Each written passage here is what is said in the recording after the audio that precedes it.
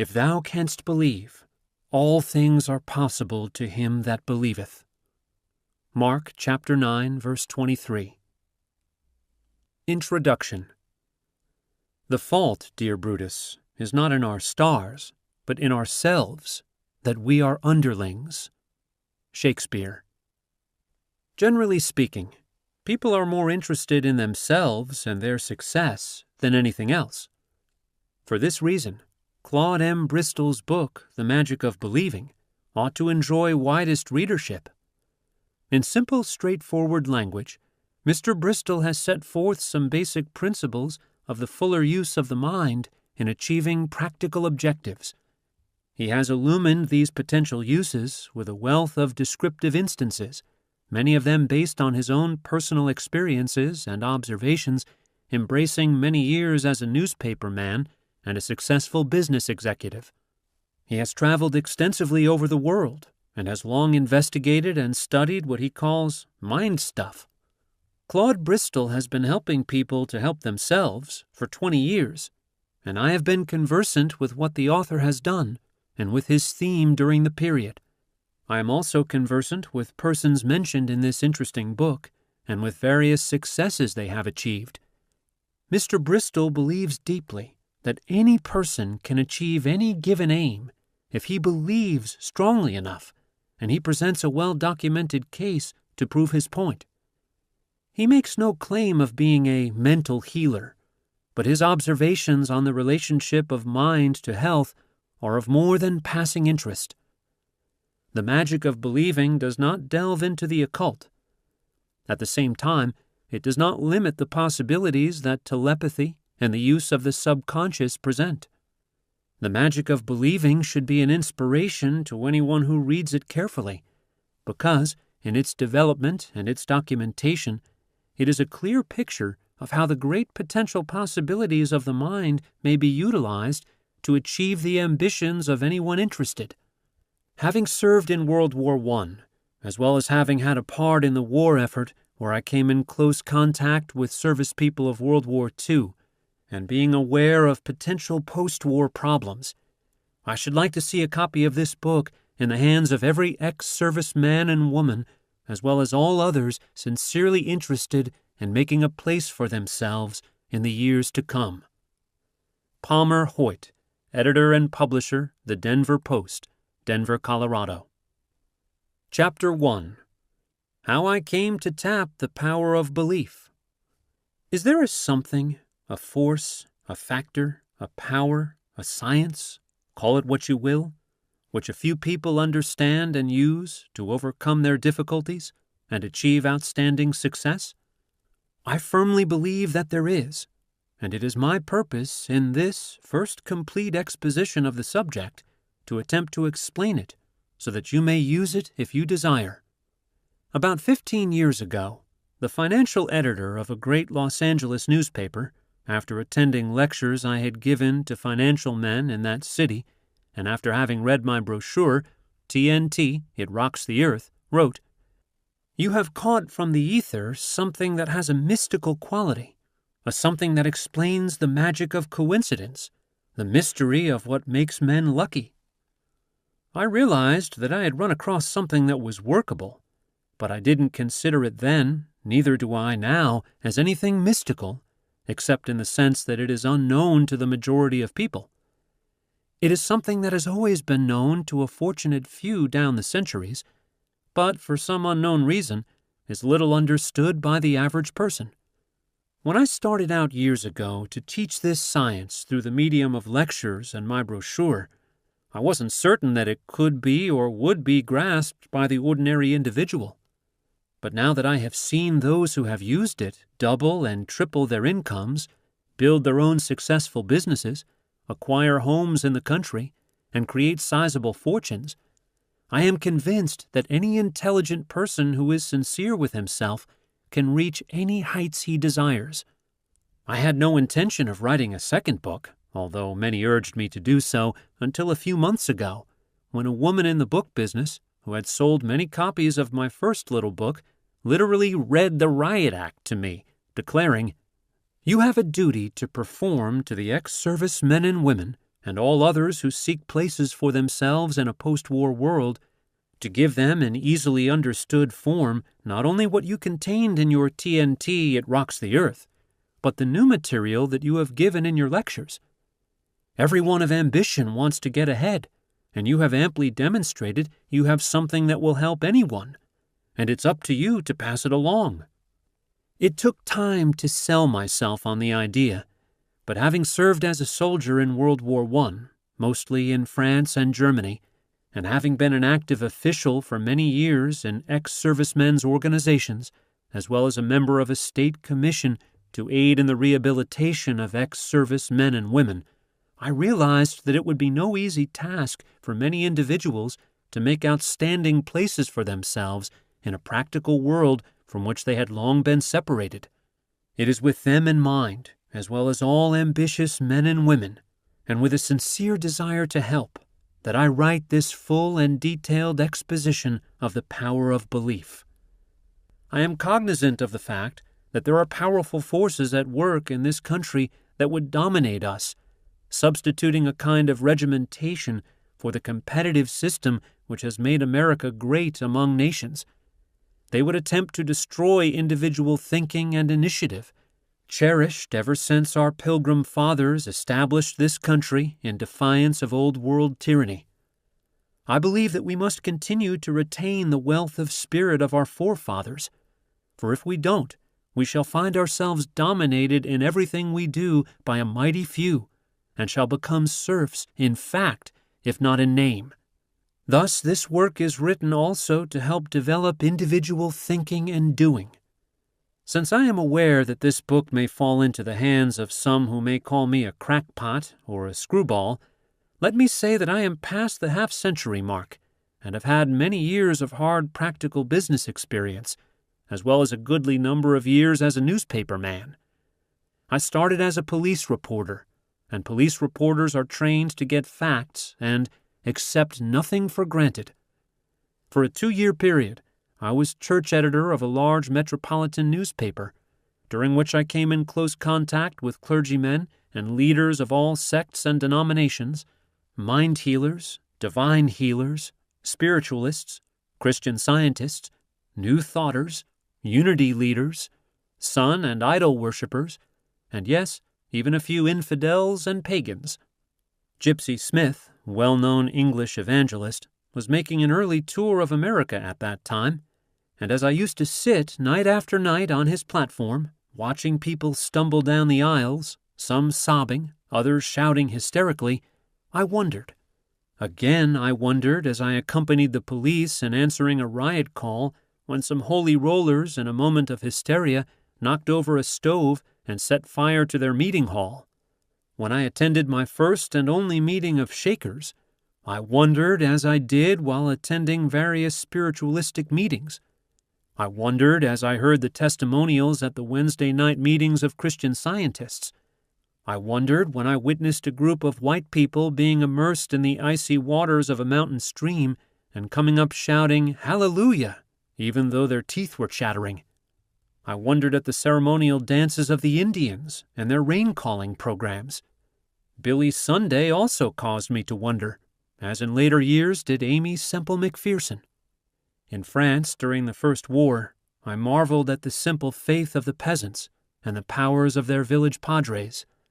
The stories of the so-called miracles at Lourdes, as well as of somewhat similar miracles at other shrines, also held great interest. When I saw elderly men and women in a famous old Roman church climb literally on their knees up a long flight of stairs to gaze upon a holy urn, a climb that is no simple task for an athletically trained young person, I wondered again. Business brought me into contact with the Mormons, and when I heard of the belief in the story of Joseph Smith and the revelations on the plates of gold, I was again given to wonderment. The Doukhobors of Western Canada, who would doff their clothes when provoked, likewise made me wonder. While in Hawaii, I heard much about the powers of the kahunas, who, it was claimed, could, by praying, cause people to die or live. The great powers attributed to these kahunas profoundly impressed me. In my early days as a newspaperman, I saw a famous medium try to make the spirits respond before a crowded courtroom of antagonistic scoffers.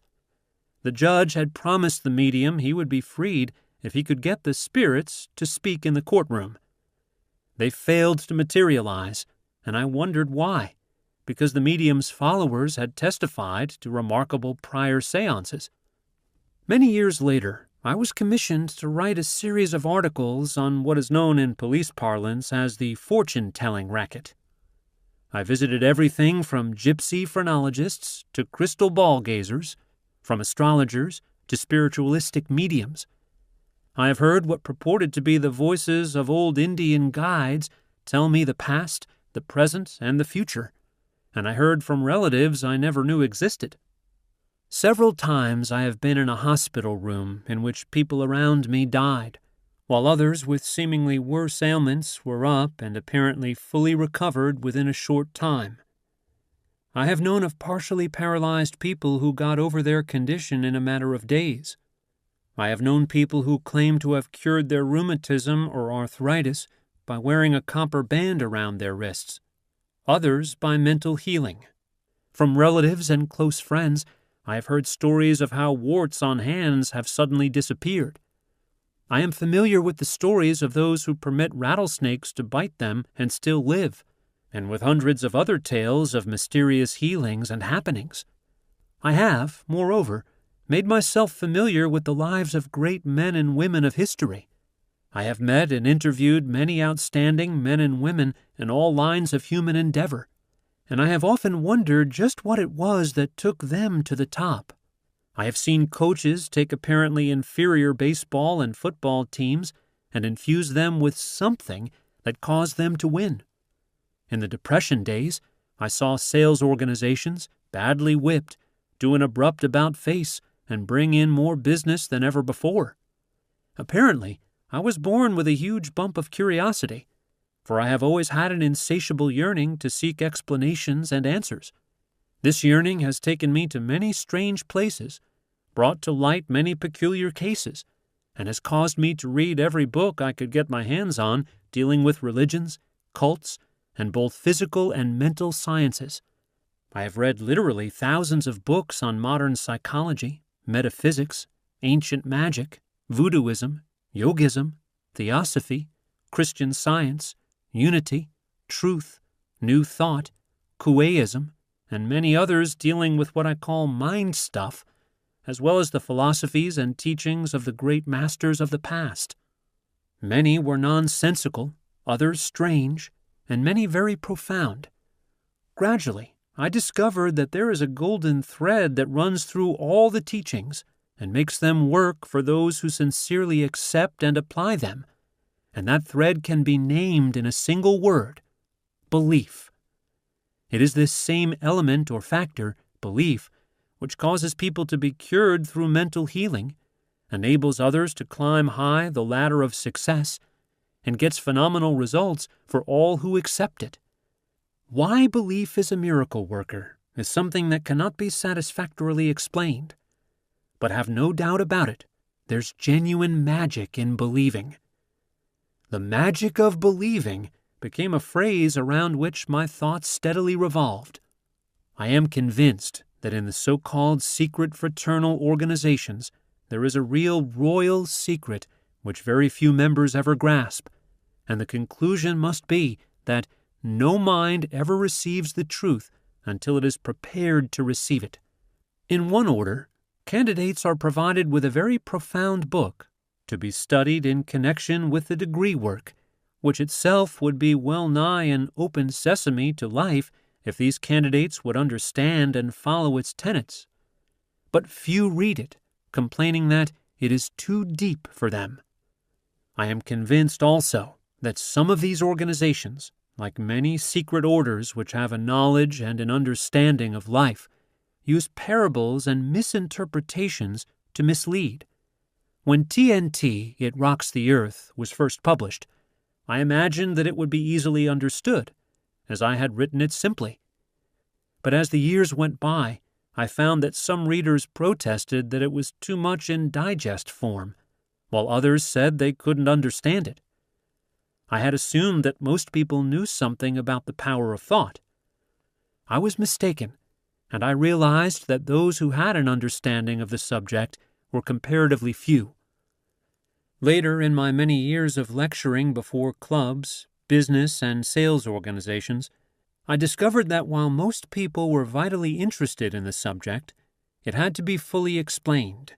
Finally, I undertook to write this book in words that anyone who reads can understand, and with the hope that it will help many to reach their goal in life. The science of thought is as old as man himself. The wise men of all ages have known about it and used it. The only thing the writer has done is to put the subject in modern language and bring to the reader's attention what a few of the outstanding minds of today are doing to substantiate the great truths that have come down through the centuries. Fortunately for the world, people generally are coming to the realization that there is something to this mind stuff after all, and the writer believes that there are millions of people who would like to get a better understanding of it and prove that it does work.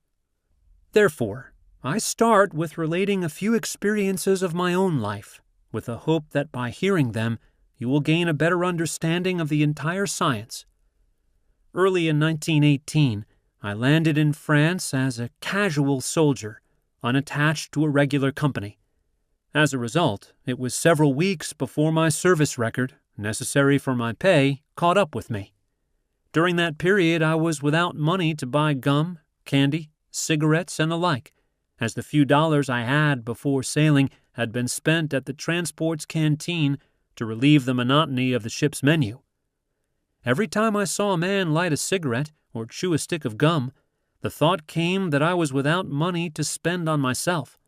Certainly, I was eating, and the army clothed me and provided me with a place on the ground to sleep, but I grew bitter because I had no spending money and no way of getting any.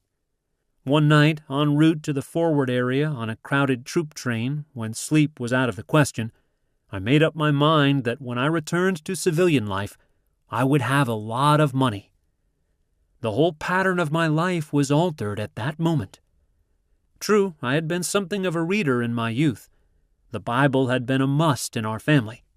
As a boy, I was interested in wireless telegraphy, X-ray, high-frequency apparatus, and similar manifestations of electricity, and I had read every book on these subjects I could find. But while I was familiar with such terms as radiations, frequencies, vibrations, oscillations, magnetic influences, etc., in those days they meant nothing to me outside of the strictly electrical field. Perhaps the first inkling of a connection between the mind and electrical or vibratory influences came when, upon my completing law school, an instructor had given me an old book, Thomson J. Hudson's Law of Psychic Phenomena. I read it, but only superficially. I either did not understand it, or my mind was not ready to receive its profound truths, because when, on that fateful night in the spring of 1918, I told myself that someday I would have a lot of money, I did not realize that I was laying the groundwork for a series of causes which would unleash forces that would bring accomplishment. As a matter of fact, the idea that I could, with my thinking and believing, develop a fortune never entered my mind. On my Army classification card, I was listed as a newspaper man. I had been attending an Army training school to qualify for a commission, but the whole training school course was discontinued just as we finished the course. Thus, most of us landed in France as enlisted men. However, I considered myself a qualified newspaper man and felt that there was a better place for me in the AEF. Yet, like many others, I found myself pushing wheelbarrows and lugging heavy shells and other ammunition. Then, one night at an ammunition depot near Toul, things began to happen. I was ordered to appear before the commanding officer, who asked me whom I knew at 1st Army Headquarters. I didn't know a soul there, and didn't even know where it was located, and I told him. Then he showed me orders directing me to report immediately to that headquarters. A car and driver were provided, and the next morning found me at 1st Army Headquarters in charge of a daily progress bulletin. There I was answerable only to a colonel. During the months that followed, I frequently thought about the commission to which I was entitled. Then the links began to form into a chain. One day, entirely out of a clear sky, came orders transferring me to the Stars and Stripes, the Army newspaper. I had long had an ambition to be on its staff, but had done nothing about it. The next day, as I was preparing to leave for Paris, I was called before the colonel, who showed me a telegram signed by the Adjutant General's office at GHQ, asking if I was available for a commission. The colonel asked whether I would rather have a commission than report to the Army newspaper. Foreseeing that the war would soon end, and I would be happier among other newspaper men, I said I would prefer the transfer to the Stars and Stripes. I never learned who was responsible for the telegram, but obviously something was working in my behalf. Following the armistice, my desire to get out of the Army became insistent. I wanted to begin building that fortune, but the Stars and Stripes did not suspend publication until the summer of 1919, and it was August before I got home.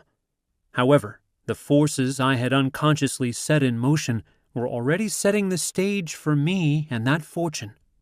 It was about 9:30 the next morning, after my arrival home, that I received a telephone call from the president of a well-known club in which I had been active.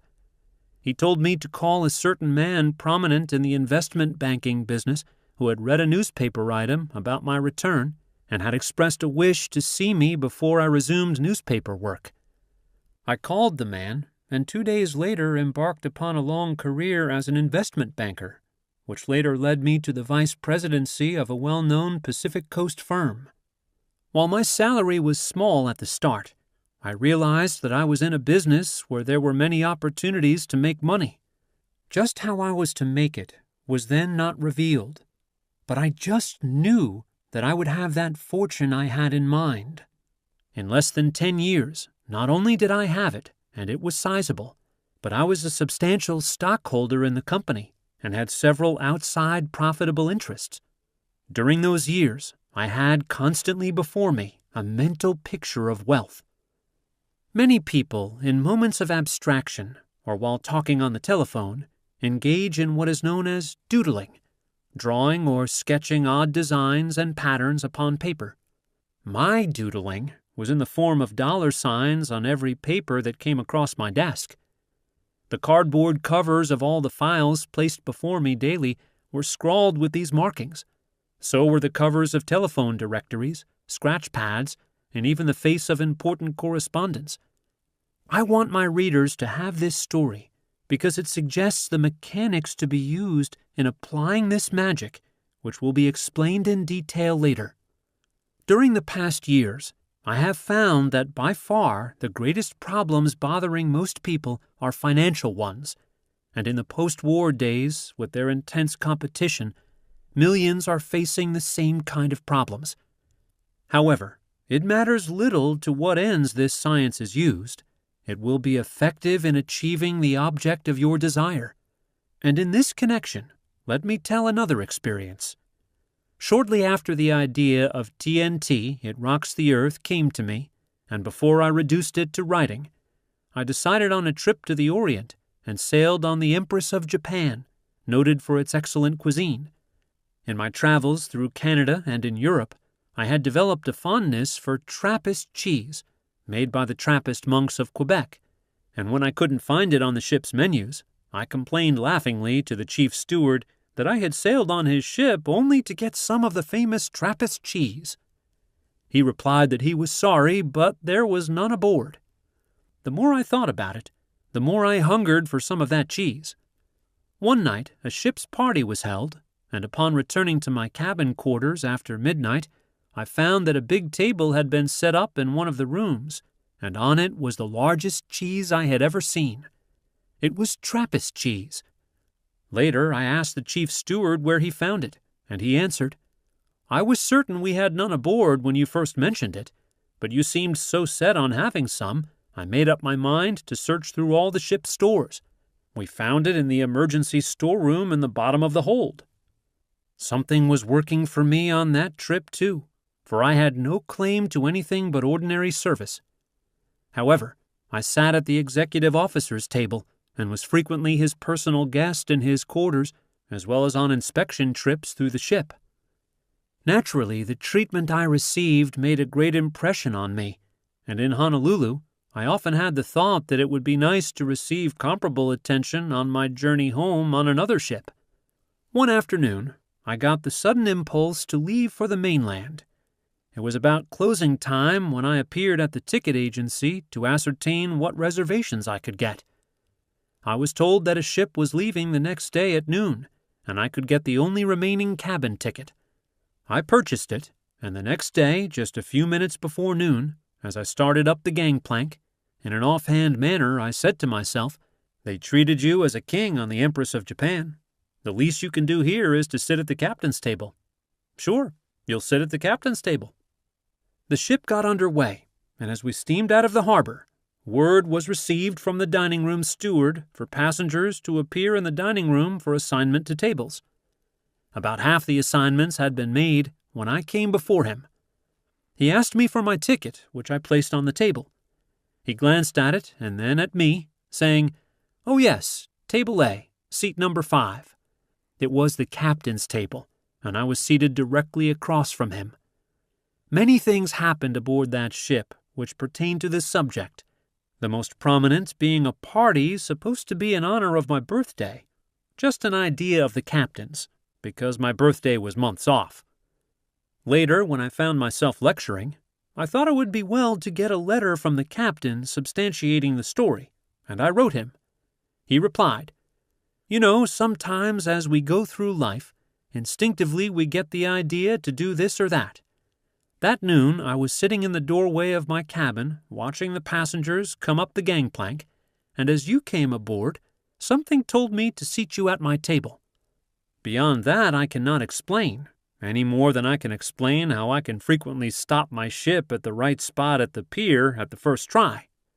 People who have heard the story, people who know nothing about the magic of believing, have declared that it was mere coincidence that the captain selected me. I am certain it wasn't, and I'm also certain that this captain who knows considerable about this science will agree with me. There were dozens of people aboard that ship far more important than I could ever be. I carried nothing to set me apart, being one of those who can pass in a crowd. So obviously it wasn't the clothes I wore or the way I looked that caused the captain to pick me out of several hundred passengers to receive personal attention. In laying before you this very workable science, I am aware that the subject has been handled before from many angles, largely from religious and metaphysical approaches, but I am also cognizant that many people shy away from anything that smacks of religion, the occult, or the metaphysical. Accordingly, I am presenting it in the language of a businessman who believes that sincere thinking, clear writing, and simple language will get any message across to the people. You have often heard it said that if you believe you can do a thing, you can do it. An old Latin proverb says, "Believe that you have it, and you have it." Belief is the motivating force that enables you to achieve your goal. If you are ill, and the thought or belief is embedded deeply within you that you will recover, the odds that you will do so are all in your favor. It's the belief or the basic confidence within you that brings outward or material results. I speak of normal and mentally composed people. I wouldn't tell a crippled person that he could excel in baseball or football, nor would I tell a woman who was quite plain-looking that she could make herself into a great beauty overnight, since the odds are against it. Yet these things could happen, for there have been many remarkable cures, and I firmly believe that when more is learned about the powers of the mind, we shall witness many cures deemed impossible today by the medical profession. Finally, I would never discourage anyone, for anything can happen in this life, and that which can help bring it to pass is hope. Dr. Alexander Cannon, a distinguished British scientist and physician whose books on the general subject of thought have stirred up controversy here and abroad, declares that while today a man cannot grow a new leg, as a crab can grow a new claw, he could if the mind of man hadn't rejected the possibility. The eminent scientist claims that if the thought is changed in the innermost depths of the unconscious mind, then man will grow a new leg as easily as the crab grows a new claw. I know that such a statement may sound absurd, or at least incredible, but how do we know that it will not be done someday?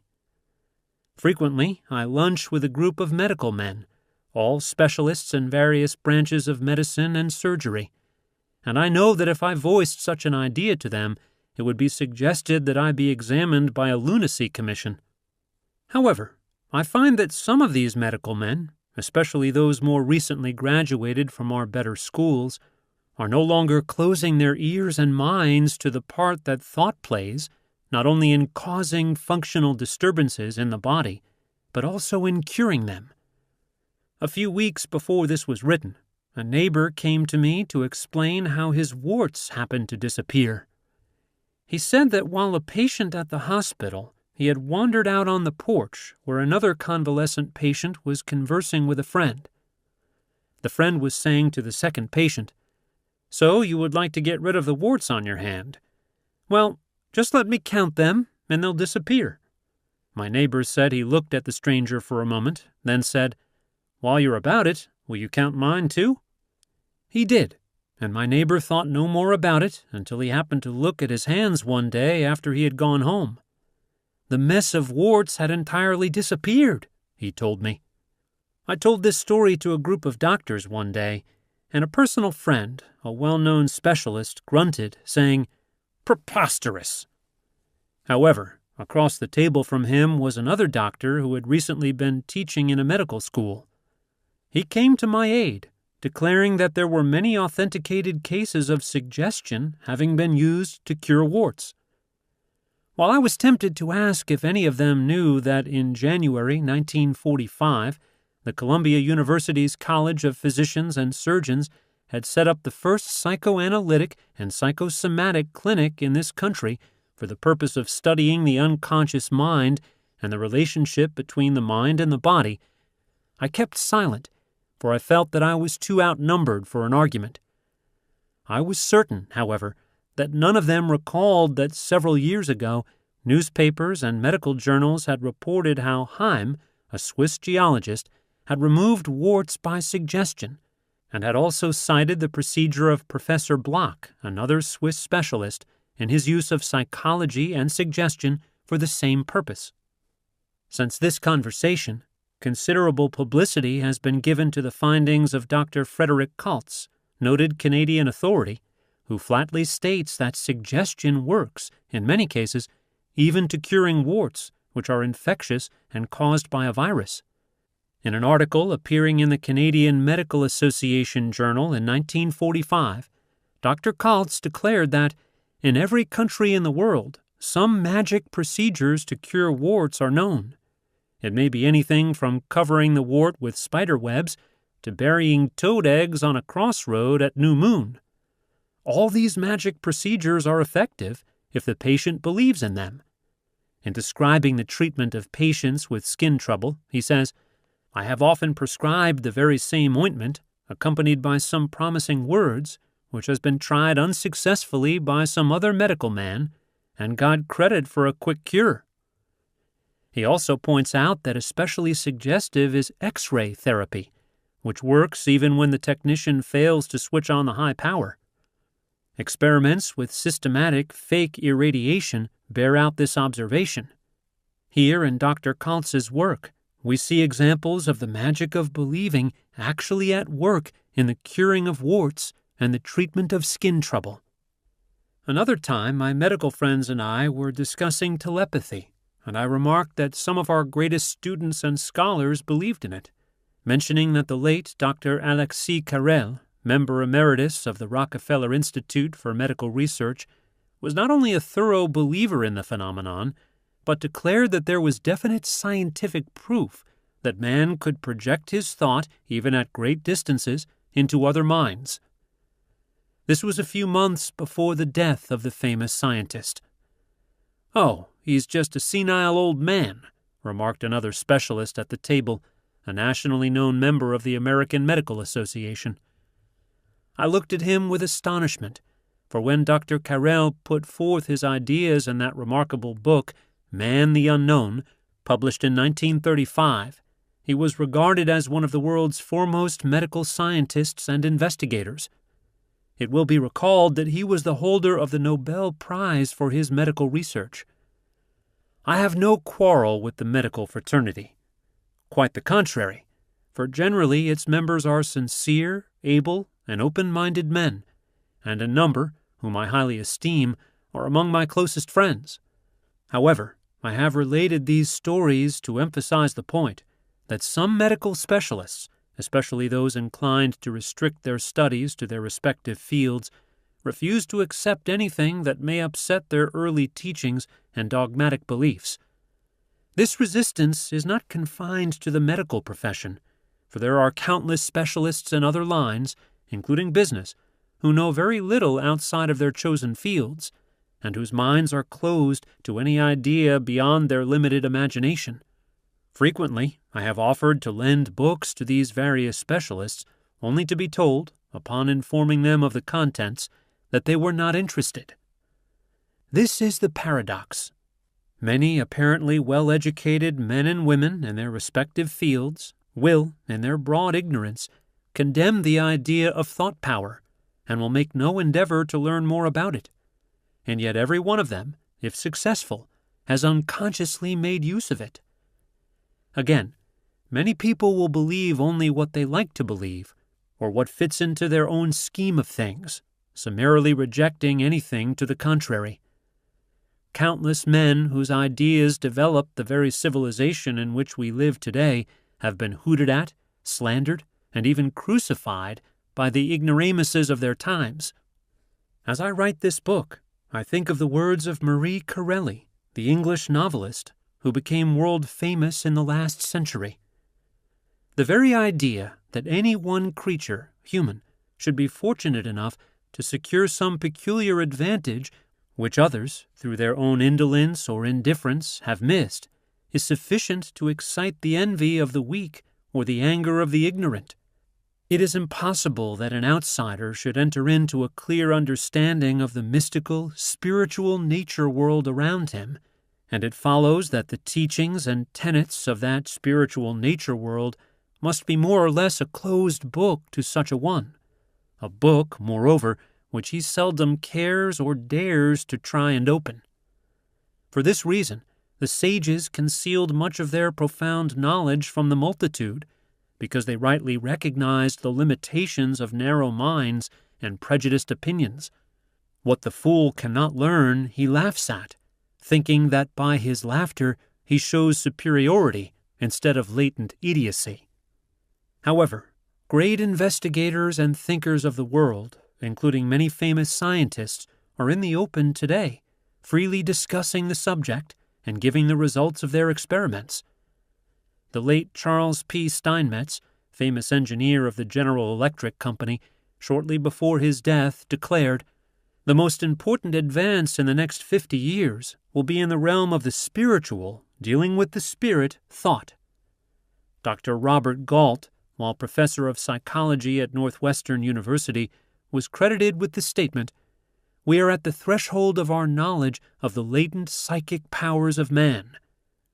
Much has been written and said about mystical powers, unknown forces, the occult, metaphysics, beyond science, mental physics, psychology, the science of mind, black and white magic, and many kindred subjects, causing most people to believe that they are in the field of the supernatural. Perhaps they are for some, but my conclusion is that the only inexplicable thing about these powers is that it is belief that makes them work. During the years that I have appeared before luncheon clubs, business concerns, and sales organizations, as well as talking over the radio to thousands of people about this science, I have seen results that can be termed phenomenal. And, as said previously, many who have used it in their business have doubled, trebled, and quadrupled their incomes. In some cases, even greater returns have been noted. My files are filled with letters from people in all walks of life, testifying what they have accomplished by using the science. As an instance, I think of Ashley C. Dixon, whose name is known to thousands of radio listeners in the Pacific Northwest, and who a number of years ago wrote me voluntarily that it had enabled him to make more than $100,000. He said that he had studied this subject in an academic way, but had never fully believed it until he was 43, when, with only $65 to his name, without employment and no jobs available, he set out to prove to himself that the science would work. Mr. Dixon has given me permission to use his letter, from which I quote the following excerpts. Along came your book, TNT. It put forth in workable form all that I had known before. It was like seeing Niagara Falls for the first time. One knew there was such a place, but confirmation was the actual personal contact with it. And so, TNT gave me in print the facts I had known and used, but in a clear form. Here was something I could read and use day by day, holding the thoughts till they were fully demonstrated. What has all this been worth to me in dollars and cents? That, of course, is the question of the average man. He wants to see something which will show up in the profit column, something material in the way of dollars and cents. Here's the answer. Since I was 43, broke and needing food for the family, I have made $100,000. Most of it is in paid-up insurance and annuities.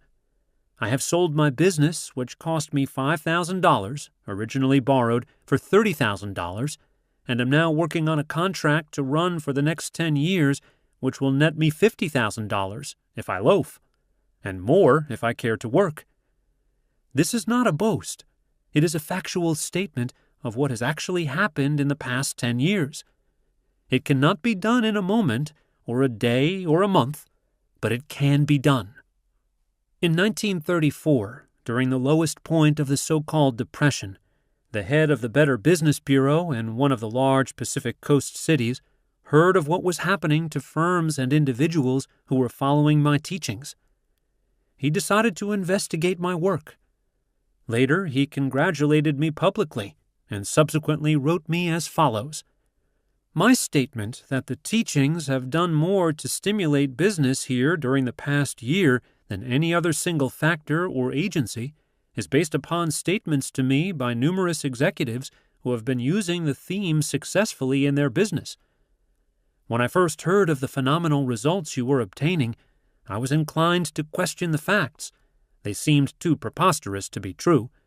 But upon investigation, talking with heads of firms using the theme, and with salesmen who have doubled and trebled their incomes, as well as hearing many of your lectures and getting into the subject for myself, the terrific and dynamic force embraced by it all becomes apparent. It isn't going to be understood by everyone in a minute, but the firms and individuals that will accept what you have to give and will follow through can expect some startling and extraordinary results. You have fully demonstrated that, and therefore are to be congratulated for giving others what you caught. This man has since risen to great heights in the business world in another city, and has recently written me of having seen other practical demonstrations of the workings of this science. As I started this book, I decided to check with some of the individuals and firms who had previously written me, certifying to the phenomenal results which they had achieved by using this science. Without exception, everyone testified to the continuing progress he had made from the time he had first written to me. One of the most outstanding accounts is related by Mr. Dorr Quayle, whose name is well known to the disabled American war veterans, and who has long been active in veterans' affairs in the Northwest.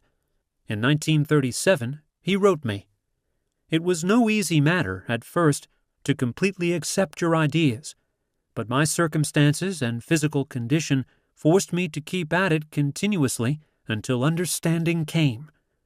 This, in itself, was a demonstration. You see, in February 1924, I was stricken with partial paralysis of my lower limbs, which made it necessary to use crutches to even get about at all, and at best for only very short distances and at a snail's pace. For one who had been active in the business world, a bank executive, this forced inactivity was not easy to get used to. But it was bearable only because I received compensation from our government, my disability being considered as due to service during the World War. However, in 1933, the government changed its mind and dropped me from the compensation rolls, and I was forced to make a living. My home and other properties were about to go from my possession. It was not a pleasant picture, nor a hopeful future. Necessity forced me to put into practice the principles so well explained by you. Sticking to it proves them. Possibly I was favored because I could not quit the insurance and public accounting business I had started due to my inability to enter any other kind of work on account of my disability. But persistence gives confidence, and continued right mental attitude, followed by consistent action, will bring success. I have not reached the degree of success I desire, but that does not bother me at all, for now I am making a good living, have saved my properties, and know the formula that leads to the fullest success. When you have that knowing inside of you, fear has vanished, and the obstruction to a continued life of all good removed. When I first met Mr. Quayle, it was just after he had started his business with one desk in the front of a plumbing shop. In the following years, it has been a pleasure to see him move from place to place, his business growing by leaps and bounds, until today he occupies the entire ground floor of a building on one of the main thoroughfares of a great western city. Realizing that his story of achievement was a remarkable one, I asked for permission to quote his earlier letter. He replied, "By all means do so, if you think it will help others. By the way, you might add that I now have the whole quarters at 20th and Sandy, and I employ 22 people. I have just bought the business lot between 28th and 29th on Sandy, where I shall build my own office building. It is my sincere wish that all people would accept your teachings." I had no idea at the time I grasped this science that I was later to put it into book form. My primary thought was to use it to save my own organization from bankruptcy. I was then vice president of a well-known investment banking firm. We had been caught in the economic crisis and were headed for disaster. I don't know whether I was inspired or not, but I do know that I dictated the first draft of my brochure in its entirety in less than 5 hours, without notes or references of any kind before me. At the same time the idea for the brochure came to me, the words cosmic consciousness floated before my mind, but they meant nothing then. It was only after TNT, It Rocks the Earth, had been published and had reached the hands of a woman author living in New York that I understood the significance of the words cosmic consciousness. She wrote me as follows, "Seriously, it happens that I've been eating and sleeping that philosophy, the one outlined in TNT, for the last 10 years. It brought me to New York on no car fare. It sold my stuff to publishers when I had a lousy little job earning $30 a week. It took me to Europe a couple of times and bought me silver foxes." In the same letter, she urged me to read Dr. Richard Maurice Buck's Cosmic Consciousness, declaring that it contained brilliant accounts of the actual experience of illumination. I did, and I was astounded to discover that my experience actually paralleled the illuminations listed and explained by Dr. Buck. In the original draft of my brochure, I had described in detail my experience with brilliant white light, but subsequently toned it down, for when I showed the manuscript to a close friend, he urged me to change the wording, declaring, "People will not know what you are talking about in referring to that white light. Some may think you've gone off the deep end." Consequently, I changed it. But those of you who know something about cosmic illumination and have read my earlier small book will catch my reference to the light, even though I did somewhat obscure the picture in accordance with the suggestion of my friend. However, the memory of that signal experience will always remain, for in those few seconds I received more knowledge and understanding than I had ever received in my years of reading and studying. It was in the same period that it came to me in a flash that the reason my firm was going on the rocks was not because of the threatening outside happenings and events, but because of the mental attitude of its members and employees. We were all succumbing to mass fear thoughts. We feared that the depression was weakening our spirit and sweeping everything downhill to financial disaster, and with our own thoughts of ruin, we were attracting the disaster to ourselves. It occurred to me that all I needed to do to save the firm and to begin fighting the depression itself was to reverse the thinking of every person connected with our organization.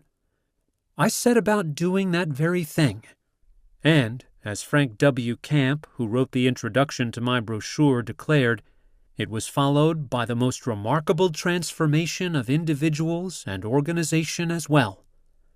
I am aware that some of my statements may be ridiculed by classroom psychologists, but nevertheless, in America today, there are thousands of people daily demonstrating for themselves that the science works.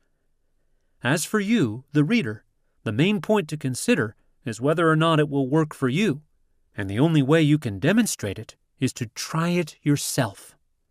In using this science, which is given you with confident knowledge that no matter how you use it, you will get results, I wish to repeat a warning given in my brochure.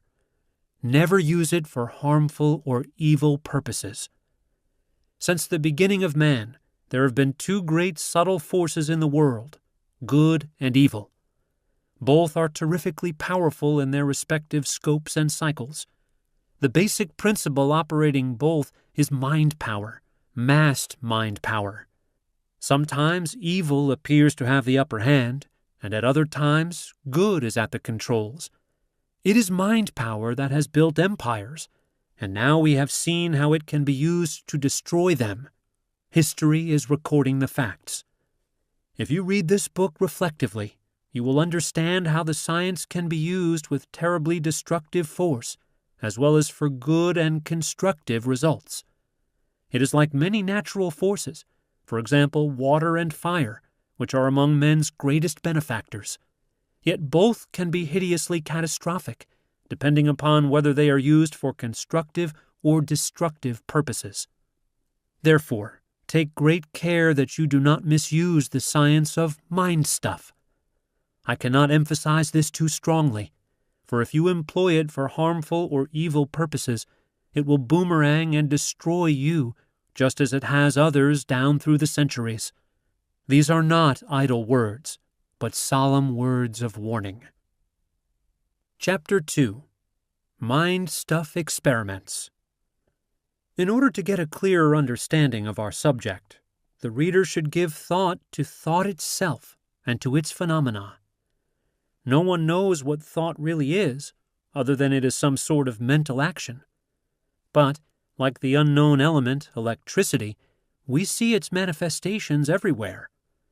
We see it in the actions and expressions of a child, in an aged person, in animals, and, in fact, to varying degrees in every living thing. The more we contemplate and study thought, the more we realize what a terrific force it is and how unlimited are its powers. Glance around as you read this. If you are in a furnished room, your eyes tell you that you are looking at a number of inanimate objects. That is true so far as visual perception is concerned, but in reality, you are actually looking at thoughts or ideas which have come into materialization through the creative work of some human being. It was a thought, first, that created the furniture, fashioned the window glass, gave form to the draperies and coverings. The automobile, the skyscraper, the great planes that sweep the stratosphere, the sewing machine, the tiny pin, 1,001 things, yes, millions of objects. Where did they come from originally? Only one source. From that strange force, thought.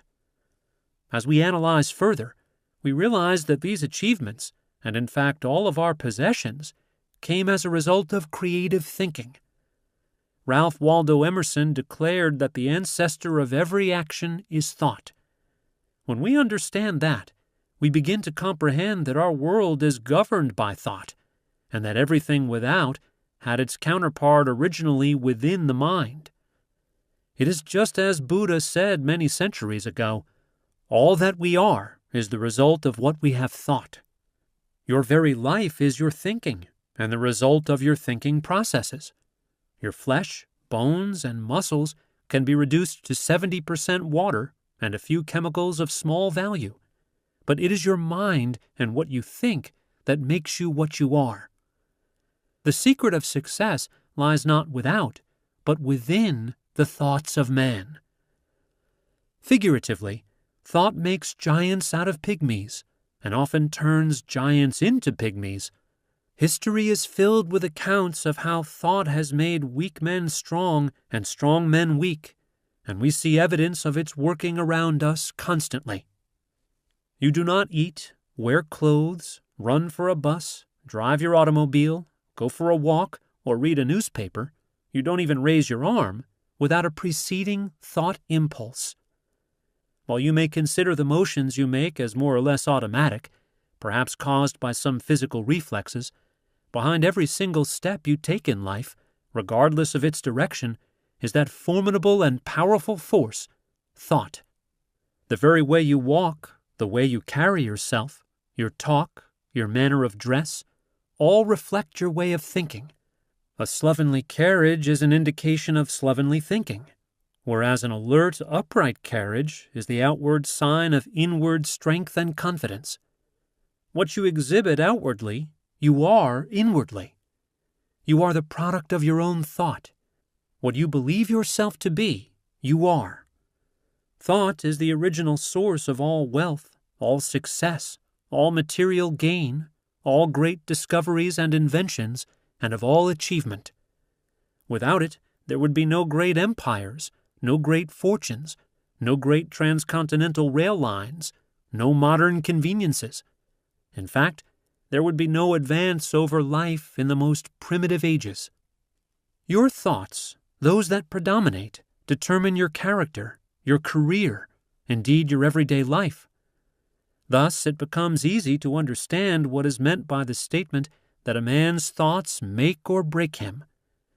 And when we realize that there can be no action or reaction, either good or bad, without the generating force of thought initiating it, the biblical saying, "For whatsoever a man soweth, that shall he also reap," and Shakespeare's words, "There is nothing either good or bad, but thinking makes it so," become more intelligible. Sir Arthur Eddington, the famous English physicist, says that to an altogether unsuspected extent, the universe in which we live is a creation of our minds, while the late Sir James Jeans, who was equally famous in the same field, suggested that the universe was merely a creation that resulted from the thought of some great universal mind underlying and coordinating all of our minds. Nothing is clearer than that the world's greatest scientists and thinkers of our age are not only voicing the ideas of the wisest men of old, but that they are confirming the fundamental principle of this book. Almost since the beginning of the human race, the molding of men has been done by those who knew something of thought's great power. All the great religious leaders, kings, warriors, statesmen have understood this science and have known that people act as they think, and also react to the thought of others, especially when it is stronger and more convincing than their own. Accordingly, men of powerful dynamic thought have ever swayed the people by appealing to their minds, sometimes to lead them into freedom and sometimes into slavery. There never was a period in history when we should study our own thoughts more, try to understand them, and learn how to use them to improve our position in life by drawing upon the great source of power that lies within each of us. There was a time when I would have laughed at people who talked about the magnetic force of thought, how thought correlates with its object, how it can affect people and inanimate things, even at great distances. But I no longer laugh, nor do others who know something of its power. For anyone who has any intelligence sooner or later comes to the realization that thought can change the surface of the entire globe. The late George Russell, famous Irish editor and poet, was quoted as saying that we become what we contemplate. Undoubtedly, we become what we envisage, and he certainly demonstrated it in his own life by becoming a great writer, lecturer, painter, and poet. However, it must be borne in mind that many of our ideas, the thoughts we think, are not ours at all, or those of our own originating. We are molded also by the thoughts of others, by what we hear in our social life, what we read in newspapers, magazines, and books, what we hear in the movies, the theater, and on the radio, even by chance remarks from the conversation of bystanders, and these thoughts bombard us constantly. Some of them that accord with our own inmost thoughts and also open the way to greater visions in our life are helpful, but often there are thoughts that are upsetting, that weaken our self-confidence and turn us away from our high purposes. It is these outside thoughts that are the troublemakers, and later I shall point out how you can keep free of them. Few people give much thought to the law of cause and effect as applicable to the operation of the mind, or comprehend what is meant when they hear such thoughts as, everything is within, nothing is without, or mind is the source of all power, and so on. I believe that no better explanation of this can be given than appeared in an article published in the Commercial and Financial Chronicle, December 10, 1932. This publication has been known for more than 100 years as the Bible of Business and Finance, and with the permission of Herbert D. Seibert, editor and publisher, I quote it in part. It is entitled El Dorado. El Dorado, a country rich beyond all precedent in gold and jewels, lies at every man's door. Your bonanza lies under your feet. Your luck is ready at hand. All is within. Nothing is without, though it often appears that men and peoples, by dumb luck or avarice or force or overreaching, strike upon bonanzas and sail away in fair weather on the sea of prosperity. Man, individually and collectively, is entitled to life in all abundance. It is a most evident fact. Religion and philosophy assert it. History and science prove it. That they might have life, and that they might have it more abundantly, is the law. What do you seek? Pay the price and take it away. There is no limit to the supply, but the more precious the thing you seek, the higher the price. For everything we obtain, we must barter the gold of our own spirits. Where to find the gold of the all-powerful? One secures the gold of the Spirit when he finds himself. When he finds himself, he finds freedom of all riches, achievement, and prosperity. High-sounding talk? No, the most palpable evidence of American history and biography, of all history. The concrete proof is apparent even in current events, if we but open our eyes.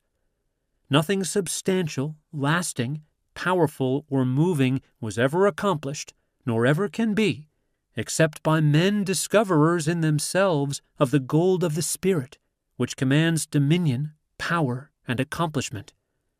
Men who know themselves know at once that all material things and ideas have a spiritual counterpart or basis.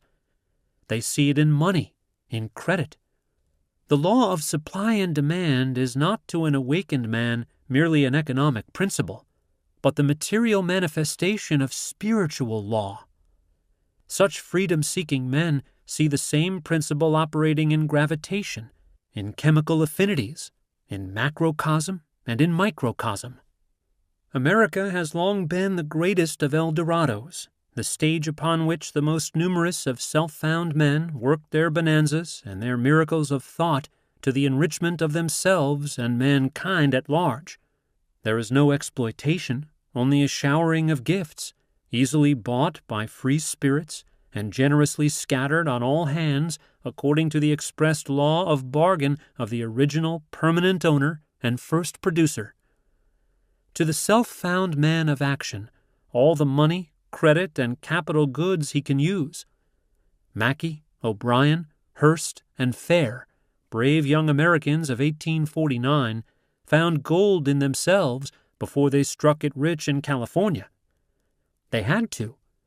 If there is gold there, they told one another, we'll get our share. How great must have been the spiritual wealth of such a free-found man as James J. Hill, who built the Great Northern Railroad from nowhere to nowhere in a wilderness where no one lives. His madness founded an empire.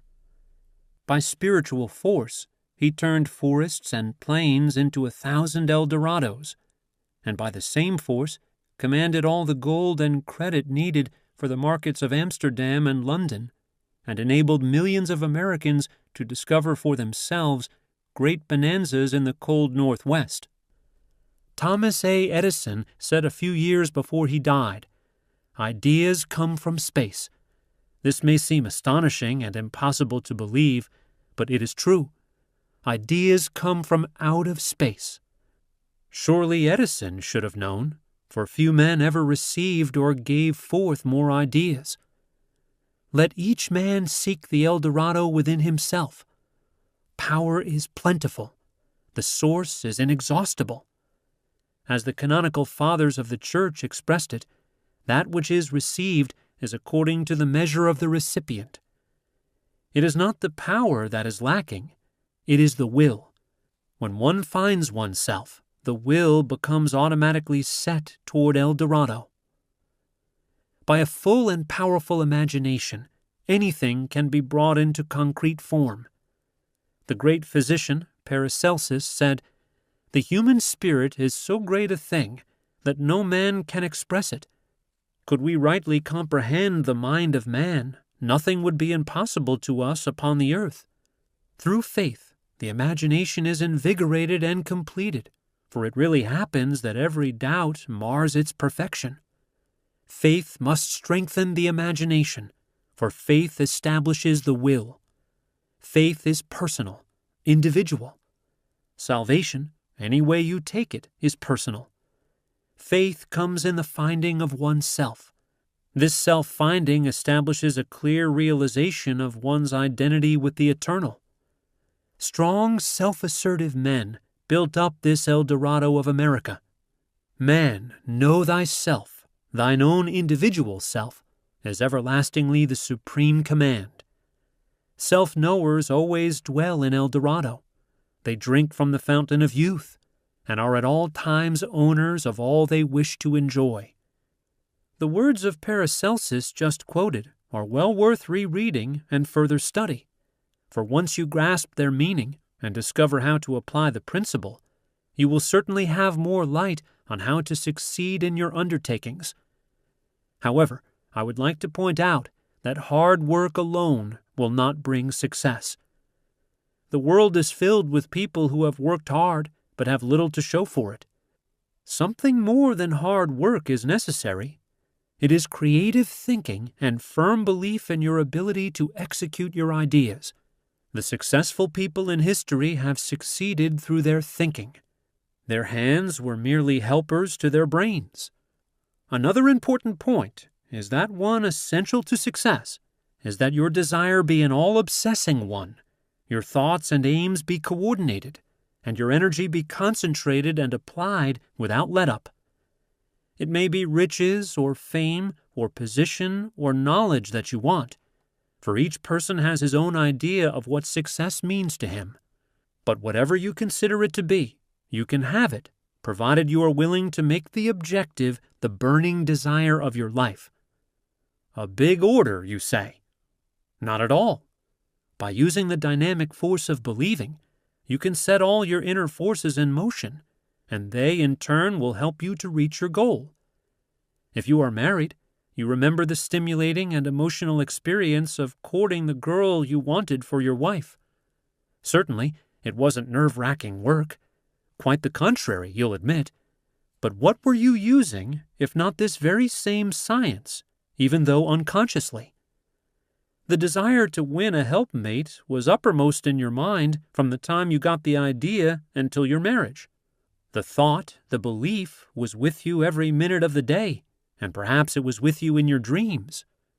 Now that you have a clearer idea of the part that thought and desire play in our daily lives, the first thing to determine is precisely what you want. Starting in with the general idea that you merely want to be a success, as most people do, is too indefinite. You must have a mental pattern clearly drawn in your mind. Ask yourself, where am I headed? What is my goal? Have I visualized just what I really want?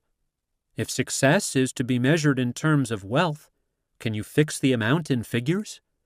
If in terms of achievement, can you specify it definitely? I ask these questions, for in their answers are factors which will determine your whole life from now on. Strange as it may appear, not 1 out of 100 people can answer these questions.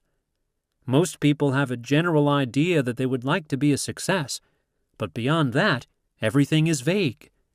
They merely go along from day to day, figuring that if they have a job today, they will have it tomorrow, and that somehow they will be looked after in their old age. They are like a cork on the water floating aimlessly, drawn this way and that by various currents, and either being washed up on the shore or becoming waterlogged and eventually sinking. Therefore, it is vital that you know exactly what you want out of life. You must know where you are headed, and you must keep a fixed goal in view. That, of course, is the overall picture. It makes no difference whether you want a job or a better one, a new house, a place in the country, or just a new pair of shoes. You must have a fixed idea before you'll obtain what you are after. There is a great difference between a need and a desire. For example, you may need a new car for business, and you may desire one in order to give pleasure to your family. The one for your business you will get as a matter of necessity. The one for your family you will plan to get as soon as possible. For this car you will make an extra effort, because it is something you have never had before, something that will add to your responsibilities, and something that will compel you to seek new powers within yourself and new resources outside. It is desire for something new, something different, something that is going to change your life, that causes you to make an extra effort. And it is the power of believing that alone sets in motion those inner forces by which you add what I call plus values to your life. So you begin with desire if you ever hope to achieve anything or gain more than you have now. It is the prime motivating force in all of us, and without an all-consuming desire, nothing can be achieved or gained. However, as we shall see, there is more to it than mere desire. I am aware that metaphysicians claim that thoughts are things. They may be in a general sense, but so far as the effect upon us individually is concerned, they do not become real to us until we give them life with our own thinking or through the workings of our imaginations.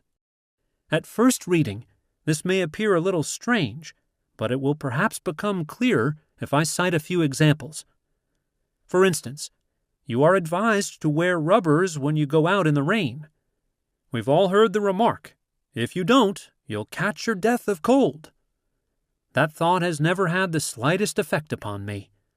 I haven't worn rubbers since I was a small child. I have had my shoes and feet thoroughly wet hundreds of times, and often for hours at a time, yet I cannot recall the time I ever caught cold as a result. Some people have a tremendous fear of drafts, but I have often thought if they did catch cold by being in a draft, it was because of the fear thoughts rather than because of the drafts themselves. I sit in drafts for long periods daily, and at night I sleep in a corner room which has windows on both sides of the room that I raise in all sorts of weather, so that the wind often sweeps across me.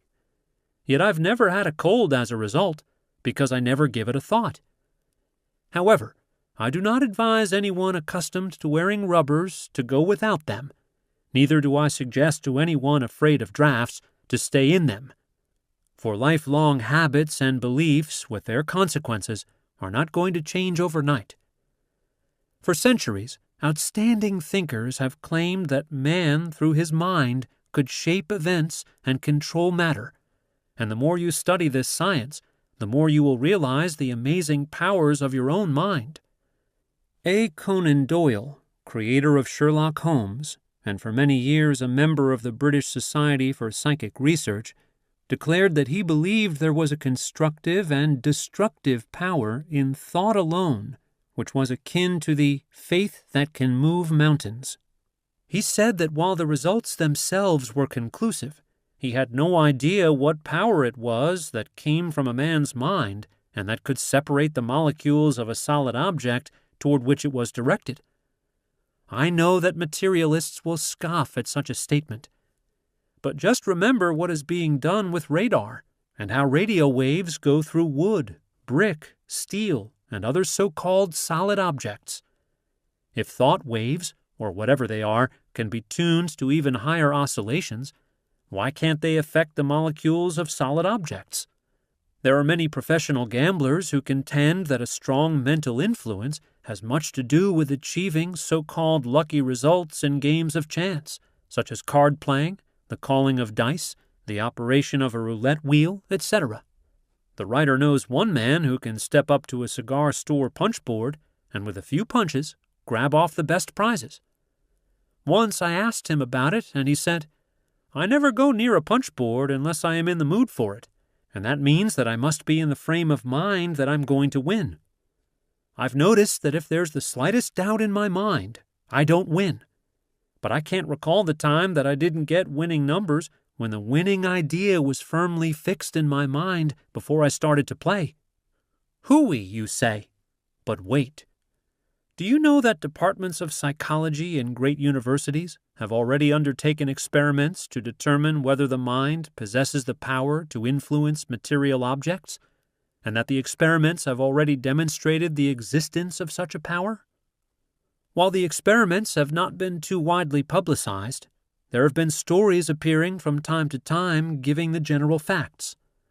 Perhaps the most outstanding work has been done at Duke University, where Dr. J.B. Rhine and his associates have demonstrated that psychokinesis, the name given to designate the power of mind by which material objects are influenced, is much more than idle theory.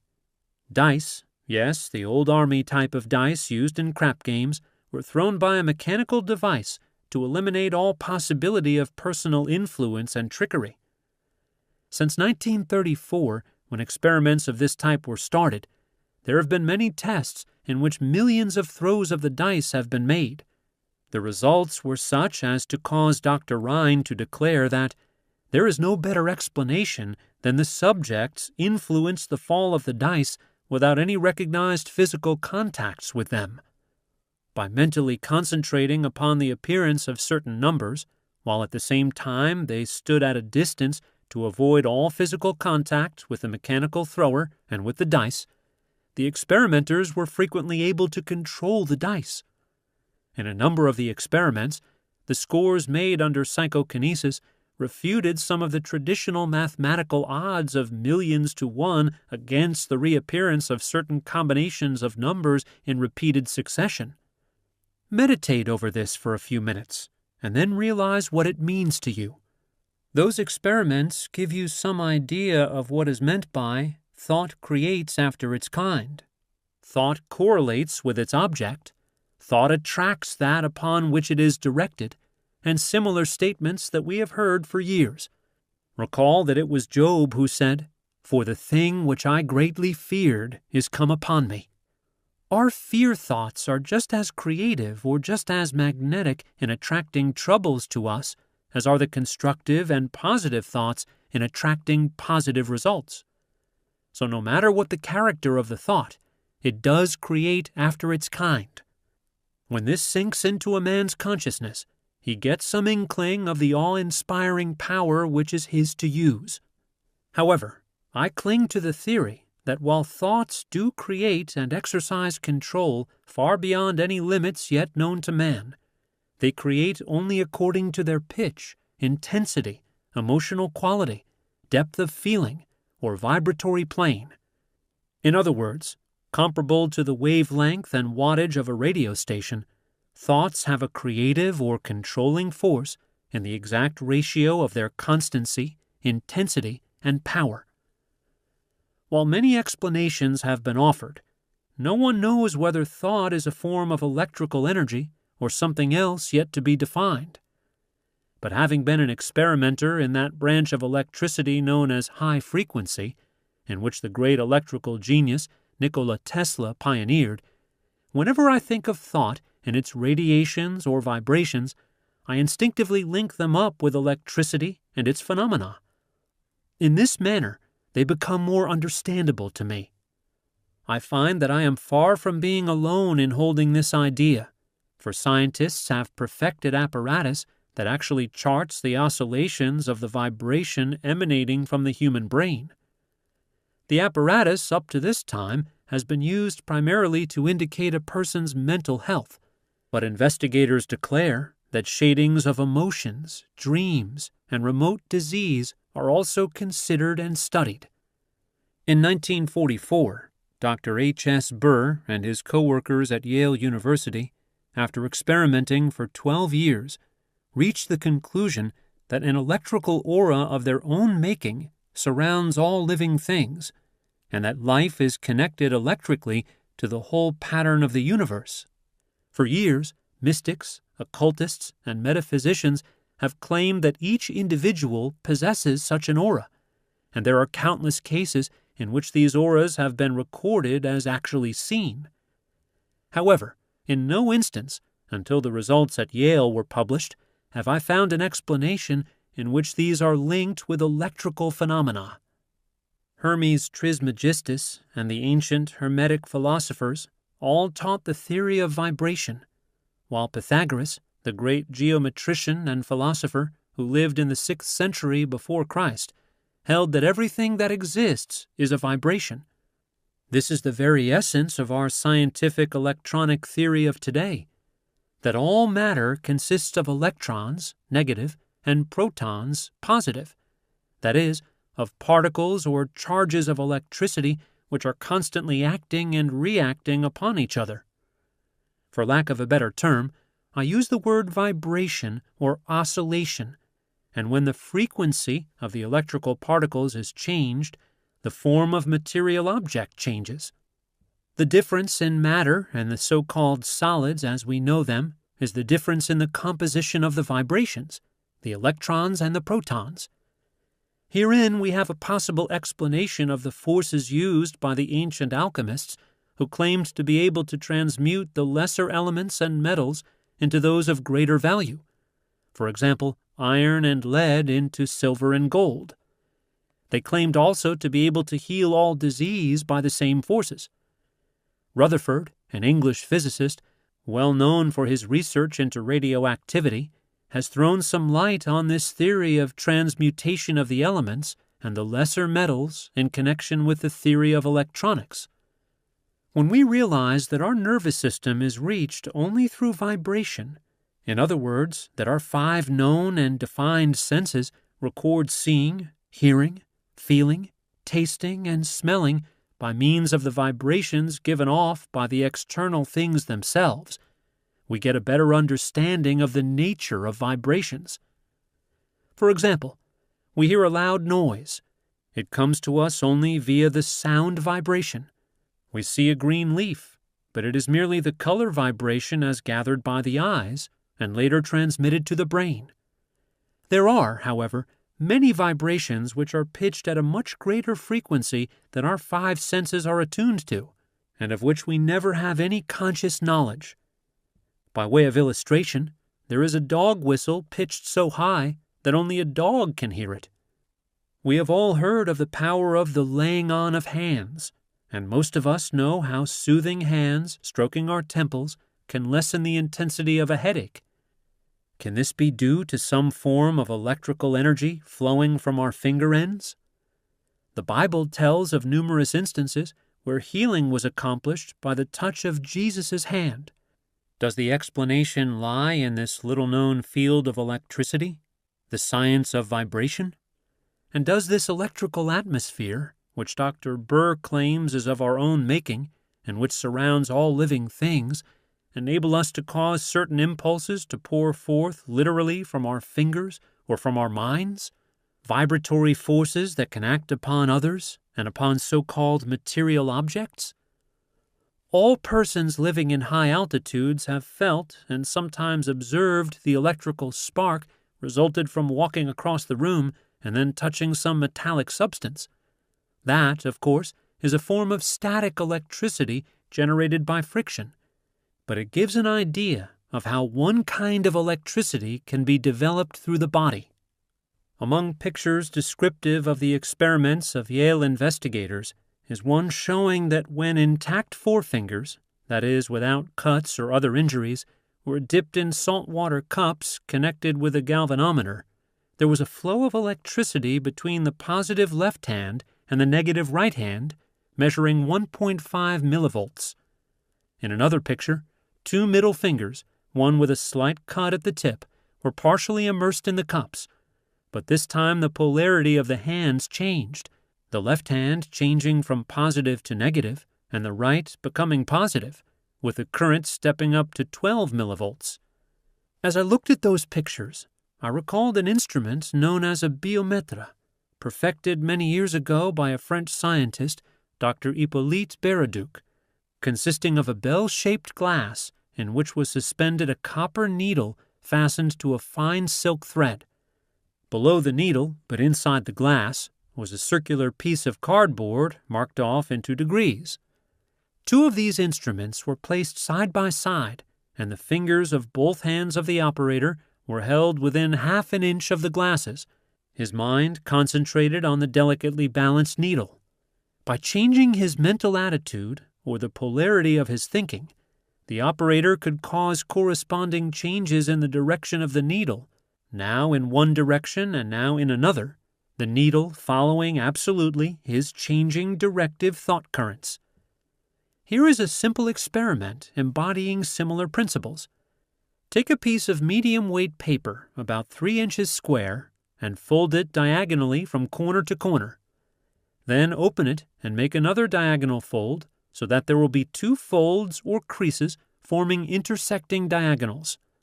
Again open the paper, which will now present the appearance of a low, partially flattened out pyramid. Now take a long needle and force it through a cork so that the point extends an inch or so above the top side of the cork. Place the cork with its needle, point up, on top of an inverted water glass so that there may be free movement of both hands and of the paper which is to revolve on the needle point.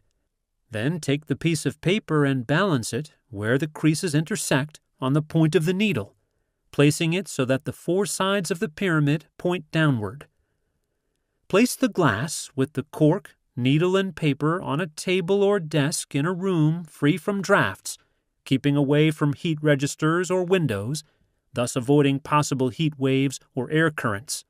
Then place the hands around the piece of paper in a semi-cupped position, keeping the hands or fingers a half inch or so away from the paper, so that it may revolve freely.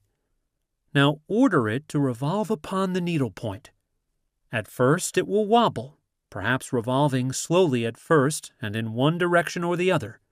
But if your hands remain steady and you concentrate upon a certain direction of movement, the paper will revolve until it turns rapidly upon the needle point.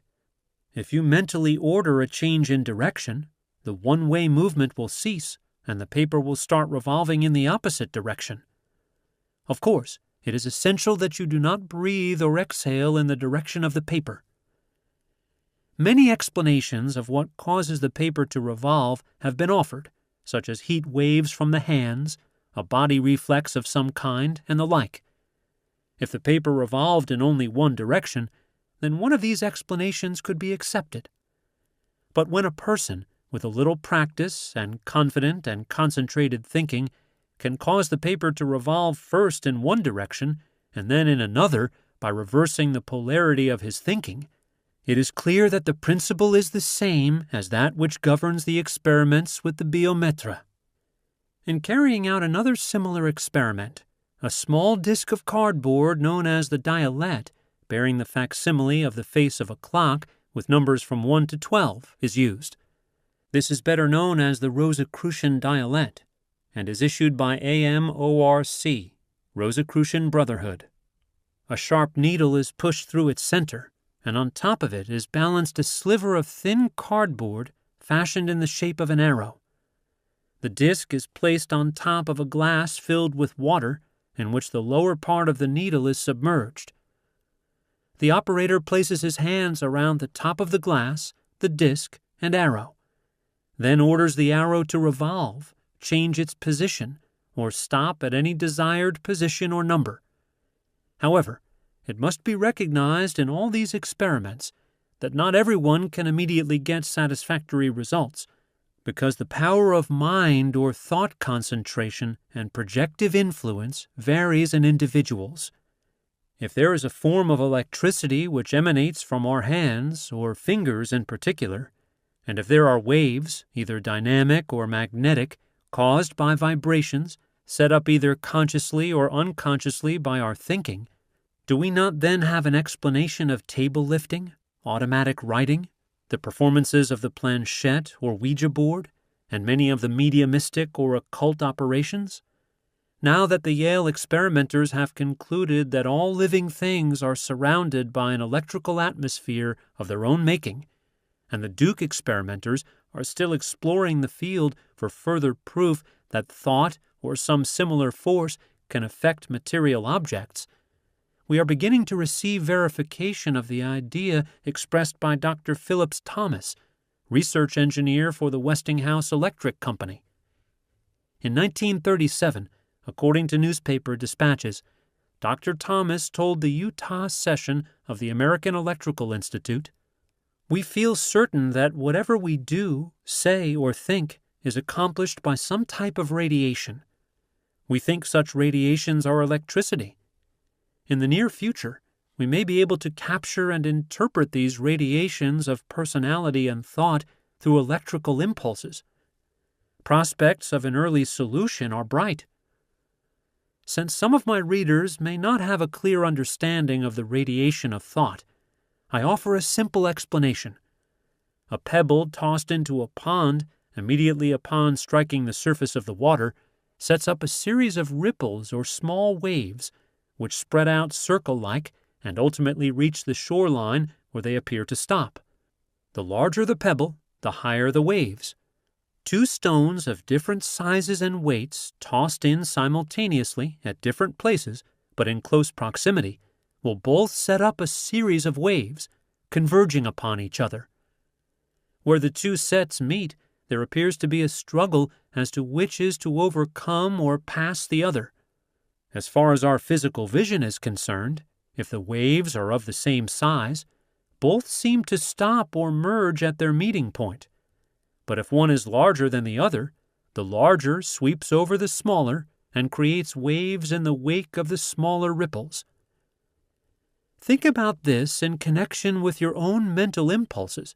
For example, how thoughts of one nature stop or overwhelm others, and you readily appreciate how the more powerful or concentrated the thought, the quicker its tempo, the greater its vibration, the more it sweeps aside the weaker vibrations, the more it rapidly does its creative work.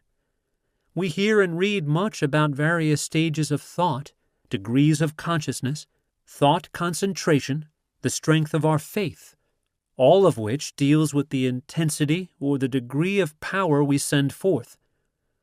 Creative force comes only when there is a completely rounded-out thought, when there is a fully developed mental picture, or when the imagination can visualize the fulfillment of our ambition and see in our mind a picture of the object we desire, a house, a car, a radio, etc., just as if we already possessed them. As a result of my studies of the so-called mystic teachings, the various mental sciences, and the regular Orthodox Church teachings, I am convinced that they all work in varying degrees, but only to the extent that their followers believe. So it is with prayer, whether it be a part of a church service or the purely spontaneous and personal supplication of the individual. However, I am forced to the conclusion that many people go through the lip service act of saying their prayers without the slightest belief that those prayers will be answered. Consequently, they are not answered. I am frequently reminded of the story of the old lady who, professing a belief in prayer, undertook to go shopping. The day before, she prayed that on her shopping day the sun would shine, but upon completion of her prayer, she glanced out of the window, saw some black clouds, and instantly declared, "But I know it's going to rain." In the late fall of 1944, the Saturday Review of Literature, which doesn't go in for hocus pocus, contained an article by Thomas Segru. He declared that the mind cure movement had grown so rapidly that it was now encountered everywhere. He cited several cases in which both men and women had secured phenomenal results. One woman, who at 62 had been partially crippled and whose fingers were bent with arthritis, had taken up a system of yogi breathing and had entirely recovered from her physical ailments. Mr. Segru declared that after her restoration to health, she was adjudged by those who saw her to be about 40. Another woman achieved excellent results under an occult system of metaphysics, and guesses as to her age were 15 years under her real age.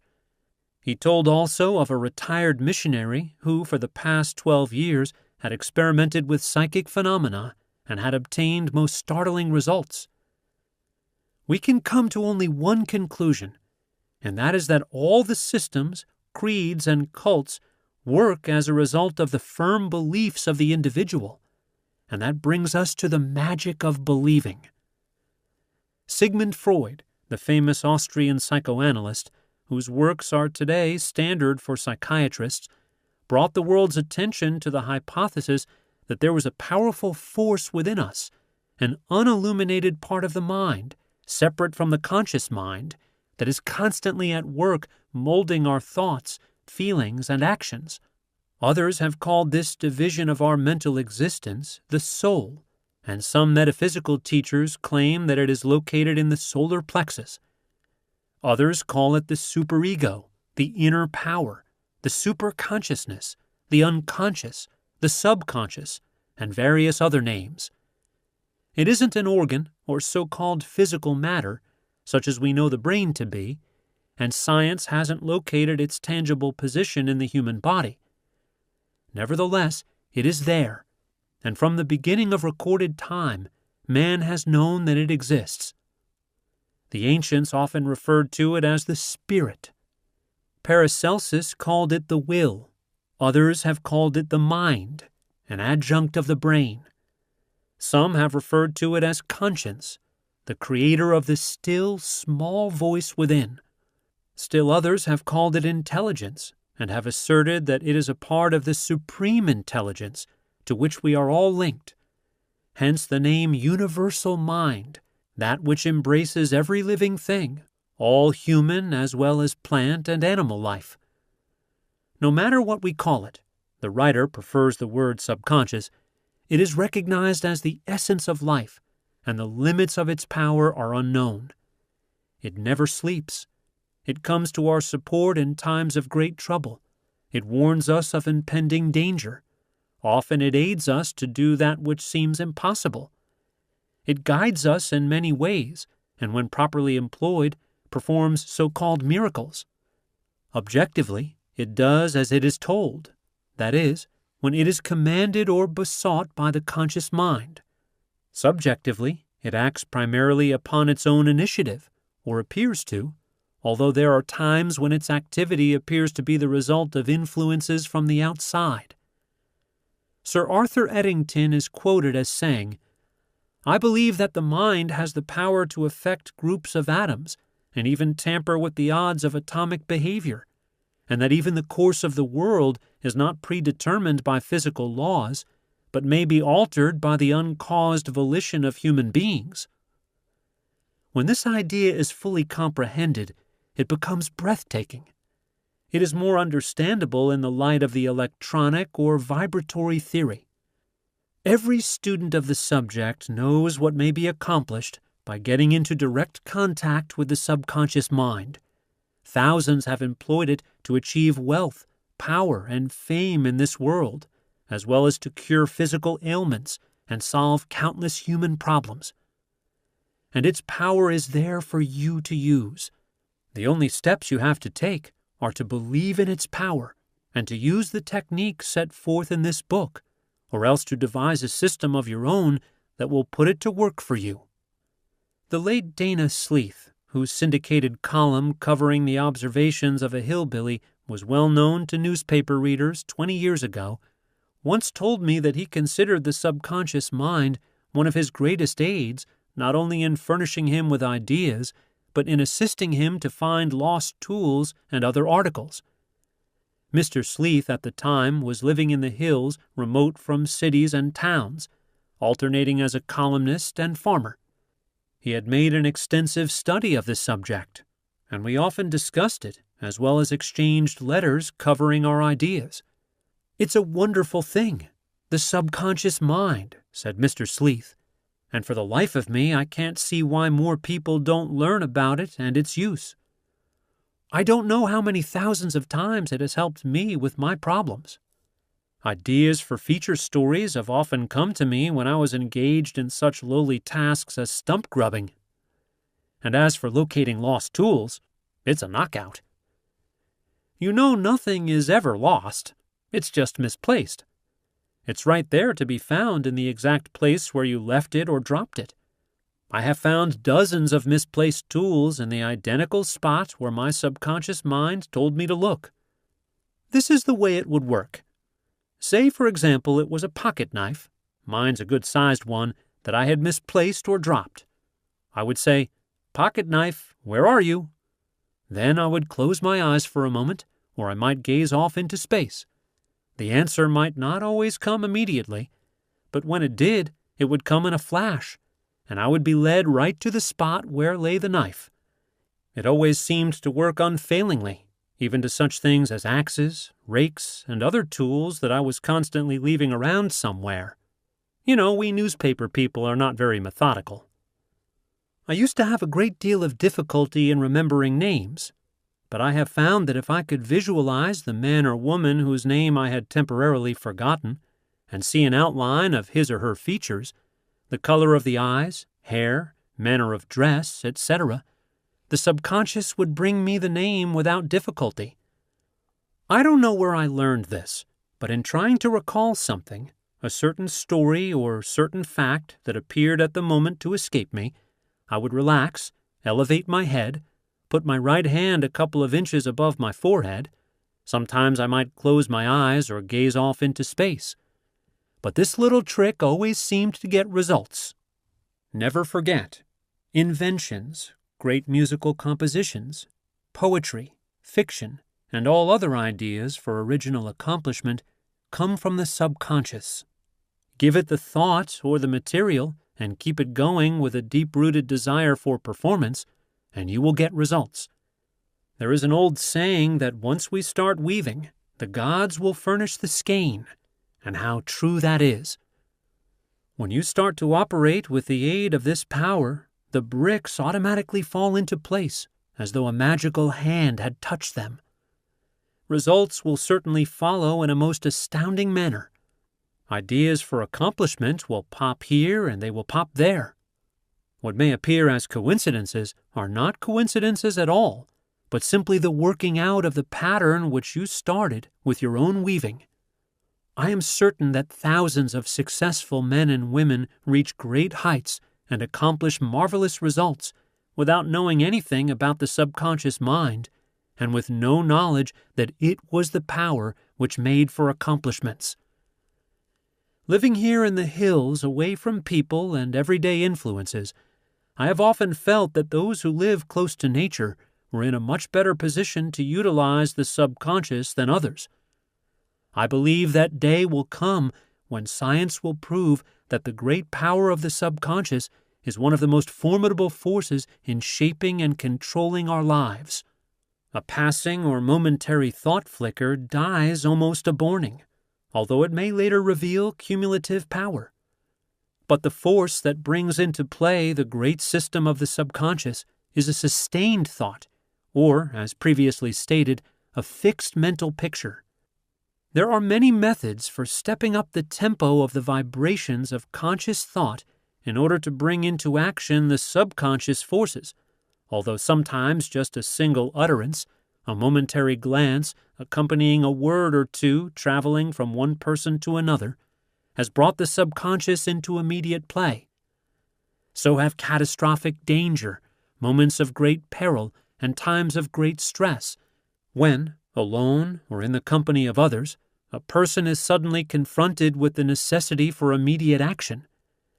It comes to the aid of those in the habit of making quick decisions almost instantaneously, and it comes into operation when you have cleared your conscious mind of its multitude of conflicting thoughts. Going into the silence is another way of expressing it. Perhaps the most effective method of bringing the subconscious into practical action is through the process of making mental pictures, using the imagination, perfecting an image of the thing or situation as you would have it exist in physical form. This is usually referred to as visualization. However, most of the sustained and continuing manifestations come as a result of belief. It is through this belief, with its strange power, that miracles happen, and that peculiar phenomena occur for which there appears to be no known explanation. I refer now to deep-seated belief, a firm and positive conviction that goes through every fiber of your being, when you believe it heart and soul, as the saying goes.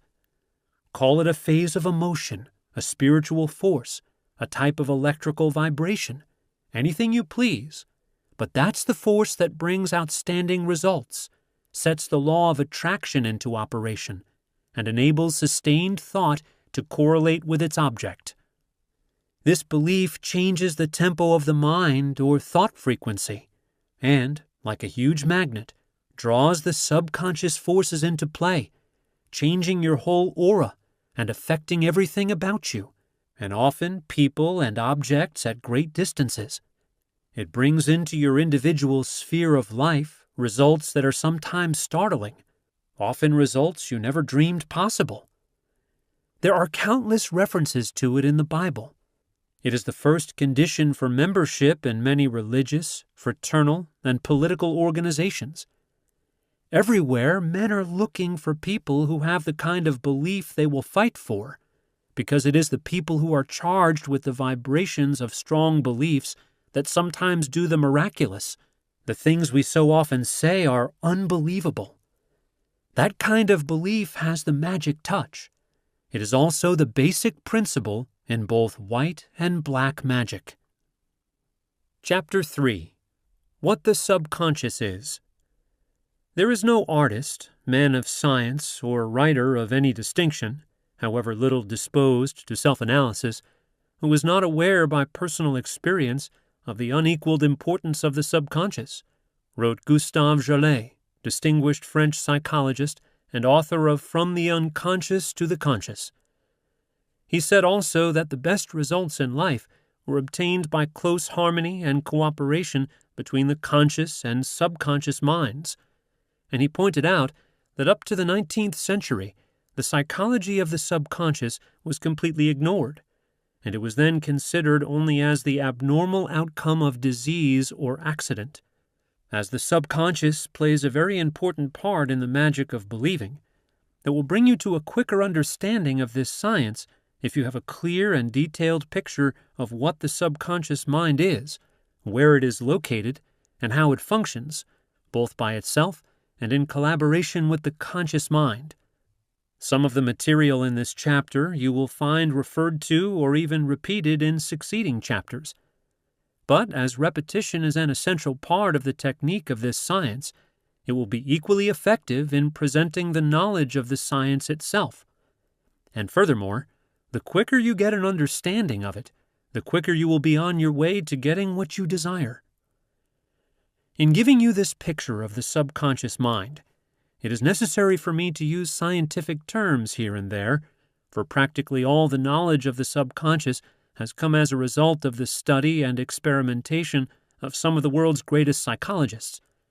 But even if you find it a little difficult to understand at first reading, repeated readings will make it clear, and you will thus have a solid foundation upon which to proceed with the active part of the science.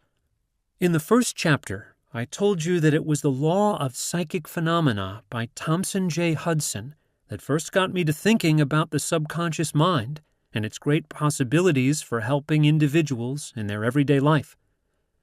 Since that time, there have been other books, such as The Subconscious Speaks by Erna Farrell Grabe and Paul C. Farrell, The Source of Power by Theodore Clinton Foote, The Unconscious by Morton Prince, M.D., and Common Sense and Its Cultivation by Hanbury Henkin, which have greatly added to the knowledge of the subject. It will be my aim to give you not only a mental picture of the conscious and subconscious minds in the light of modern findings concerning their relations and functions, but also definite instructions as to the method by which you can bring them under your control and direct their energies toward assisting you to fulfill your desires. There is dormant in each human being a faculty, whether it is developed or not, which will enable that particular individual to succeed if the desire for success is present in his conscious mind. Thus wrote the authors of The Subconscious Speaks. This faculty has always been known and recognized for its strange and unusual powers, but it was not until about a century and a half ago that psychologists who made it the subject of their special investigation and experimentation called it the subconscious mind. Emerson was certainly aware of the dual character of the human mental organization when he wrote in his journals, "I find one state of mind does not remember or conceive of another state.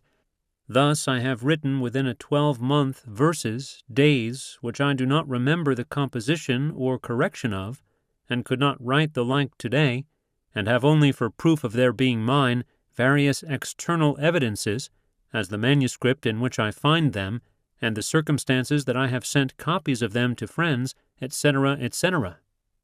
Today the words conscious and subconscious are widely understood, and it is recognized that we all have two minds, each one endowed with separate and distinct attributes and powers, and each one capable, under certain conditions, of independent action. There is no difficulty in your comprehending that the conscious mind operates in the brain, for whenever you do any concentrated thinking, you feel it in your head. Sometimes the thought is so intense and prolonged that your head aches, or your eyes become tired, or your temples throb. Also, you can generally trace the source of the thought. It may be suggested by something you have seen or heard or read. Perhaps it is a new idea for your business or your home. Maybe it is the continuation of some thought you have been pondering for a long time past. The point is that you can connect it with something already related to your consciousness. Sometimes your thought is concerned with trying to solve a difficult problem, and you have become so exhausted and so discouraged at failing to arrive at the solution that you give it up, let the whole thing go, dismiss it from your mind, a state of feeling you often have at night when you can't sleep because of the thought that is pounding and gripping your brain. The moment you let it go, it begins to sink, as though it were moving downward somewhere inside of you. The tension in your conscious mind then decreases, and you are soon asleep. The next morning when you wake up, your conscious mind begins to think again about the problem, when suddenly there appears before your mind's eyes a mental picture of your problem, completely solved and with all the necessary directions for appropriate action on your part. Where did the thought go when you released it from your conscious mind, and through what power inside of you was the problem solved? It is well known that many writers, orators, artists, musical composers, designers, inventors, and other creative workers have long made use of their subconscious minds, either consciously or unconsciously. In this connection, Merton S. Udale, well-known book publisher's editor, called the writer's attention to a recent statement by Louis Bromfield, the American novelist. Mr. Bromfield was quoted as saying, "One of the most helpful discoveries I made long ago, in common with some other writers, is that there is a part of the mind, which the psychologist calls the subconscious, that works while you are sleeping or even while you are relaxing or engaging in some other task far removed from writing. I have found it possible to train this part of the mind to do a pretty organized job. Very often I have awakened in the morning to find a problem of technique or plot or character which had long been troubling me completely solved while I had been sleeping. The judgment of the subconscious mind, which represents inherited instincts and the accumulation of experience, is virtually infallible, and I would always trust its decisions over any judgment arrived at through a long and reasonable process of conscious thinking. No doubt you already have a mental picture of your two minds, the conscious mind in your head, above the line of consciousness, and the subconscious mind in your body, below the line of consciousness, with a means of communication between them. Now, it is the conscious mind that is the source of thought. Also, it is the mind that gives us the sense of awareness in our normal waking life, the knowledge that we are ourselves here and now, the recognition and understanding of our environment, the power to rule over our mental faculties, to recall the events of our past life, and to comprehend our emotions and their significance. More concretely, it enables us to have a rational understanding of the objects and persons about us, of our own successes or shortcomings, of the validity of an argument, or the beauty of a work of art. The chief powers of the conscious mind are reason, logic, form, judgment, calculation, conscience, and the moral sense. By it, we take cognizance of the objective world, and its means of observation are our 5 physical senses. Our conscious mind is the outgrowth of our physical necessities, and likewise our guide in the struggle with our material environment. Its highest function is that of reasoning, and by all methods, inductive and deductive, analytic and synthetic. For example, suppose you are undertaking to discover a new serum. You use your conscious mind and employ the inductive method of reasoning. That is, you first collect the facts and elements that are presented to your sense perceptions. Then you compare them one with another, noting similarities and dissimilarities. Then you select those which are alike in qualities, in uses, or in function, after which you proceed to form a generalization or law, that certain things which have such qualities will function in such a way. This is the scientific method of arriving at knowledge, and it forms the basis of modern education in schools and colleges. But in some form or other, we all use it to help solve our problems, whether personal, social, business, professional, or economic. Many times the solution of our problem results from this use of our conscious mind. But now and then, when the solution is not forthcoming, we become exhausted with continued trying.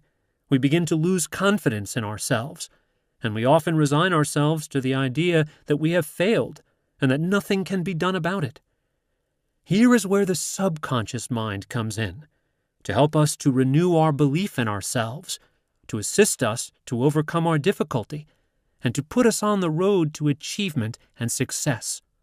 Just as the conscious mind is the source of thought, so the subconscious is the source of power. Also, it is one of the greatest realities in human life.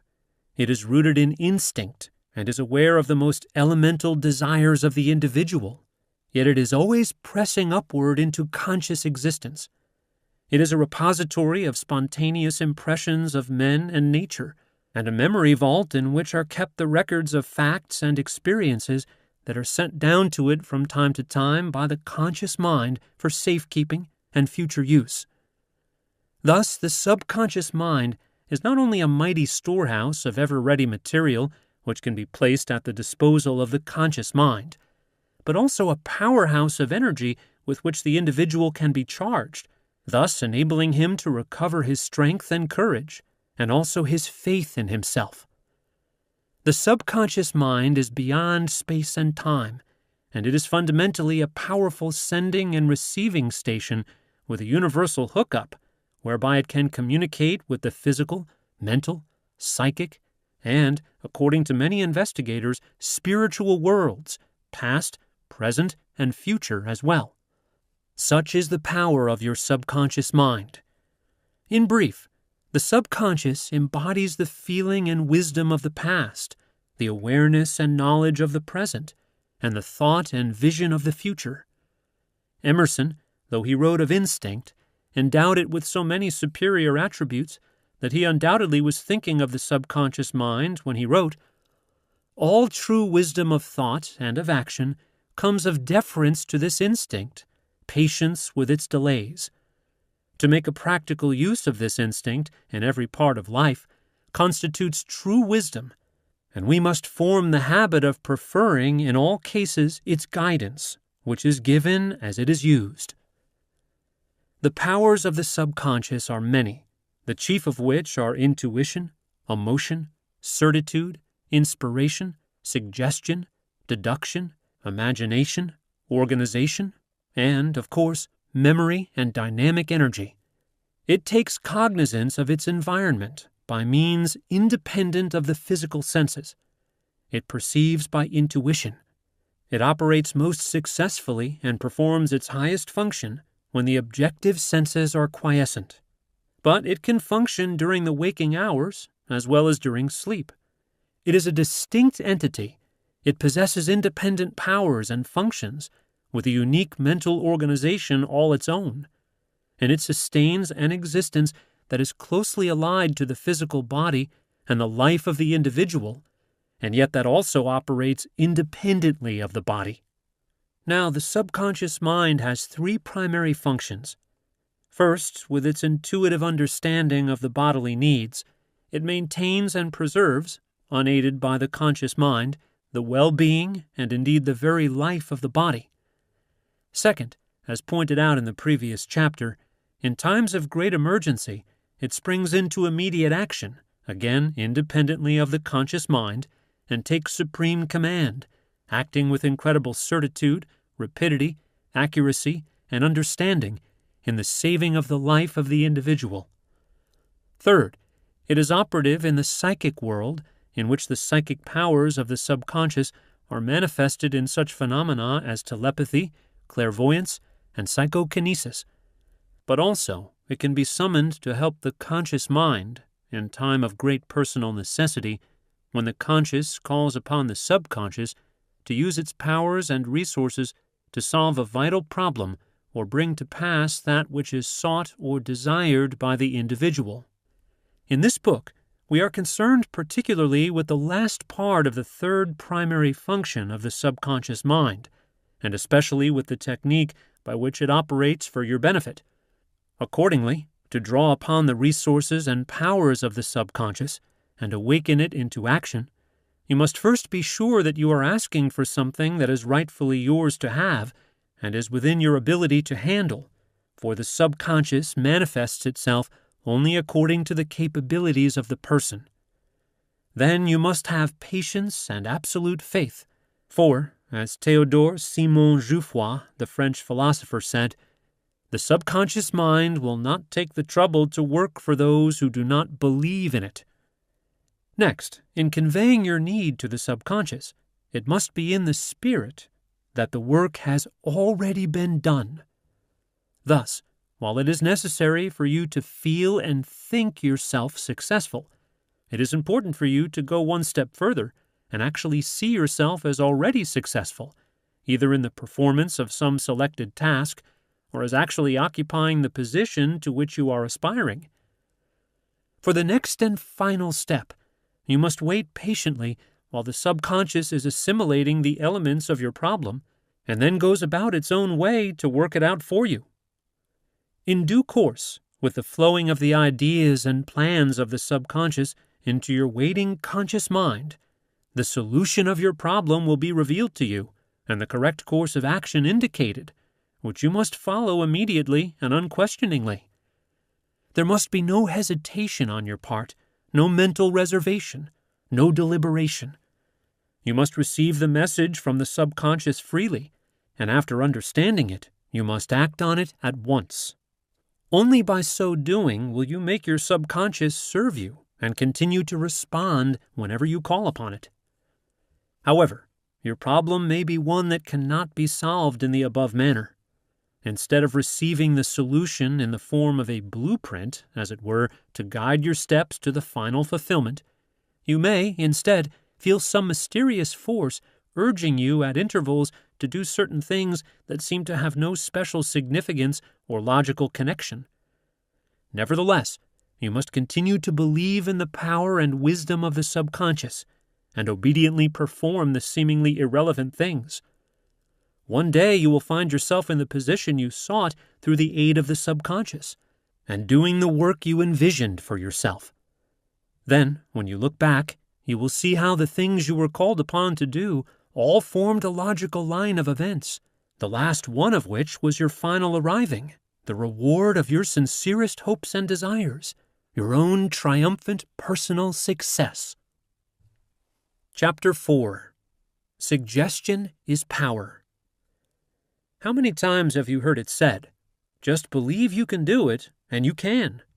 Whatever the task, if it is begun with the belief that you can do it, it will be done perfectly. Often, belief enables a person to do what others think is impossible. It is the act of believing that is the starting force or generating power that leads to accomplishment. "Come on, fellows, we can beat them!" shouts someone in command, whether in a football game, on the battlefield, or in the strife of the business world. That sudden voicing of belief, challenging and electrifying, reverses the tide and victory, success. From defeatism to victory, and all because some mighty believer knew that it could be done. You may be shipwrecked or tossed into the water near a rocky shore, and momentarily you may fear that there isn't a chance for you. Suddenly a feeling comes that you will be saved, or that you can save yourself. The moment you have that feeling, it begins to take the form of belief, and along with the belief comes the power to assist you. You may be in a fire, surrounded by flames and enveloped in smoke, and frantic with fear. This same power asserts itself, and you may be saved. Emerson explains it by saying that in a difficult situation or a sudden emergency, our spontaneous action is always the best. Many stories have been told of the great reserves of the subconscious mind, how under its direction and by imparting its superhuman strength, frail men and women have been able to perform feats far beyond their normal powers. Great orators and writers are often amazed at the power of the subconscious mind to furnish them with a steady flow of thoughts. After studying the various mystical religions and different teachings and systems of mind stuff, one is impressed with the fact that they all have the same basic modus operandi, and that is through repetition, the repeating of certain mantras, words, formulas, or just plain mumbo-jumbo, which William Seabrook declared witch doctors, voodoo high priests, hexers, and many other followers of strange cults used to invoke the spirits or work black magic. One finds the same principle at work in the chants, the incantations, litanies, daily lessons, to be repeated as frequently as possible during the week, the frequent praying of the Buddhists and Muslims alike, the affirmations of the Theosophists and the followers of unity, the absolute truth, new thought, divine science. In fact, it is basic in all religions, although here it is white magic instead of black magic. When one seeks further, one sees the same principle at work in the beating of tom-toms or kettle drums by savages in all parts of the globe, the sound vibrations of which arouse similar vibrations in the psychic nature of these savages, so that they become stimulated, excited, and emotionalized to the point where they defy death. The war dances of the American Indians, with their repeated rhythmic physical movements, the tribal ceremonies to bring rain, the dancing of the whirling dervishes, even the playing of martial music at critical times, as well as the spirited music that is played for the workers in many industrial plants, embody the same principle. Some interesting facts as to the repetition of certain mystical chants and prayers are recounted by Theos Bernard in his book Penthouse of the Gods, published in 1939. When he wrote it, he claimed to be the first white person to enter the mysterious city of Lhasa in Tibet, high in the Himalaya mountains, where dwell in monasteries thousands of lamas, followers of Buddha. On reading the book, one gets the impression that when the lamas or monks are not eating or attending to the material wants of the body, they are constantly and continuously engaged in their mystical chants, using their prayer wheels. Bernard declared that in one temple, the monks spent the entire day repeating prayers they had started at daybreak, the exact number of repetitions being 108,000. He told how lamas accompanying him repeated certain fixed chants for the purpose of giving him additional strength. It is obvious that in all similar religions, cults, and orders, there is a prescribed ritual in which the repetition of words, mystical or otherwise, plays an important part. And this brings us to the law of suggestion, through which all forces operating within its limits are capable of producing phenomenal results.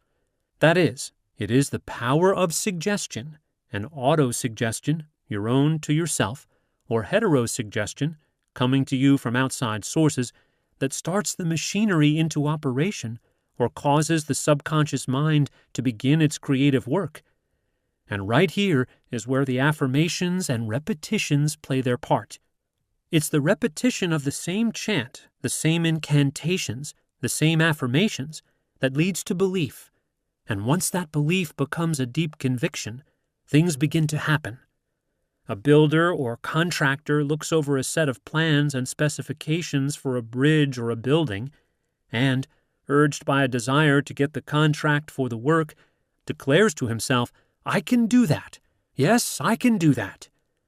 He may repeat it silently to himself 1,000 times without being conscious of doing it. Nevertheless, the suggestion finds a place in which to take root. He gets the contract, and the structure is eventually built. Conversely, he may say that he can't do it, and he never does. This is the identical force and the same mechanics that Hitler used in building up the German people to attack the world. A reading of his Mein Kampf will verify that. Dr. René Fauvel, a famous French psychologist, explained it by saying that Hitler had a remarkable understanding of the law of suggestion and its different forms of application, and that it was with uncanny skill and masterly showmanship that he mobilized every instrument of propaganda in his mighty campaign of suggestion. Hitler openly stated that the psychology of suggestion was a terrible weapon in the hands of anyone who knew how to use it. Let's see how he worked it to make the Germans believe what he wanted them to, and once that belief took hold, how they started their campaign of terror. Slogans, posters, huge signs, massed flags appeared throughout Germany. Hitler's picture was everywhere. One Reich, one folk, one leader became the chant. It was heard everywhere that a group gathered. Today we own Germany, tomorrow the entire world. The marching song of the German youths came from thousands of throats daily. Such slogans as, "Germany has waited long enough," "Stand up, you are the aristocrats of the Third Reich," "Germany is behind Hitler to a man," and hundreds of others bombarded them 24 hours a day from billboards, sides of buildings, the radio, and the press. Every time they moved, turned around, or spoke to one another, they got the idea that they were a superior race, and under the hypnotic influence of this belief, strengthened by repeated suggestion, they started out to prove it. Unfortunately for them, there were other nations who also had strong national beliefs that eventually became the means of bringing defeat to the Germans. Mussolini, too, used the same law of suggestion in an attempt to make a place for Italy in the sun. Signs and slogans such as "Believe," "Obey," "Fight," "Italy must have its great place in the world," "We have some old scores and new scores to settle," covered the walls of thousands of buildings, and similar ideas were at the same time dinned into the public via the radio and every other means of direct communication by the spoken word.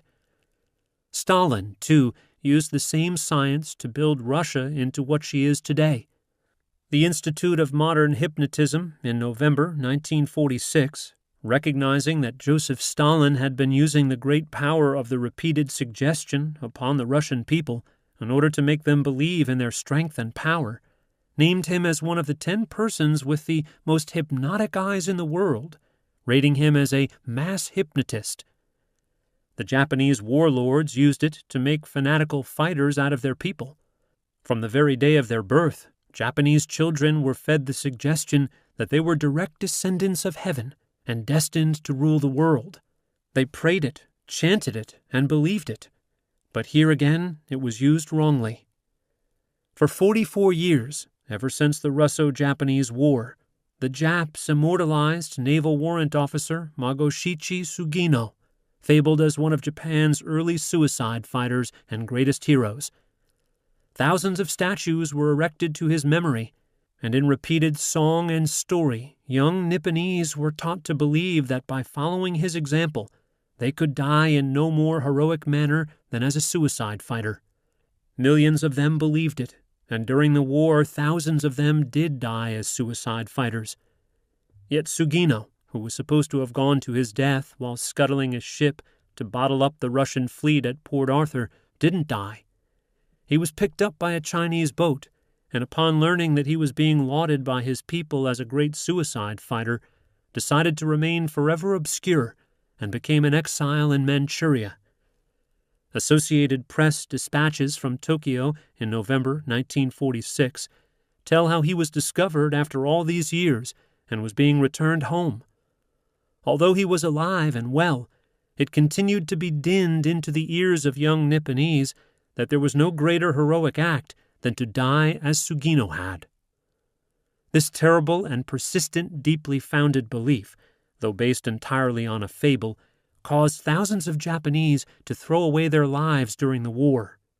We, too, as Americans, were subjected to the power of suggestion long before and during World War I. We got it again in a big way under the direction of General Hugh Johnson with his NRA plan, and in World War II it inspired us to increase our effort, to buy bonds, and so forth. We were constantly told that Germany and Japan had to be defeated unconditionally.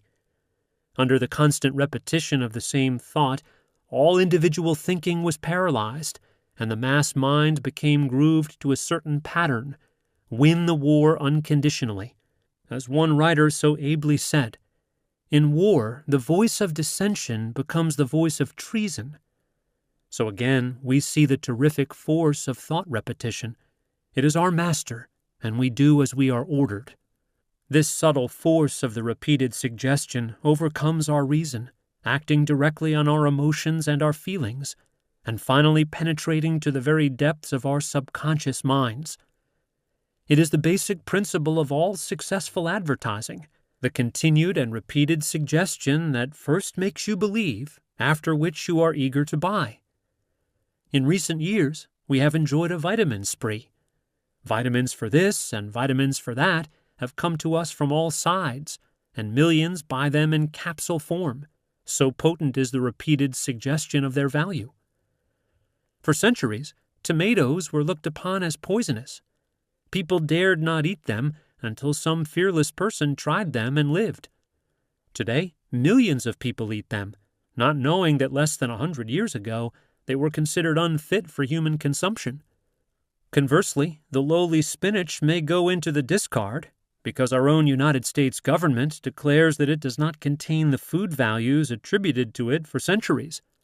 It is easy to see that millions will believe this and refuse any longer to honor Popeye's favorite dish. Nothing is clearer than that the founders of all great religious movements knew much about the power of the repeated suggestion, and with it gained far-reaching results. Religious teachings have been hammered into us from the time of our birth, into our mothers and fathers before us, and into their parents and their parents before them, and likewise back through the centuries. There's certainly white magic in that kind of believing. Such statements as, "What we do not know will not hurt us," and "ignorance is bliss," take on greater significance when we realize that the only things that can harm us or bother us are those of which we become conscious. We have all heard the story of the man who didn't know it couldn't be done and went ahead and did it. Psychologists tell us that as babies we have only two fears: the fear of loud noises, and the fear of falling. All of our fears come with knowledge or develop as a result of our experiences. They come from what we are taught and what we hear and see. I like to think of men and women who, like staunch oak trees, can stand firm amid the many cross-currents of thought that whirl around them.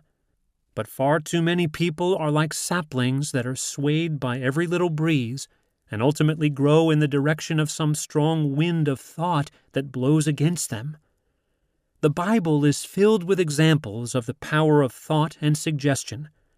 Read Genesis chapter 30, verses 36 to 43, and you'll learn that even Jacob knew their power.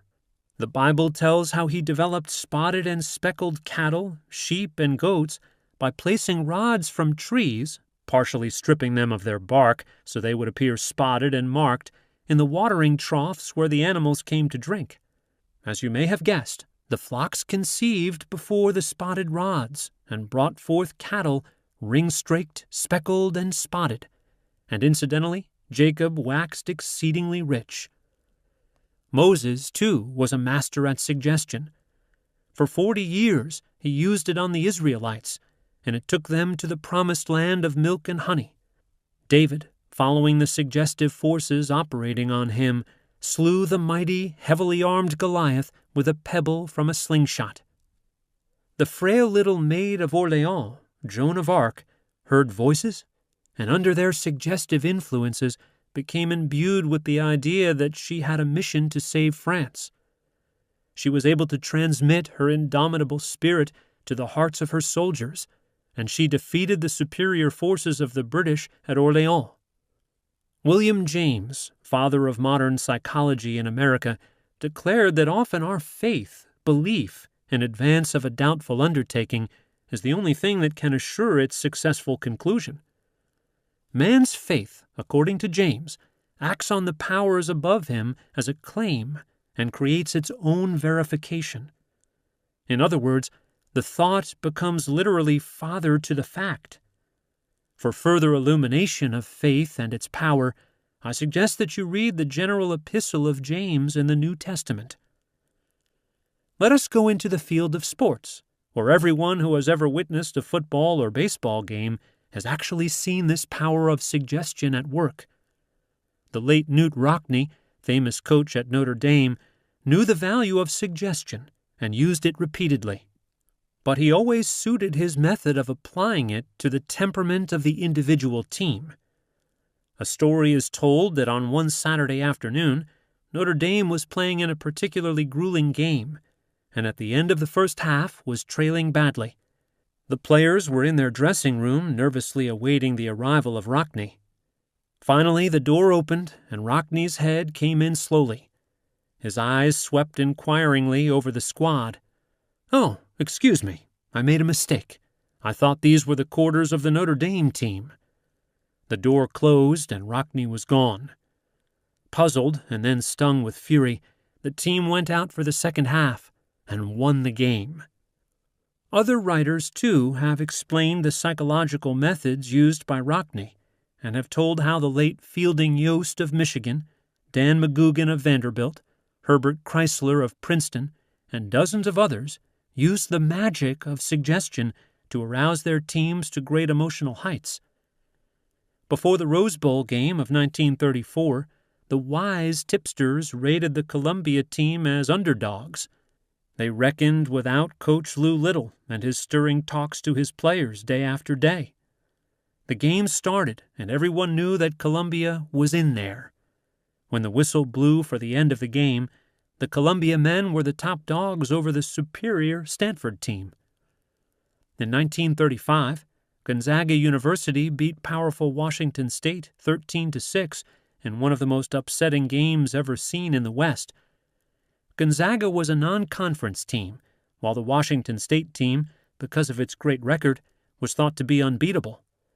Newspaper stories at the time reported Sam Dagley, assistant coach, as having declared that Gonzaga played inspired football, and he revealed that Coach Mike Pekarovich, for half an hour before the game, played over and over a phonograph record of one of Rockne's most rousing pep talks. Mickey Cochran of the Detroit Tigers a number of years ago literally drove a second division-minded group of baseball players to the top of the American League by using the same power of the repeated suggestion. I quote from a newspaper dispatch, "Day after day, through the hot, hard grind, he, Cochran, preached the gospel of victory, impressing on the Tigers the continued thought that the team which wins must go forward." You see the same force actively at work in the fluctuations of the stock market. Unfavorable news immediately depresses prices, while favorable news raises them. Intrinsic values of stocks are not changed, but there is an immediate change in the thinking of the market operators, which is reflected at once in the minds of the holders. It is not what will actually happen, but what security holders believe will happen that causes them to buy or sell. In the Depression years, and there may be years like them in the future, we saw this same suggestive force working overtime. Day after day, we heard the expressions, "Times are hard, business is poor, the banks are failing, prosperity hasn't a chance," and wild stories about business failures on every hand until they became the national chant, and millions believed that prosperous days would never return. Hundreds, yes, thousands of strong-willed men go down under the constant hammering, the continuous tapping of the same fear-vibratory thoughts. Money, always sensitive, runs to cover when fear suggestions begin to circulate, and business failures and unemployment follow quickly. We hear thousands of stories of bank failures, huge concerns going to the wall, etc., and people believe them readily and act accordingly. There will never be another business depression if people generally realize that it is with their own fear thoughts that they literally create hard times. They think hard times, and hard times follow. So it is with wars. When peoples of the world stop thinking depressions and wars, they will become non-existent, for nothing comes into our economic scheme unless we first create it with our emotionalized thinking. Dr. Walter Dill Scott, eminent psychologist and long president of Northwestern University, told the whole story when he said, "Success or failure in business is caused more by mental attitudes even than by mental capacities. Human beings are human beings the world over, all subject to the same emotions, the same influences, and the same vibrations. And what is big business, a village, a city, a nation, but merely a collection of individual humans controlling and operating it with their thinking and believing? As individuals think and believe, so they are. As a whole city of them thinks, so it is, and as a nation of them think, so it is.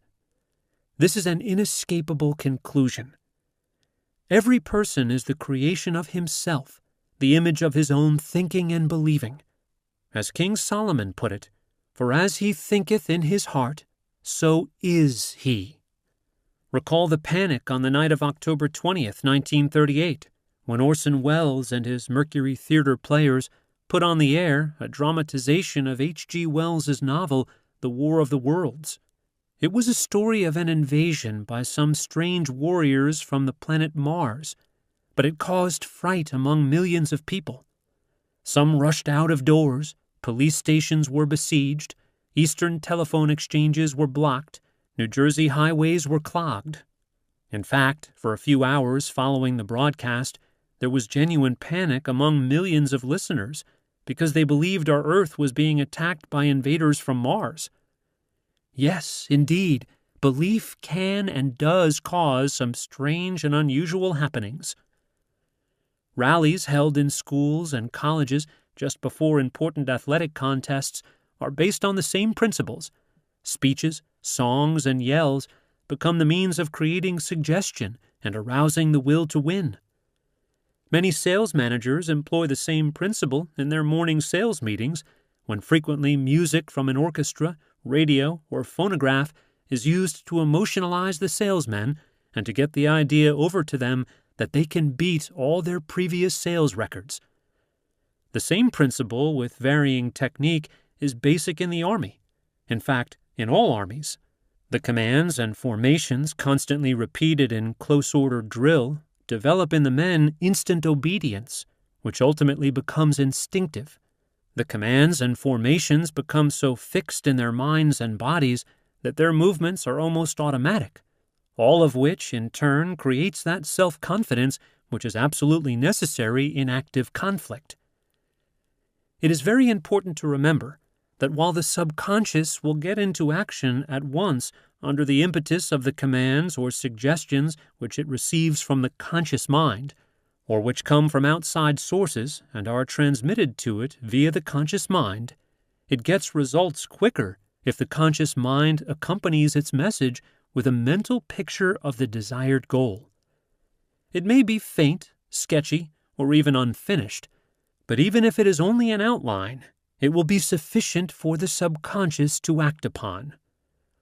And this brings us to rituals and ceremonies which are performed amid dramatic settings in churches and secret orders, all designed to appeal to the emotions and to create a mystical picture in the minds of the beholders. These rituals, no matter what the setting, are there to hold your attention and to link the hidden meanings of these symbols with the particular ideas that are to be implanted in your mind. Various lighting arrangements, different paraphernalia, often a special garb for those directing the operations, all to the accompaniment of soft, often religious music, help to create a mystical, or what some term a spooky atmosphere, in order to put you in the proper emotional and incidentally receptive state. The idea is as old as history. Not only the most civilized people, but also the most primitive savage tribes have their characteristic ceremonials. Similar methods for impressing the individual are employed at mediumistic seances and crystal-gazing performances. Even the gypsy phrenologist considers it a part of her props.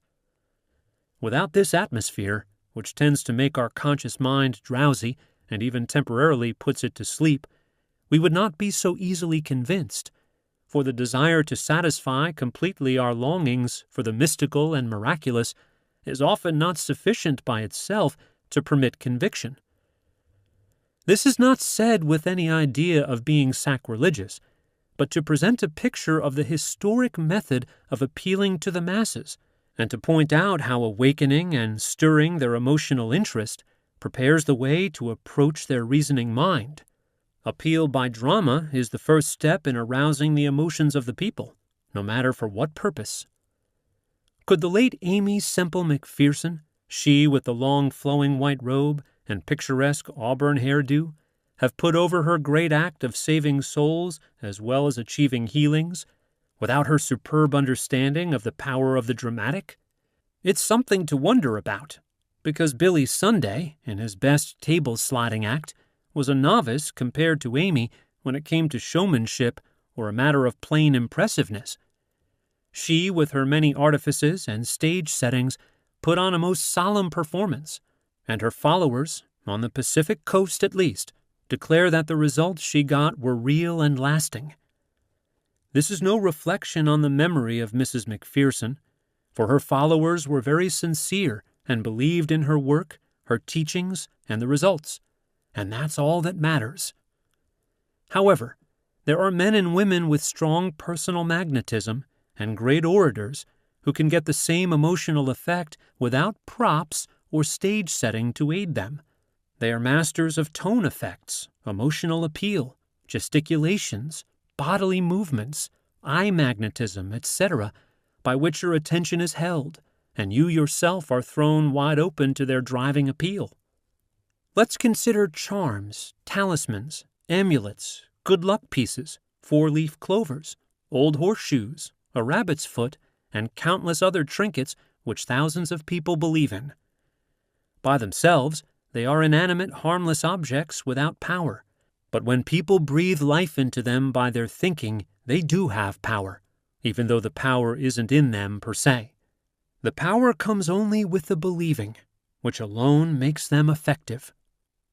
Two outstanding illustrations of this are found in the stories of Alexander the Great and Napoleon.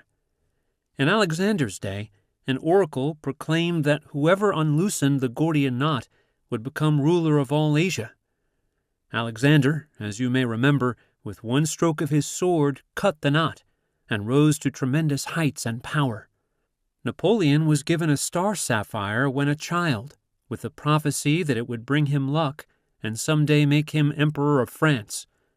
Could it have been anything but the supreme belief in the prophecy that carried these two great men to a place in the Hall of Fame?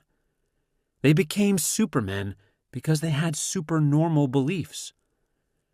A cracked or broken mirror isn't going to bring you bad luck unless you believe in it, and as long as the belief is fertilized, nurtured, and made a part of your inner self, it's going to bring you bad luck.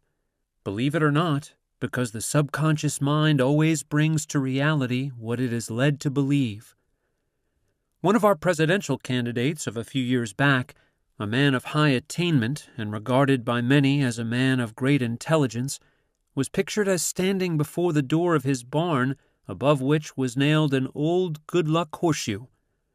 The story goes that it was upside down. He was defeated.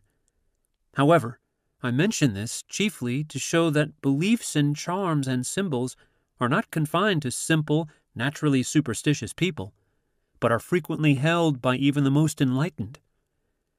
It is claimed that there are people with certain mind powers which, when directed at plant life, such as grain, vegetables, flowers, and trees, can make them grow more abundantly. A number of years ago, we had an old Swiss gardener who insisted that we replace in our yard a number of small trees and shrubs. At first, I couldn't see the reason for digging up the old ones and replanting others, but the old man's insistence prevailed. I observed that in planting them, just after he got the small trees in the soil and covered the roots, he engaged in some sort of audible mumbo-jumbo. He did the same with the shrubs. One day, my curiosity piqued. I asked him what he was mumbling about as he placed the trees and shrubs in the ground. He looked at me searchingly for a moment, then said, "You may not understand, but I'm talking to them, telling them they must live and bloom. It's something I learned when I was a boy from my teacher in the old country, Switzerland. Anything that grows should have encouragement, and I'm giving it to them." It is a long way from Switzerland to British Columbia, but in that Canadian province is a tribe of Indians, the members of which always talk to their halibut and salmon lines, hooks, and so forth, before actually starting to fish, claiming that if they didn't, the fish wouldn't bite. Many are the tales of South Sea Islanders who offer food to their tools and implements, talking to them as though they were alive, and beseeching them to get results. It isn't a great jump from those customs to the blessings offered at ship launchings or at sailing times of large fishing fleets in all civilized countries even today, where prayers are offered for successful voyages or ventures. Observers have often declared that there appears to be a kind of affinity between certain humans and plants, which the plants seem to feel. There are thousands of professional gardeners who will plant seeds only at certain times of the moon. Superstition, you say? Perhaps it is practical mysticism. The Yale investigators referred to previously have also concluded that electrical fields play a major part in plant life, and certainly that is scientific. When I think of those who plant only at certain times of the moon, I recall a thrifty neighbor of mine who, although a man of intelligence and mature years, had his hair cut at only certain times of the moon. I don't remember whether it was when the moon was waxing or waning that he would visit the barber, but whatever the phase of the moon, the time he selected, he maintained, caused his hair to grow less abundantly than if he had cut it at other times. I asked him once where he got such an idea, and he glared at me as though I were belittling his intelligence. I never did get an answer to my question. What has been said about plant and animal life may cause a lot of materialistic people to take violent issue, but it must be remembered that there are many forces at work in the world of which we know little or nothing. Consider how many new principles were developed in World War II. As this is written, the American Rocket Society has made application to the United States government for land on the moon. Perhaps the application was made in a spirit of facetiousness, but who knows when some Buck Rogers will pilot a rocket plane to the moon? I, for one, wouldn't say it couldn't be done some day, for I don't know, and neither do those who say it is impossible. Without question, human imagination or visualization and concentration are the chief factors in developing the magnetic forces of the subconscious mind. You have often heard the statement, "Hold the picture," and that, of course, means holding the mental picture or vision. Here again is where suggestion, repeated suggestion, plays its part. For example, you would like a new home, and your imagination goes to work. At first, you have only a hazy idea of the kind of house you would like. Then, as you discuss it with other members of your family, or ask questions of builders, or look at illustrations of new houses, the picture becomes clearer and clearer, until you visualize the house in all its particulars. After that, the subconscious mind goes to work to provide you with that house. It may come into manifestation in any number of ways. You may build it with your own hands, or it may come to you through purchase or from the actions of outsiders. Its manner of coming is of no great consequence. The process is the same when you are after a better job or planning a vacation trip. You've got to see it in your mind's eye, see yourself as holding that job or actually taking the trip. Some of our fears become realities through our imaginations, just as Job's did. Fortunately, many of them do not if we hold the mental picture only temporarily, or at least not long enough to have it focused fully upon the screen of our subconscious. The biblical warning, "Where there is no vision, the people perish," is a fundamental truth, whether it be considered individually or collectively. For without the mental picture of accomplishment, little is done. You want a better job? You'll get it when you give your subconscious mind a mental picture of yourself holding that job. As I write this, I think of the many experiences related to me by those who have used this science during the years, and I want to give you some of the stories, for in them you may perhaps find clues to an even more effective use of the principles and the mechanics of applying them, which I am setting forth. A friend got the idea of building a boat. He knew nothing about boat construction, but believed that with some simple instructions he could build one. So he went ahead. In the course of the construction, he found that he needed an electric drill, but he didn't want to spend $75 or $80 for the kind he wanted, especially when it would be used only a few months. First, he tried renting a drill, but inasmuch as it could be used only at night and had to be returned early the next morning, he found such an arrangement very inconvenient.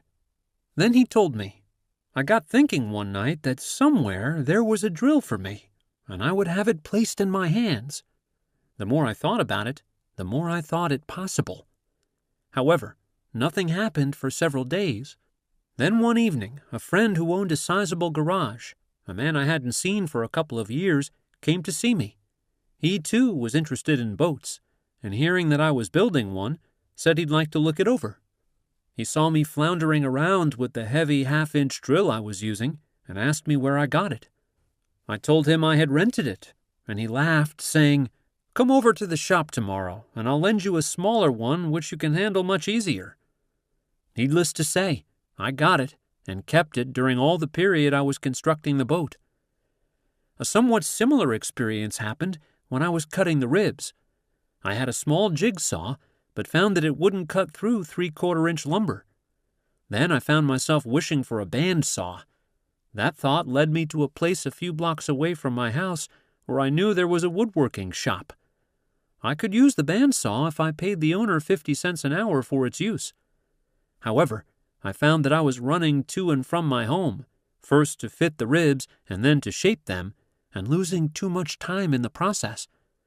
I frequently said to myself during those days that there was some easier way to get the use of a bandsaw, and there was. The following Sunday, another friend came to see how the boat was getting along, and when I told him that I had been slowed down without the use of a bandsaw, He too laughed, saying, "I bought one Thursday, and I will not be using it for some little time. Got to get my shop fixed up, and in the meantime you're welcome to use it." As a matter of fact, he delivered it to me that same day, and I kept it a number of months. I finished the boat. Another man told me the story of how he got the use of a 30-foot extension ladder with which to paint his house. "I thought I would undertake the painting in my spare time," he told me, and began looking around to find where I could get the use of a ladder. I found places where I could rent one, but they fixed time requirements which didn't fit into my plans. I don't know how many times I said to myself, "You're going to find a ladder." And I did. It was Memorial Day, and while in my backyard, I happened to notice that a neighbor across the street from me was using a long ladder to wash off the walls of his house. I called to him, asking where he got the ladder. He told me he had bought it when he purchased the house. That afternoon, it was in my backyard, and I had the loan of it for several weeks. Another man told me that shortly after the United States entered the war, he wanted a garbage can of a certain size, but because of priorities, he was unable to locate what he wanted. He said he visited second-hand stores, junk shops, bakeries, and garages in an endeavor to find the kind of container he wanted, but without success. He was about to give up hope when one morning he noticed workmen who were making repairs on a concrete building across from his home. They were using some waterproofing material from a can, exactly the kind of can he had pictured for his own use. He said he asked the man in charge of the work what would be done with the container when the work was finished, and he was told that it would be left on the ground to be hauled away. He then explained his wants, and a couple of days later the container was in his garage. The workmen had not only emptied it, but had washed and scrubbed it before delivery. I had taken my car to a shop owner for repairs to the ignition system, after several had failed to locate the trouble. I told him how the car had been acting, and after listening he said, "I believe I can fix it." I casually remarked, "Belief is a great thing, isn't it?" "You bet it is. Thought is the greatest force in the world, and the dumb ducks laugh when you talk about it," he answered rather caustically. "I don't. I'm interested," I replied. "Tell me of some instances where you have demonstrated the power of thought." "I could keep you here all day telling you of its power, at least in my own life." "Tell me a few. When did you first become aware of it?" "Oh, I guess about 12 years ago when I fell and broke my back. I was in a cast for a long time, and the doctors told me that even if I recovered, I would be crippled the rest of my life. As I lay on my back in the hospital worrying about my future, I frequently thought of the words used by my mother to the effect that one just has to believe. One day it dawned on me that if I could hold on to the mental picture, I was going to be all right, and if I believed in it sufficiently, I could get well. To make a long story short, here I am crawling over and underneath cars, and far from being a cripple, as you can see for yourself." "Very interesting. Tell me of more cases," I urged. "Well, I've used it frequently to get more business. As a matter of fact, this present location is a result of it. As you know, I was burned out at my old place a few weeks ago, and, owing to the war, space like this in the city is well nigh impossible to find. For 2 or 3 days, worrying about my possible inability to get another location, I deliberated whether I should attempt to continue with the business or go to work for someone else. Then one night I made up my mind I would continue in business for myself. That was the turning point, and just before I went to sleep I said to myself, 'Oh, you'll find a place within the next few days. This thought power hasn't failed you yet.' I went to sleep with full confidence that the place would be forthcoming. The very next day I went over to see the painter where I had taken the car I saved from the fire, and mentioned that I was looking for another place. 'That's funny,' he commented. 'You can rent this space, for I've just bought the building in the next block from an owner who wanted to retire.' And here I am on a main thoroughfare and with more business than I can possibly handle. I know that some readers will say that these are merely coincidences, but my files are filled with similar coincidences. To some of you, they may be just that, but those who are acquainted with this science know that these things have come about as the result of intensified thought or mental picture-making. However, we come again to a matter of opinion, the difference in conclusions between those who think this is all nonsense and those who know that the things we think materialize after their kind. Again, we are reminded of what Paracelsus said. Men who are devoid of the power of spiritual perception are unable to recognize anything that cannot be seen externally. It is pretty well agreed that the subconscious mind works as a result of images thrown upon its screen. But if there is something wrong with your projection apparatus, or the original slide, then the projected image is blurred, inverted, or a total blank. Doubts, fears, counterthoughts all have a part in blurring the pictures you consciously desire to project. Those who have well-developed imaginations, such as great artists, writers, and inventors, possess the ability to visualize or to make mental pictures almost at will. However, with the mechanics which will be enlarged upon later, and the explanations already given, anyone following them should have no difficulty in being able to see in his mind's eye the things, objects, or situations as he desires them to be in reality.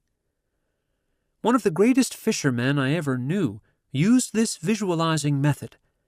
He could sit in a boat with one or two others and pulled trout after trout out of the water, while his companions, using the same kind of bait or fly, and with apparently the same mechanical technique, cast or dropped their flies or hooks in the same places repeatedly, but without results.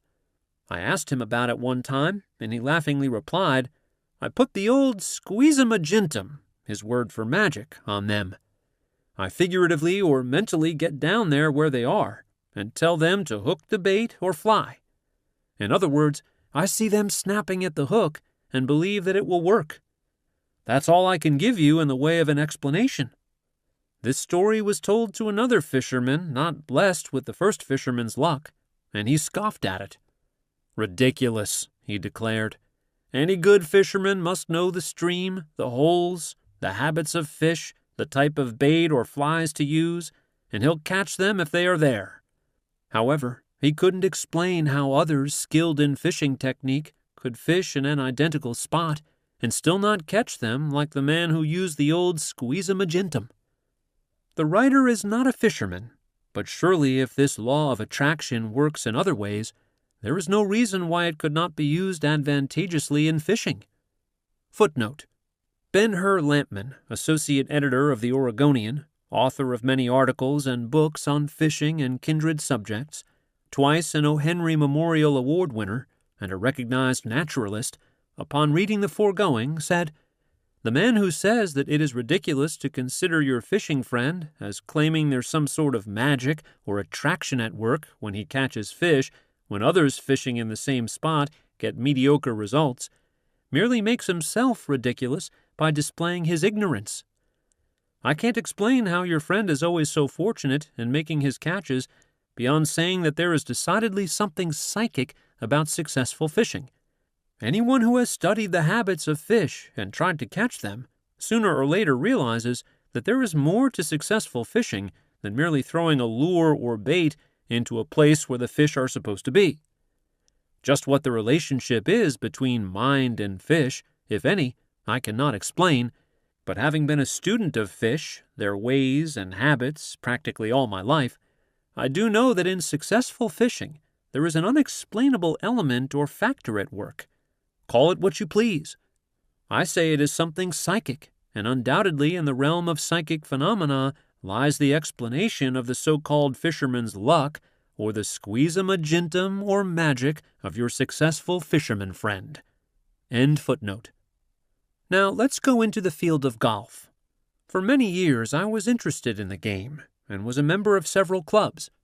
I frequently played with a man who, in his younger days, had been one of the world's tennis champions. This man was one of the most amazing short-shot players on the Pacific coast. With his mashie or mashie niblick, he could place the ball on any desired spot on the green with a dead stop, as close to or as far from the pin as he desired, and he was usually down in one putt. His putting, too, was an art to marvel at. "How did you do it, George?" I asked him one day when he amazed everyone in our foursome with what could be called phenomenal shots. "Well," he replied, "you've played handball and squash, and you know what it means to place your shots on the front wall. You intuitively place it high or low, or so it will rebound to a side wall, or result in a kill or an extremely low ball. I learned placement years ago in tennis. You have sort of a mental picture where you want the ball to go or land before you hit it with your racket or hand. I use the same principle with my short shots and putting. In other words, when I face the green and before I swing my club, I have an instant mental picture of where I want the ball to land, and when I putt, I actually see the ball dropping into the hole. Of course, a proper stance, knowledge of handling the clubs, and so forth are vital. But most golfers have that and still don't get results. It is true that I spend many hours in practice, so do others. But the main thing is that I just seem to know where the ball is going to land before the club hits it. There's a confidence or a belief existing that I can do it, and with a mashie or mashie niblick, I cause a backspin that will bring the ball to a dead stop when it lands. For you who may raise your eyebrows at this, let's examine the facts given in a newspaper story written by the famous sports writer Grantland Rice. It appeared in the middle 30s and had to do with a phenomenal amateur golf player, John Montague. Rice declared that Montague could run rings around anyone, and that the ball always landed where he wanted to place it, whether 300 yards down the fairway or a chip shot to within 2 or 3 feet of the cup, and then when he putted, it was like the crack of doom. Rice said that the ball went where Montague wanted it to go. Now let's read Montague's own explanation as given in the same newspaper story.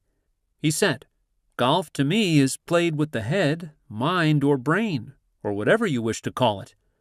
Of course, there are fundamentals of stance, grip, swing, but I must have a clear, clean mental picture of what I am doing before I play the shot. That mental picture takes charge of the muscular reaction. If there is no mental picture, what happens is a mere guess. This means almost endless concentration of thought if you are under pressure, and there is no thrill in any game unless you are under pressure."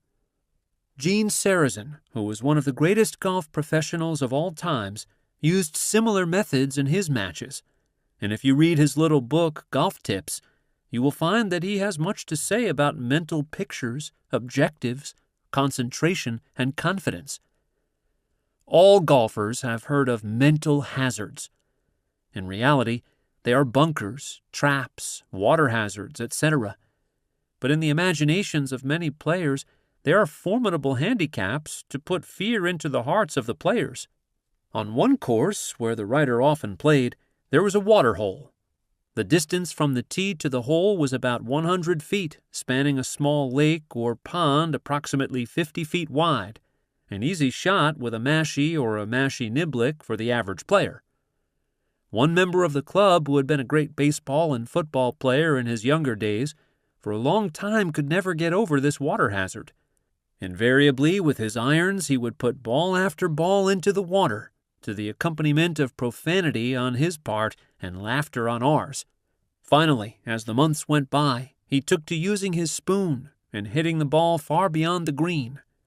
One day I said to him, "I know the water fools you, but the next time just blot out of your mind the picture that there is water between the tee and the green and see instead, mentally, an easy short fairway before you."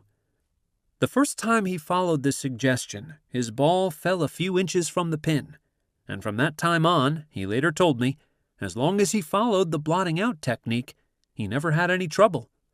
But when he was unable to concentrate on his own mental picture, due to the joshing from other members of his foursome, he landed in difficulties.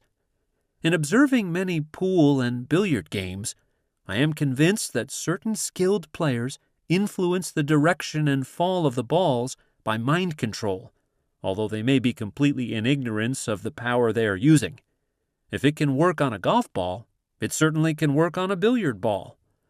Roy Chapman Andrews tells the story of a San Antonio, Texas man who, with a .22 caliber rifle, fired more than 14,500 shots at small blocks of wood tossed into the air without a single miss. Mr. Andrews emphasized perfect timing and remarkable accuracy. Nothing was said of the mind pictures. But if you have ever done any prolonged trap or target shooting, you know the part visualizing plays. One finds the same sort of magic at work in all fields of sports. Great baseball batters, expert forward passers in football, accurate drop kickers, all consciously or unconsciously picture connecting with the ball and placing it where they want it to go. Certainly, practice, timing, and so forth all have their primary importance, but the mental side must never be overlooked. In this connection, I was impressed by several statements made by Dr. Marcus Bach in his recent book, They Have Found a Faith.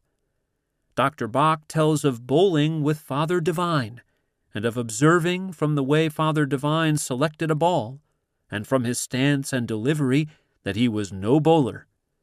Yet Father Divine made a strike on his first try, and, according to Dr. Bach, it was one of the prettiest strikes he ever saw. Dr. Bach says, Father's nonchalance was characteristic. He rubbed the soft palms of his hands together as if to say, well, what do you expect when the Lord rolls one? Again, Dr. Bach speaks of an interview with Rickert Fillmore, manager of Unity City and son of one of the founders of the Unity movement, in which he asked if the works of Unity could be applied to a real estate venture. Mr. Fillmore replied, if it works at all, it works everywhere. Many readers of this book may not be golfers or billiard players, but here's a simple experiment that will demonstrate to you the strange power of attraction through visualizing or making the mental picture actually work. Find a few small stones or pebbles which you can easily throw, and locate a tree or a post of 6 to 10 inches in diameter. Stand away from it 25 or 30 feet, or any convenient greater distance, and start throwing the pebbles in an endeavor to hit it. If you are an average person, most of the stones will go wide of their mark. Now stop and tell yourself that you can hit the objective. Get a mental picture of the tree figuratively stepping forward to meet the missile, or of the stone actually colliding with the tree in the spot where you want it to strike, and you'll soon find yourself making a perfect score. Don't say it's impossible. Try it, and you'll prove that it can be done, if you will only believe it. In the early days of wartime gasoline rationing, when most people didn't consider getting additional coupons a criminal offense, a friend found he didn't have enough gas to take him to his duck lake. One Sunday, while in his home, he told me how he had secured sufficient coupons to make several trips to the shooting grounds. Said he, I had just about given up the idea of duck shooting this fall when the thought occurred to me that I could put this mind stuff to work and get some more gas. Of course, everyone around the office knew that I wanted to go duck shooting, and most of them knew of my problem. Whether they passed out word to their friends, I do not know, but I got more coupons than you could shake a stick at. I had a constant picture of going hunting and using my automobile, and of someone giving me coupons. It may be hooey, but I got the gasoline coupons. Even a farmer friend gave me gas out of his allotment. Now let's take this same science into the kitchen. Did it ever occur to you that the so-called good cooks use this same science, some consciously and others unconsciously? Two people can attempt to make the same kind of pie. Identical ingredients will be used and instructions followed to the letter.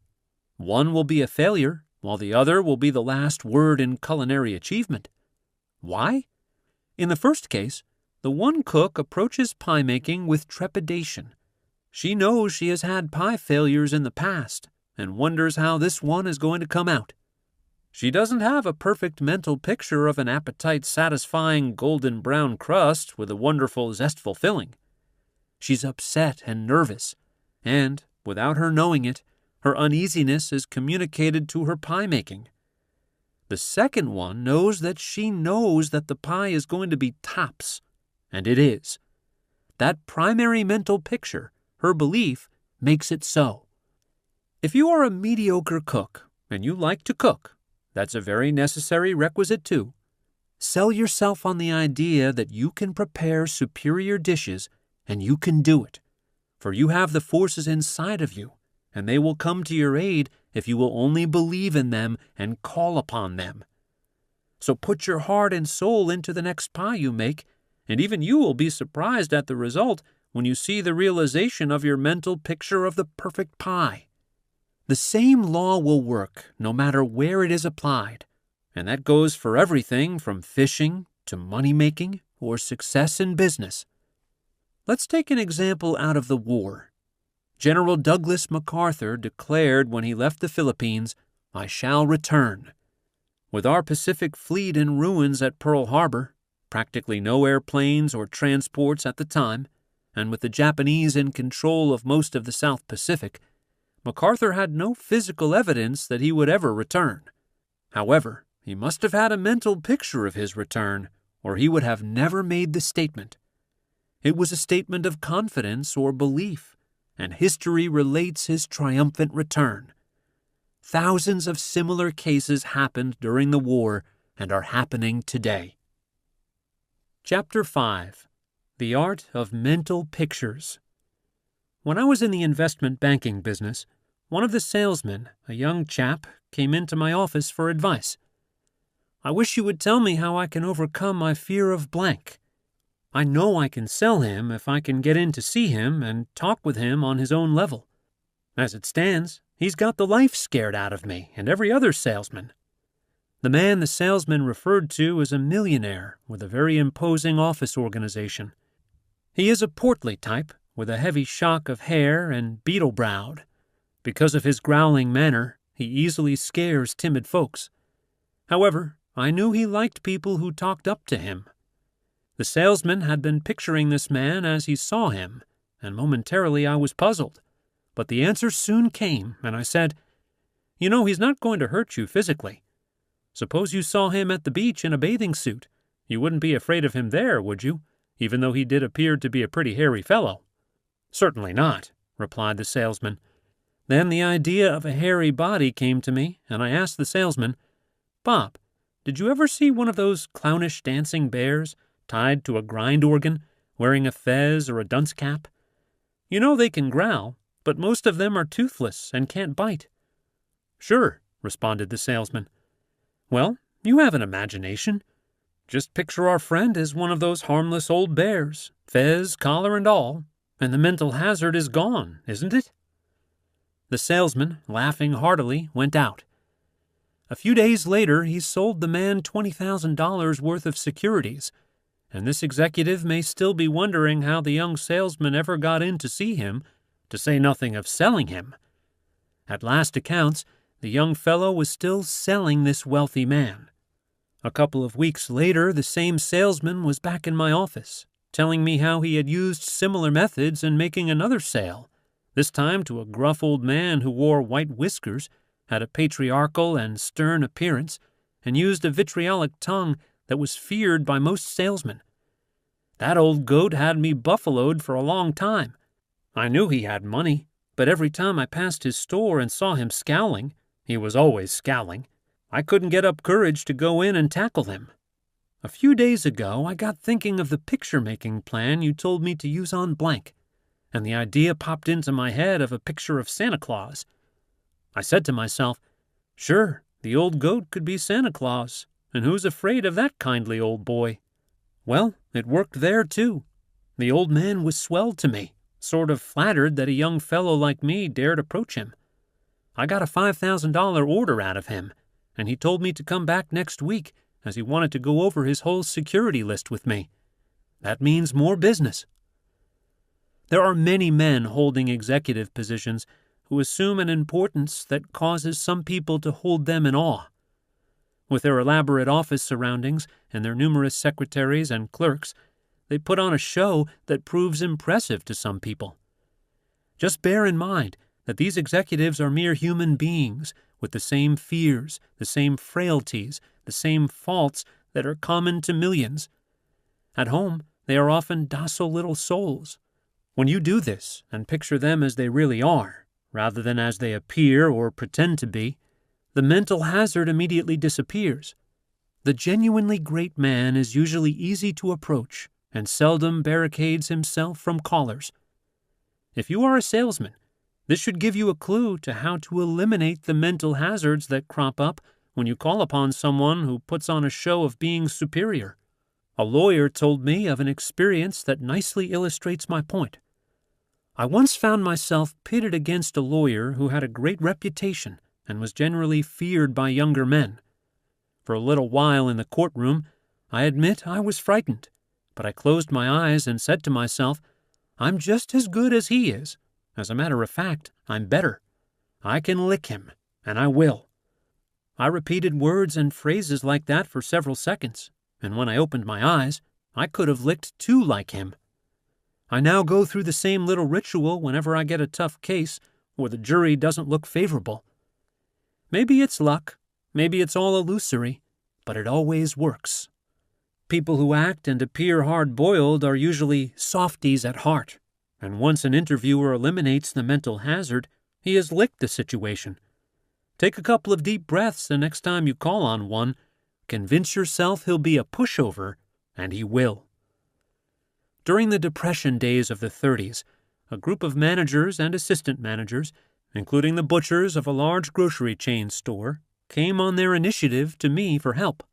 After a 6 weeks course of lectures, the men decided to put the lectures into effect. It was agreed that each store, 1 day a week, would use the science I had expounded to push the sale of certain items. After considerable debate, among the items selected for the test were cheese, rolled roasts, salmon, and just plain Hubbard squash. The manager of a store in one of the outlying districts had said he could make a good buy of squash from a farmer customer. The day before each sale, the managers carefully coached their clerks to make a mental picture of each customer coming into their stores and buying the selected items. Of course, prominent displays were made of each item, and each clerk was instructed to think of selling the special item during the day whenever a customer appeared. The results were astounding.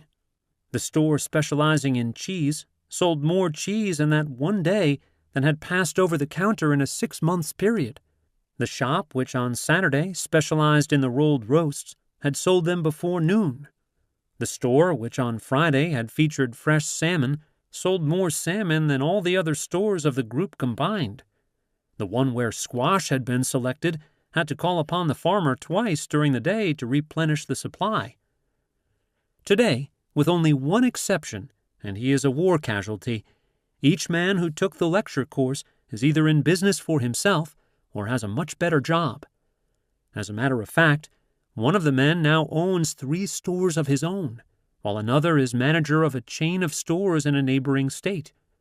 I think of a recent conversation with the head of a large Pacific Coast advertising agency, who, for a number of years, handled the sales promotion work for a well-known coffee manufacturer who had recently sold his business.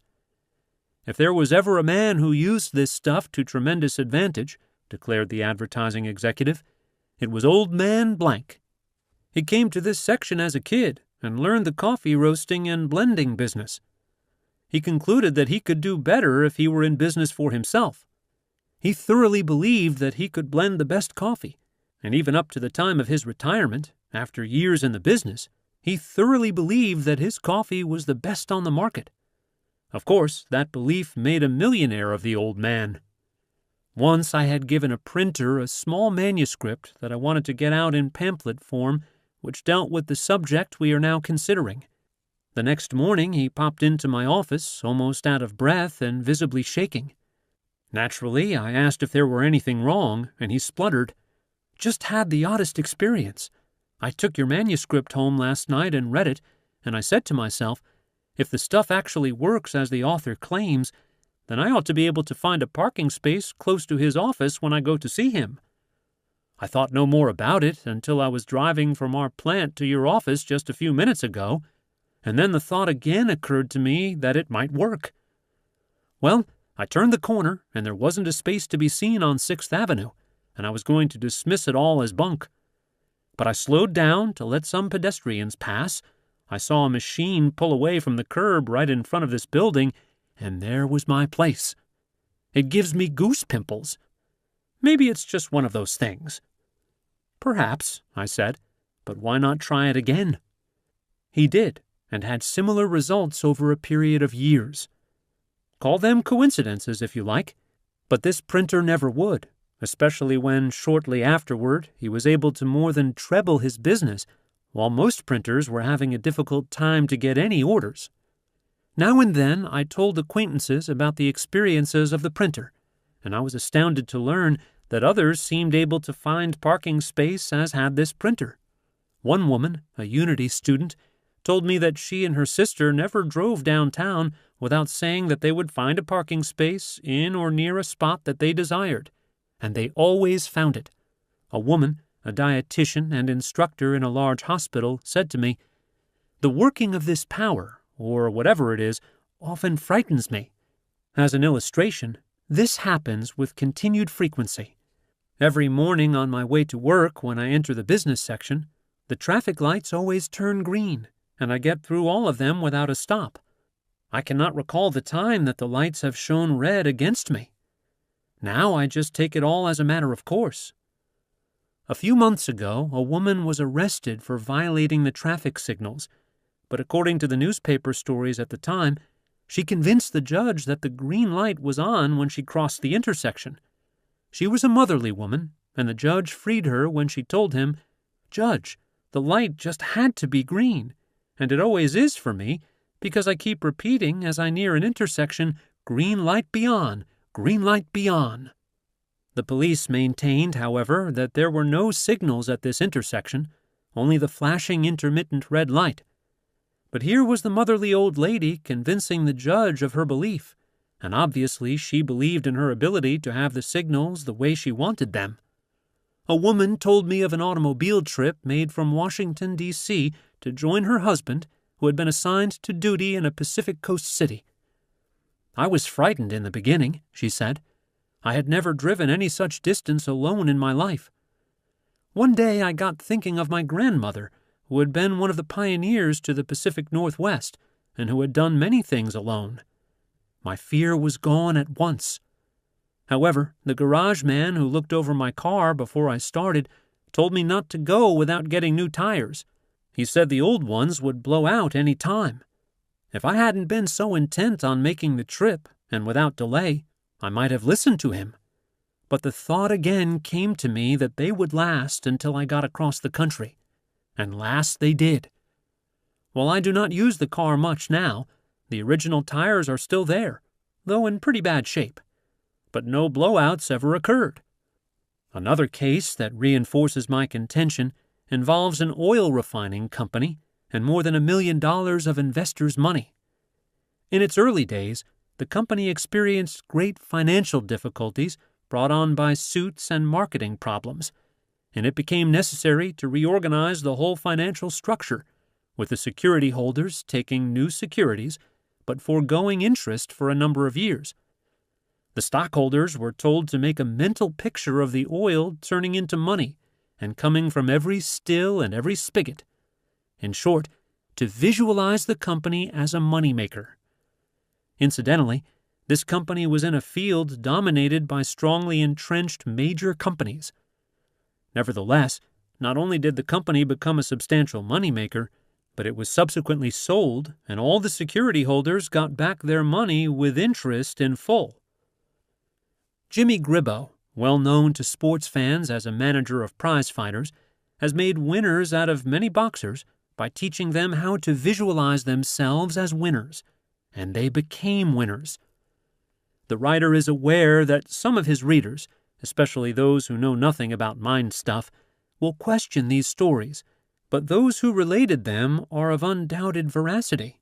And the writer also thinks that there are many of his readers who, from their own experiences, could relate much stranger tales. G.N.M. Tyrrell, a well-known English investigator and writer, declares that if, while dwelling upon the activity of the subconscious mind, we determine upon an intention to do a certain thing, we may subconsciously initiate a train of events likely to bring this thing about. The statement is credited to Dr. Shaler Matthews, long associated with the University of Chicago, that we influence events by very great desires, and there is psychological proof on ourselves of the effects of our own desires. Here are two cases directly in point. The woman head of a large antique shop, a recognized authority on antiques, whose advice concerning them was much sought after by other women, happened to dislike social activities. She was constantly bothered by a woman to accompany her to luncheons and teas. This second woman merely wanted to be seen in the company of this authority on antiques, and invitation after invitation had been declined by the authority. A well-known lecturer was scheduled to talk before a woman's club, and under the insistent pleas of the second woman, the head of the antique shop finally agreed to go with her. She caught me in an off moment, she told me, and no sooner had I agreed than I began to regret that I had made the promise to go. I hate those would-be highbrow affairs, and this was going to be one, I was certain. Actually, at night, I would have cold sweats thinking about what I had done, and how I could get out of going without offending the woman, who was a fairly good customer of the store, and who, incidentally, I knew would have a lot of mean things to say about me should I fail to keep my agreement. I thought about it, figuring on making up excuse after excuse, none of which seemed good enough or plausible. I was nearly beside myself. The woman and I had nothing in common. As a matter of fact, she bored me. The day of the meeting was drawing near, and I had about concluded to phone her, telling her that an important engagement had come up, making it impossible to attend the lecture, when in she came. She was all apologies when she informed me that the lecture had been canceled. Did I draw a sigh of relief? I thoroughly believe in what you preach, and I think that my thought had something to do with what happened. I know that some will say it was a coincidence. Let them call it that if they please. But stranger things than that happen, and they're not all coincidences. The second story involves the manager of a company manufacturing a hay fever remedy. He had recently arrived in town, found an apartment near his office, and sought a telephone for his apartment. At that time, just after the war, the telephone company had a long waiting list and was installing telephones only on very high priorities, such as service for doctors, police, fire officials, and those engaged in public emergency work. He had tried for 2 months without success to get a telephone, seeking out everyone he could to help him. Through a mutual friend, he learned that I knew the manager of the company, and he came to see me. I quickly disillusioned him of the idea that I could get the manager to give him a telephone ahead of several thousand others, but I did tell him that if he could establish his rights to a priority, he shouldn't have any trouble. I asked him whom he had talked with, and he gave me the names of several people occupying both major and minor positions with the company. Then he explained that it was imperative that he have a telephone, for he was the only one connected with his own company who could handle after-office-hour business. "Do you have many long-distance calls?" I asked. "And how much does your company telephone business amount to a month?" He gave me an unusually high figure for his monthly bills. "Take your last few months' bills with you and see the man you saw first, look him straight in the eye, and tell him that you've just got to have a telephone without delay," I told him. "But don't go near him until you can convince yourself that you can convince him. Otherwise, your task is futile. You've just got to make up your mind that you're going to have a telephone installed in your apartment, and you must believe it." "I'll try it," he said, then quickly catching himself, said, "No, I'll do it. I'll get that telephone." He came to see me several days later. It certainly worked. I must tell you about this, for it's very funny how a positive thought brings about such a series of happenings.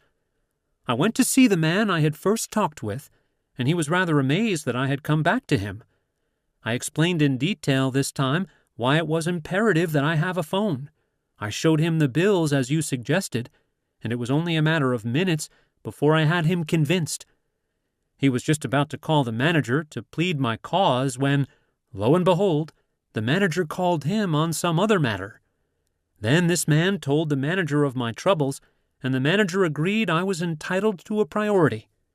He suggested that I see a Mr. Blank in charge of priority ratings. I had never heard of this man before, and prior to that time had known nothing of the priority system. I saw this man, told him my story and considerable about our business, referring to the product which we manufactured. I nearly collapsed when he told me that he was bothered by hay fever and had tried various remedies without results. It was a natural from then on. It all gives me a sort of spooky feeling. How did it happen that the manager called the man I was talking with at that particular time? And how did it happen that the man with the final say-so was a hay fever victim and one I could help? From now on, send me the scoffers. Of course, we all know that our thoughts determine our carriage, our facial expression, our conversation, for what we are outwardly comes as the result of what we think habitually. There are many women who have improved their appearance by continuing to feel the delights of beauty, by thinking thoughts of the beautiful, by wearing stylish clothes, by adding things of beauty to their surroundings, by developing poise and easy carriage, and by constantly telling themselves that they are going to win out. You have seen in movie plays how a badly dressed, ordinary-looking girl can be transformed into a most attractive woman by beautiful clothes and the latest style of hairdo. You can do the same thing, and you will speed up the process if you will continue to hold the mental picture of your new self and never relax for a second. Most people dread going to a dentist. It isn't so much what happens as what the patients think will happen that brings on the jitters. Again, we have thought-creating conditions which we would go a long way to avoid.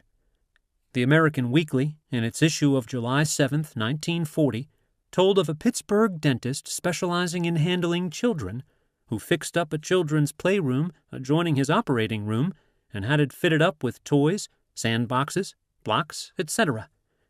The idea was to get the children interested in playing and thus get their thoughts off the work on their teeth. Once in the chair, the children were encouraged to talk about anything but their teeth. The dentist even attached a button switch to his electric drill line, which the children themselves could turn on and off, the dentist assuring them before he started to work that they might turn off the current at the slightest indication of pain. His practice was enormous. A barber who has built up a large clientele among small children has on his stands numerous children's books, all well illustrated, which he puts in the hands of his little patrons as he places them in his chair. He gets them interested in the pictures before he starts cutting their hair. Once in a while it doesn't work, he said, especially if the child hasn't been taught to look at pictures.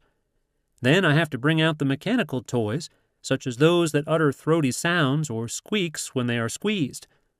But the trick is to get the kids to forget about their hair being cut. Once that is done, I have no trouble.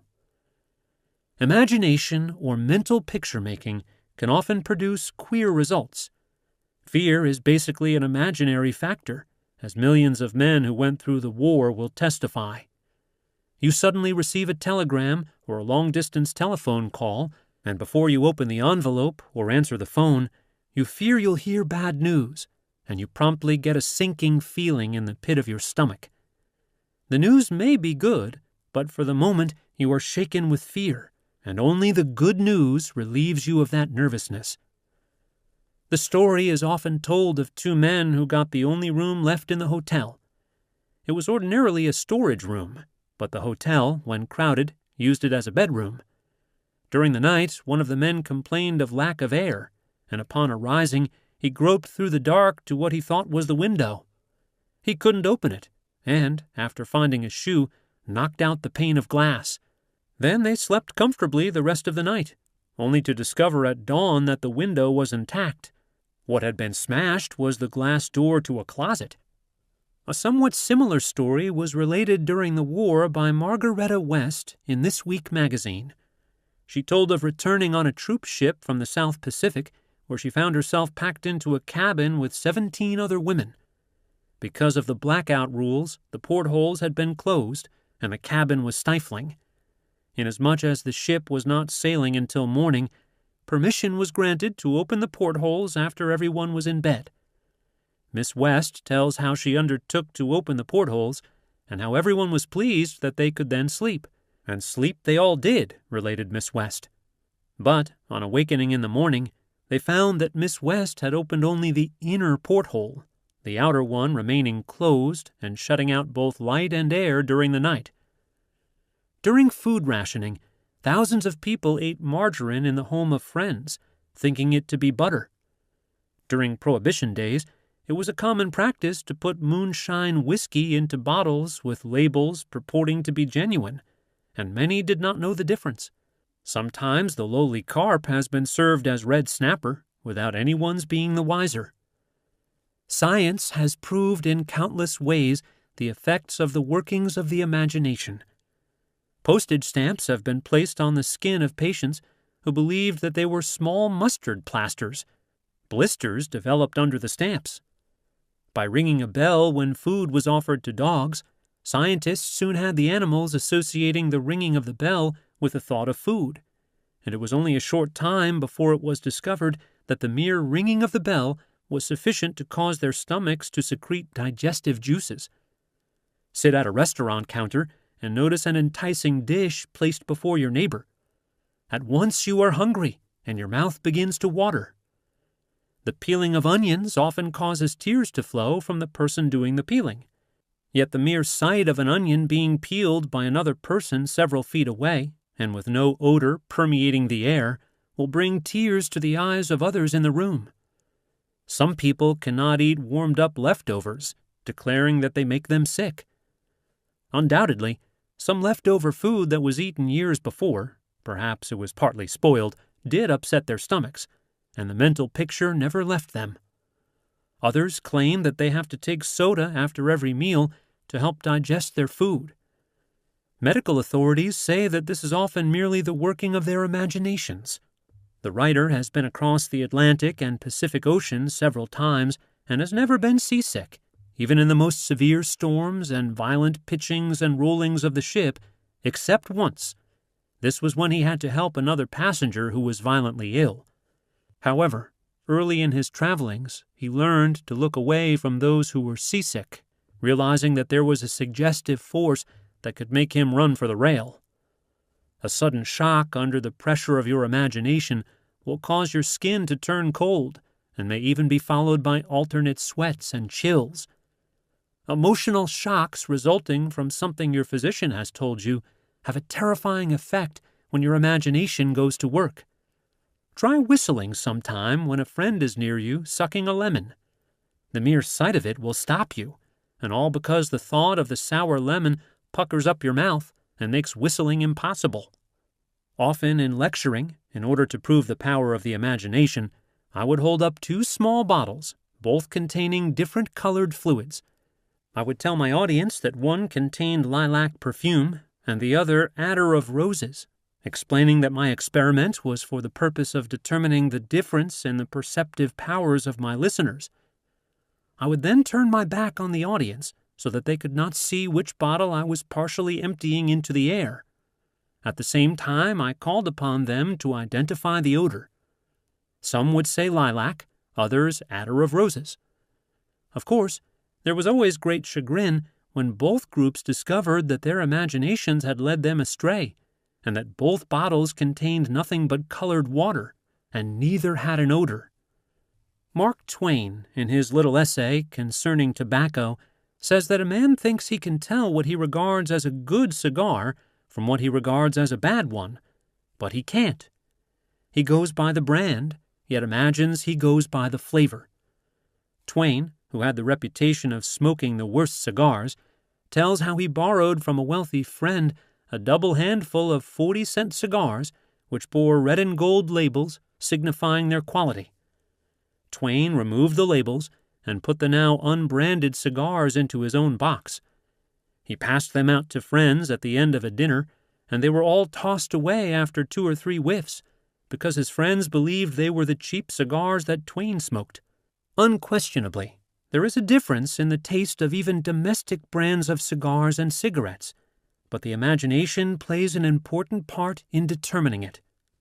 When we realize that inventors, artists, scientists, architects, as well as builders of great businesses employ the imagination, we get some idea of its magnitude. Shakespeare said, "Assume a virtue if you have it not." Now let's take this great truth and follow some of its implications. In assuming a virtue, you are assuming it via your imagination. To become the person you would like to be, you create a mental picture of your newly conceived self, and if you continue to hold it, the day will come when you are, in reality, that person. So it is with the accomplishment of desires.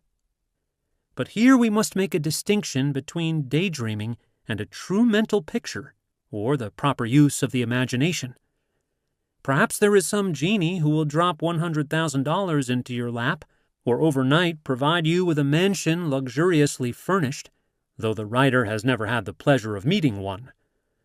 But daydreaming, or mere undirected wishful thinking, doesn't have the power to release the latent forces within you that will bring you the $100,000 or the mansion. When you employ your imagination properly, you see yourself doing a thing, and you go ahead and do it. It's the doing the thing you have pictured to yourself that brings it into actual existence.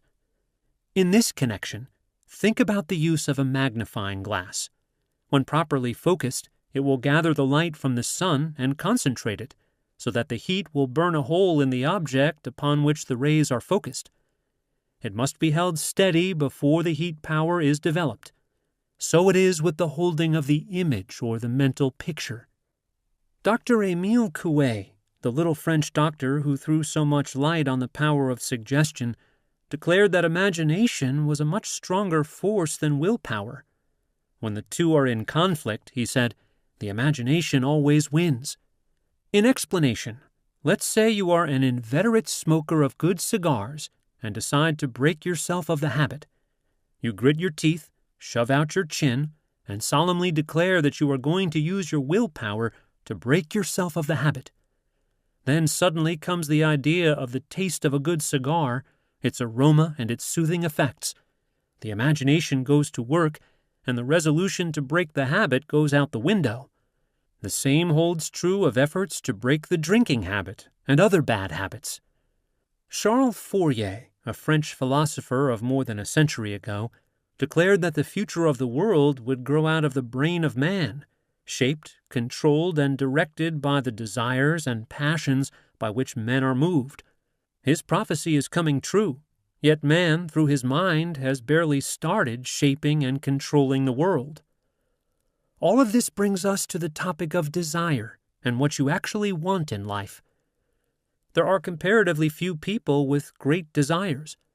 Most are content to go along filling the tiny niches in which they find themselves. They accept their positions in life as something that fate has fixed for them, and very seldom do they make either a mental or physical effort to extract themselves from those positions.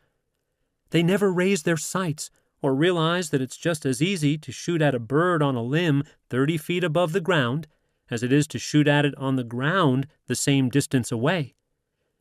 Many engage in wishful thinking, but wishful thinking in itself is without effect, simply because the power factor is missing. But when you run across a person who is going to town, and there are many, you realize that the great power behind it all is projected by desire. The way seems easy for those people, and to a great degree it is, because they are putting to use the powers of their subconscious minds, which in turn magnetize, coordinate, and then transmit to their conscious minds the electrifying vision of the object of their desire. So let's be reminded that whatever we fix our thoughts upon, or steadily focus our imaginations upon, that is what we attract. This is no mere play of words. It is a fact which anyone can prove to his own satisfaction. Whether the results come through magnetic or electrical energy is something still undetermined. While man hasn't been able to define it, manifestations of thought attraction can be seen on every hand. It is like the electrical field itself. We do not know what electricity is, although in a material sense, we know how man can generate it through various kinds of energy-producing apparatus. We see electricity manifest every time we turn on a light or snap a switch. However, it is very difficult for the average person to concentrate for any length of time, to say nothing of holding on to a mental picture for any great period. You can prove this to yourself in countless ways. You will find that thoughts, ideas, fantasies will ebb and flow through your mind with astonishing rapidity. You are constantly being swayed by what you read, see, and hear, and as a result, the coordinating part of this creative force turns to gathering together all these scattered elements in a confused mass, instead of devoting itself to making a clear and dynamic picture of your desire. That brings us to a system of mechanics by which anyone can focus thoughts so that they will penetrate to the deepest depths of the subconscious mind. The writer has been in the private offices of a great many industrial leaders, businessmen, great bankers, and others, and long before this science of belief was understood by him, he was impressed with the pictures, photographs, slogans, bits of statuary, and so forth, which were to be found in the inner sanctums of great firms. In the office of the head of a great utility concern are hung the photographs of the early leaders in the industry. In another office are pictures of the great financiers of history. In some there are busts of Napoleon, in others little shrines, good-sized statues of Buddha. And I saw offices where there hung on the walls such slogans as, "We do the impossible, any place, any time. If it can be done, we can do it. Do it now. Be a self-starter. Don't wait to be cranked." It is reported that F.W. Woolworth, who became known as the Napoleon of business, had his private office in quarters that were a replica of Napoleon's study. Undoubtedly, many of you have seen or heard of such displays, but has it ever occurred to you what their purpose was? There can be only one answer, and that is that they serve as a constant reminder, getting the picture over to the occupant of the room that he too can succeed as did those before him. He has a motto or a slogan to meet his gaze every time he looks around the room. He sees and feels the eyes of Napoleon upon him when he sits at his desk, or he feels a touch of the spiritual as he gazes at the little shrine. In other words, they are a form of mechanics that the executive uses to excite his imagination, a picture to inspire him, or a series of suggesting forces that reach his subconscious mind. In many a doctor's office, and in some of those who would scoff at the great power of suggestion, hang the photographs of great men of medicine, or famous teachers in medical schools. I have often wondered if the doctors realized the underlying power of these portraits. When we realize that the subconscious mind is sensitized to the point that it works accurately to externalize the suggestion which is most greatly impressed upon it, we then get a better understanding of the necessity for concentration and for constant repetition of the one suggestion. In common with other great men, Thomas A. Edison obviously knew the value of the repeated suggestion and made use of it. When his desk, sealed at his death, was opened February 8, 1947, as part of the ceremonies celebrating the 100th anniversary of the great inventor's birth, conspicuous among the articles found in it was a piece of paper which bore the legend, "When down in the mouth, remember Jonah. He came out all right." Edison must have thought well of that expression, and perhaps reflected much upon it. Otherwise he would not have kept it on his desk before him. Often I have thought of this matter of desire and suggestion in connection with the planting of vegetable or flower seeds. Once the soil is prepared and the tiny seeds are placed in it, it is but a short time when they put forth roots and sprouts begin to appear. The moment they start upward through the soil in search of light, sunshine, and moisture, obstacles mean nothing to them. They will push aside small stones or bits of wood, and if they can't do that, they'll extend themselves and grow around them. They are determined to emerge from the ground. They blossom and give forth fruit, vegetables, or flowers, and they succeed unless some greater force destroys them. While we are not aware of the details of nature's secrets, we observe the seed buried for a long time in the dark, gradually expanding and exerting itself until it becomes a thing of beauty or usefulness. Cultivate it, attend it, give it sunshine and water, and it grows into full life. Remember, it always produces after its kind, be it single or hybrid. So with you and the suggestions you impart to your subconscious mind. The result will be pure or complex, depending upon the original seed and the attention which you give it. In other words, plant the right kind of seed, thought of a pure strain, and habitually feed it with strong affirmative thought, always directed toward the same end, and it will grow into a mighty force, finding ways and means of overcoming all obstacles. It will reach forth with its roots to find more food on which to grow and expand its foliage to gather more sunshine.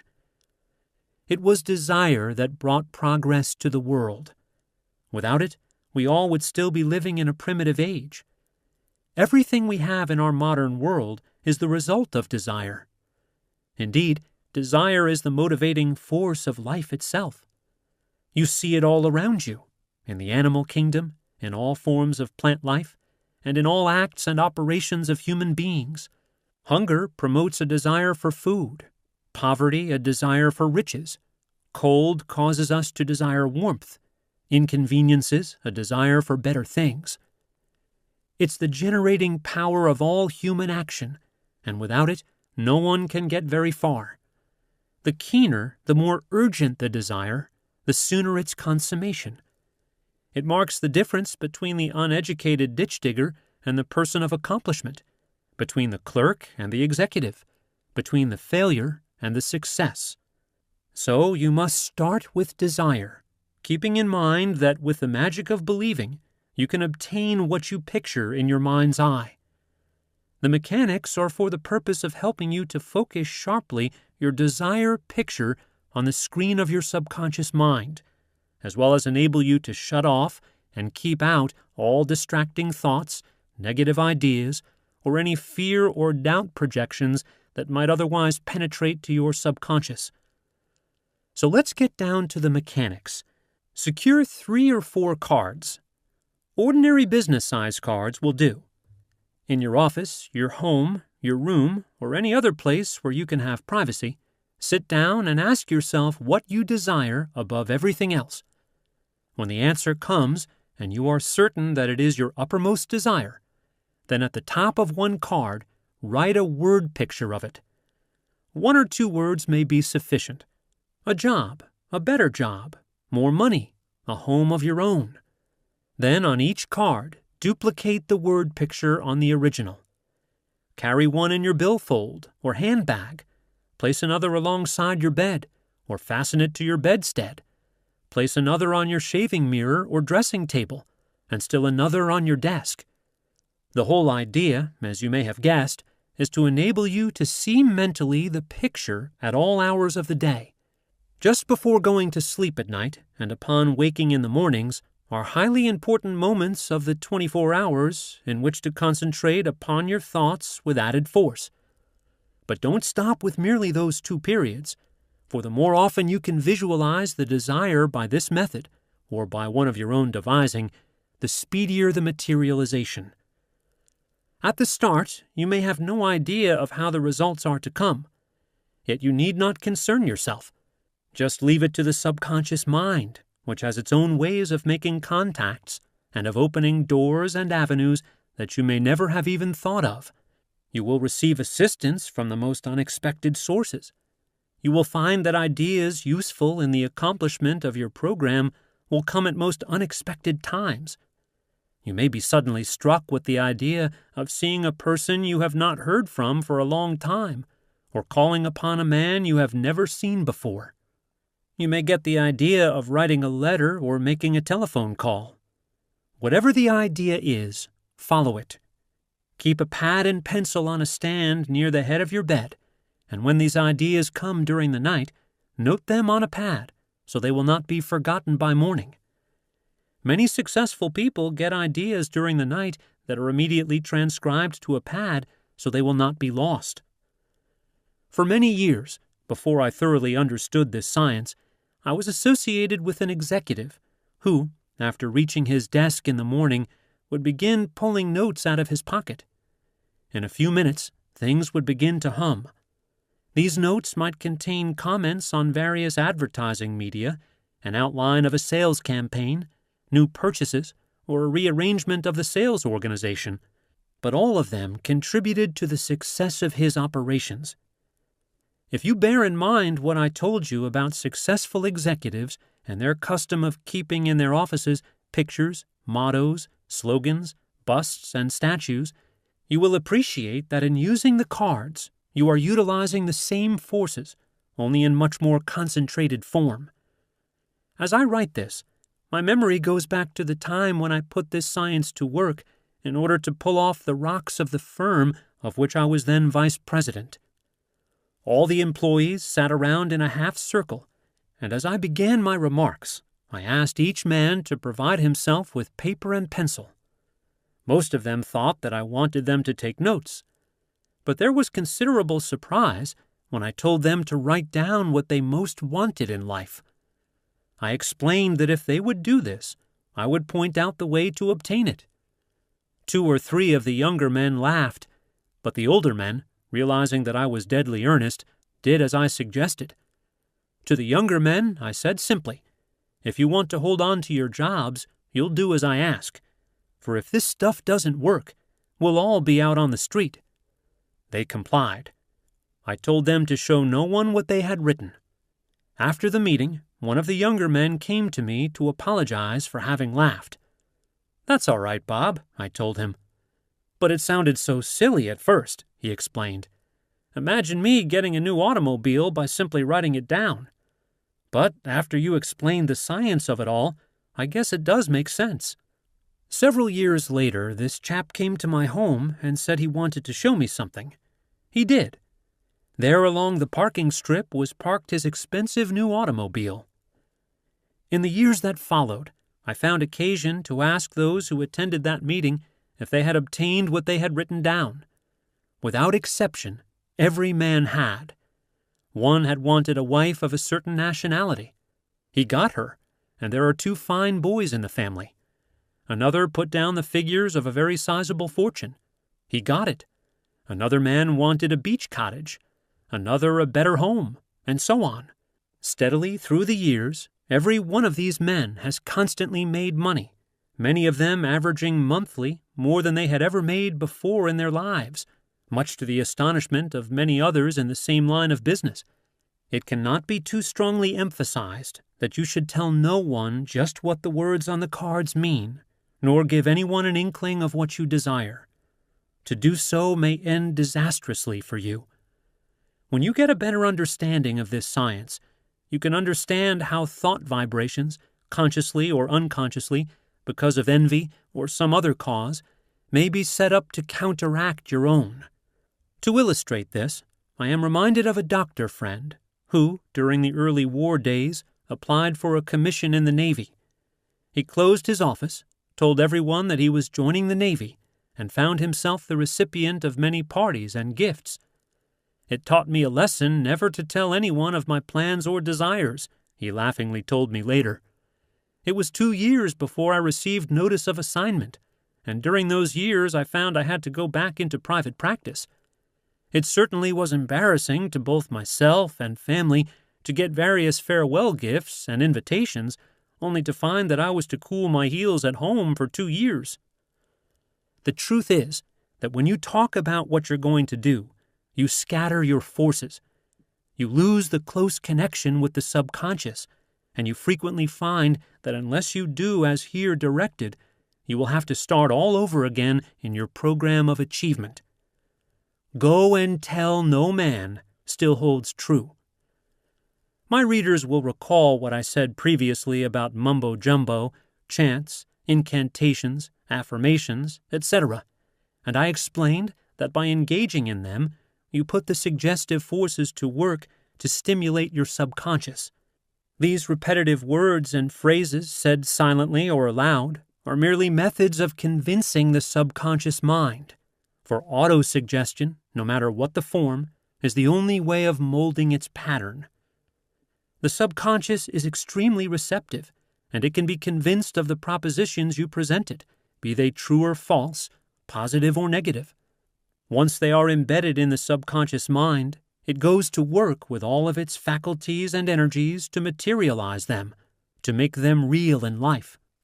The simpler the words to express the ideas you wish conveyed to the subconscious, the better. For example, if you are unhappy, use the words, "I am happy."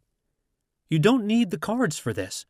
Just repeat them to yourself 20 or 30 times. I am strong. I am happy. I am convincing. I am friendly. Everything is fine are a few simple affirmations that you can use to change your mental point of view for the better. But if the effects are to be permanent, the affirmations must be continued until the desired results are obtained. The person with a fixed goal, a clear picture of his desire, or an ideal always before him, causes it, through repetition, to be buried deeply in his subconscious mind, and is thus enabled, thanks to its generative and sustaining power, to realize his goal in a minimum of time and with a minimum of physical effort. Just pursue the thought unceasingly. Step by step, you will achieve realization, for all your faculties and powers become directed to that end. Suppose you want a better job or a promotion. Not only use the cards, but keep telling yourself constantly and continuously that you are going to get that job. You have already visualized it, if you have accepted this science, but the repetition will be the means of driving the suggestion deeply and firmly into the subconscious mind. This may be compared to driving a nail into a board. The first tap puts the nail in place, but it is only by a number of heavy strokes that the nail is driven home. Never forget that the subconscious mind will accept and carry out whatever it is powerfully instructed to do. A great example of power developed by repetition is the story of Milo and the calf. Every day he lifted the calf, and then came the day when he was lifting a full-grown bull. Think of all of this in terms of the so-called material things. You know that two objects cannot fill the same space at the same time. Your mind can be compared to that space. You can't keep your mind filled with negative thoughts or doubts if you have it filled with positive, powerful, and creative thoughts. Consider your mind a room with but a single door, and you have the only key. It rests with you to decide who is to come through the door. That is, whether you are dominated by positive or negative thoughts, and which ones you are going to admit, for your subconscious mind will respond to the vibrations of the thoughts that are strongest in you. Again, compare your mind to a tank filled with clear, unadulterated water. You cannot put any object into that tank without displacing some of the water and causing the tank to overflow. When you permit negative thoughts of doubt or fear to enter your consciousness, it is obvious that the forceful, positive, creative thoughts will have to give way, and consequently you lose your positive state. Thus, so long as you do not permit unfavorable vibrations to reach your subconscious mind, it will not be hindered by anything you may hear, see, or experience. In other words, you must at all times keep your mind filled with positive thoughts so that their strong vibrations will ward off all negative and destructive thoughts that might come from the outside. For years, philosophers have taught that if we are to be happy, we must be busy, working or doing something that holds our attention. The explanation lies in the fact that when we are concentrated on some task, our minds are then not open to roving and undesirable vibrations. That is why many doctors advise business and professional men to take up hobbies, in order that their minds may be diverted from worry and trouble thoughts. Others advise trips, new scenes, new personal associations away from the familiar places where it is difficult to get away from disturbing thought vibrations and associations. As I write, I think of an elderly couple who lost their only son in the Normandy invasion. For months after news of the boy's death was received, the couple kept his room intact, just as it was when he left. On Sundays, they would spend hours rearranging the furniture and fondly handling his belongings. Was it any wonder, with minds so constantly occupied with the memories of their son, that they became embittered old people? I know what it means to lose loved ones, but I have also learned that it is necessary to close the door on yesterday and keep it closed. We live today, not yesterday. Now that you have an understanding of how circumstances, environments, and material objectives come into your life through your thinking, it's up to you to make your cherished dreams come true. Suppose you want a new home. After you've got the first glimpse of the picture, start your affirmations going. Use any expressions you wish, or something like this. I'm going to have that new home. I'm going to have that new home. I'm going to have that new home. And one day the way will be found and the new home will be yours. If you're a salesman and want to increase your sales, use the cards, as already suggested, and tell yourself as frequently as possible that you are going to increase your sales. Do it with emphasis. Strange as it may sound, we usually get what we anticipate, and if we anticipate increasing our sales and believe that we are going to do it, our sales will mount just as though some invisible friend were helping us. The idea of anticipation holds in everything we do. An insurance man who had increased his business more than 200% within a year after he began using this science related this story to me. The sales manager told me to call upon Mr. Blank and not come back to the office until I got an order out of him. This prospect was a hard nut to crack, as everyone knew. He had the reputation of being a very stubborn and cranky individual with little time for salesmen, to say nothing of us in the insurance business. However, I knew that he had lots of property and had to carry all sorts of fire and liability coverage. As I went down the stairs from our office and all the way up the street to this prospect's office, I kept repeating to myself, "Fred, you're going to sell him. You're going to sell him. You're going to find him a fine old fellow, no matter what anyone says. He's going to be friendly, and he's going to accept what you have to offer." Maybe I repeated those ideas a couple of 100 times. Not only did he turn out to be very cordial, but I came away with an order for a $25,000 policy, the first our company had ever secured from the old man.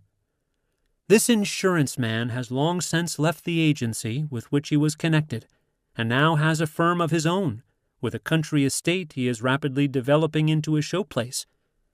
A short time ago, he told me that he was fixed financially for life. Dale Carnegie has told of the great success of Howard Thurston, the magician. According to the story, in going out on the stage, Thurston would repeatedly say to himself that he loved his audience and that he was going to give them the best that was in him. He made $2 million. Another man, he's 78 but doesn't look more than 60, who was a profound student of this subject and who used it to make a tremendous fortune for himself, but whose interests today are along other lines, declares that he still orders his subconscious mind to get busy for him. I talk to it just as I might be talking to some individual to whom I was giving orders, and I never have any doubts or fears that it will not do as ordered. If I get an upset stomach, I simply tell it to be itself and act naturally. So with other ailments that arise. If I want to awaken at 5 o'clock in the morning without using an alarm clock, I peremptorily order my subconscious mind to awaken me. It has never failed in anything so far. I have long had a theory that the subconscious mind controls our age. What I mean is that for centuries, the subconscious mind has been led to believe that a man should be old when he is 60. For most people who have accepted the thought, it can't be otherwise, for that is what the subconscious mind believes. However, in my case, I refuse to accept it, and, as you know, I am active as I was when I was 50 years old, and I expect to carry on for some years to come. all of which shows the advisability of not implanting in your subconscious mind the idea that you are becoming old and incapable merely because the years are passing. It also shows that by keeping the subconscious free from the fixed idea of a decline, you improve your chances of prolonging your life far beyond the so-called allotted span. Repetition is the fundamental rhythm of all progress, the cadence of the universe. It's the chuff-chuff of the locomotive that takes a train across the continent. It's the repeated explosions that generate power in the automobile engine, the airplane, the rocket gun, the robot bomb. It's the constant surging of the water against the turbine blades that generates electrical power. It's the tap-tap of the hammer that drives the nail into place. It's the deadly putt-putt of the machine gun that mows down everything before it. It's the constant and determined effort that breaks down all resistance, sweeps away all obstacles. It's the repeated auto or heterosuggestion that makes you and others believe. It's the tap-tap of the same conscious thought that causes it to be impressed upon your subconscious mind and on the subconscious minds of others.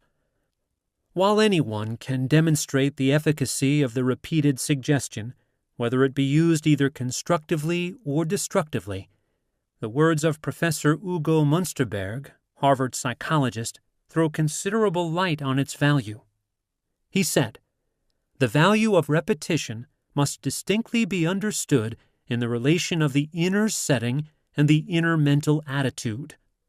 Before World War II, there was in Paris a famous institute devoted to the teaching of suggestion by means of phonograph records. They were played over and over again, and the listeners could hear any record they wanted, records that gave them the repeated suggestion that they were in good health, that they had the power to overcome their difficulties, that they could receive help in other ways. For years, mothers have been taught to talk to their babies and small children while they were asleep, repeating such suggestions as that they were going to grow well and strong, that they were to develop certain good habits, that they were to become good citizens. In view of the fact that the children were asleep, obviously the suggestions were directed to their subconscious minds. In the destruction of Carthage, the greatest maritime power of the ancient world, we have an instance of the power of the repeated suggestion at work. Cato, the great Roman statesman, convinced that Rome and Carthage could not both survive, ended every speech in the Senate with the words, "Carthage must be destroyed." He kept it up until the Romans were saying in their sleep, "Carthage must be destroyed." And Carthage was destroyed. Many people become confused and frustrated because they allow themselves to be influenced by negative thoughts of others. This is a weakness of many salesmen when they absorb too much of what the prospect says about his reasons for not doing something such as buying. Repetition of negative thoughts will discourage even the most powerful if continued long enough, and unless your mind is closed against them and you counteract them by constantly thinking and radiating positive thoughts, you will sooner or later find yourself sunk. Some people wear themselves out trying to combat these negative forces by superhuman effort and sheer willpower, never realizing that their own minds, operating in accordance with the suggestive influences, are causing all the trouble. Whether we know it or not, we are all victims of suggestion, in many cases almost to the point of being hypnotized. We follow along a beaten path of living just because we've been doing it for decades. We wear certain styles of clothing, hold to certain customs, all because we have been led to believe, through the never-ending suggestive thoughts that come to us from all sides, that that is the thing to do. Houses, churches, office buildings, automobiles, buses, streetcars for years followed a certain pattern, and yet, when someone gets off the beaten path with a new way of doing things, he is considered a crank or an eccentric. What I refer to, on close analysis, as mass hypnosis is seen around us in every human activity. It has been my observation that those who consciously use this science, as well as those who may be using it unconsciously, are people of tremendous energies, virtually human dynamos. There are people who not only use their imaginations and hold strong beliefs and convictions, but they are great doers in action. And that brings me to this most important statement. Faith without action is dead. Unquestionably, there are people on this earth who, by concentrated thought and by thought alone, without moving from their offices or making any contacts, personal or otherwise, with other people, can achieve remarkable things. But in the main, this so-called material world of ours is controlled by men of action, great dynamos of energy that energize others. Nikola Tesla, who probably understood the laws of vibration better than any other man of his time, declared that he could, with a machine that could be slipped into his pocket, cause the Empire State Building in New York to disintegrate and fall apart. As a matter of fact, the operation of a somewhat similar bit of apparatus did cause buildings to shake, windows to break, furniture to move in lower New York when Tesla was first experimenting with it during the 1890s. That machine came out of Mr. Tesla's mind. His thoughts created it. Here is an example of a man who coupled his faith with action. There are metaphysicians and teachers of the occult who claim that a person can sit in his own office and visualize orders pouring onto his desk, and the orders will quickly materialize. But to accomplish it, the mental picture or thought projection must be definite and unwavering, and that requires great practice and concentration. Stranger things have been recorded. But for the person who has not yet developed this mind power, it is well to add action and energy to his efforts by doing the things, following out the ideas, and by making the contacts which are dictated by his subconscious mind. Many years ago, I read that Franklin D. Roosevelt constantly made use of his subconscious mind, and I am certain that he knew much about the use of the repeated suggestion. He never looked backward, but always forward. Yesterday was a closed book. On April 17, 1945, Kirk L. Simpson, an Associated Press staff writer and an intimate of the late president, told of a party given Roosevelt after he had been stricken with infantile paralysis. Mr. Simpson said that Mr. Roosevelt was determined to walk again, somehow, anyhow, without crutches. His intimates, according to Mr. Simpson, decided to give him a cane as a token that they, too, expected him to walk again, and after it was presented, the president sat all evening with the cane cuddled against his shoulder. Mr. Simpson said that he would reach up to pat its crook now and then, and we knew that he was saying to himself, "You'll walk again, Frank Roosevelt. You will walk again." Roosevelt firmly believed in the power of believing, as is apparent in an article in Time magazine, March 4, 1946. It told of a letter written by him in 1924 to a doctor seeking advice on the treatment of infantile paralysis. Mr. Roosevelt pointed out that he thought gentle exercise, massage, and sunbathing were essential. But, he added, more important than most therapy is a belief on the patient's part that he will eventually recover. Here we have a wonderful example of the magic of believing at work, and, as I have pointed out, of the part the repeated suggestion plays in establishing belief. Chapter 6. The Mirror Technique for Releasing the Subconscious. The toughest problem that confronts most people is the lack of money. And while I have read and heard of people finding bundles of $1,000 bills by using this mind stuff, I think that money comes as a result of combining mind stuff and energized action. Money certainly can be attracted by your thought, and once it appears on the horizon, your thought will lead you to ways and means of acquiring it. While I was in the investment banking business, I knew many people of large means, and I found that every one of them had a money consciousness. They thought wealth and their coming to possess it was quite similar to my own experience related earlier in this book. It is always the same technique, no matter what your desires. Get the picture of what you want, and keep telling yourself that you're going to get it. But don't think it is going to come to you if you merely indulge in a period of watchful waiting.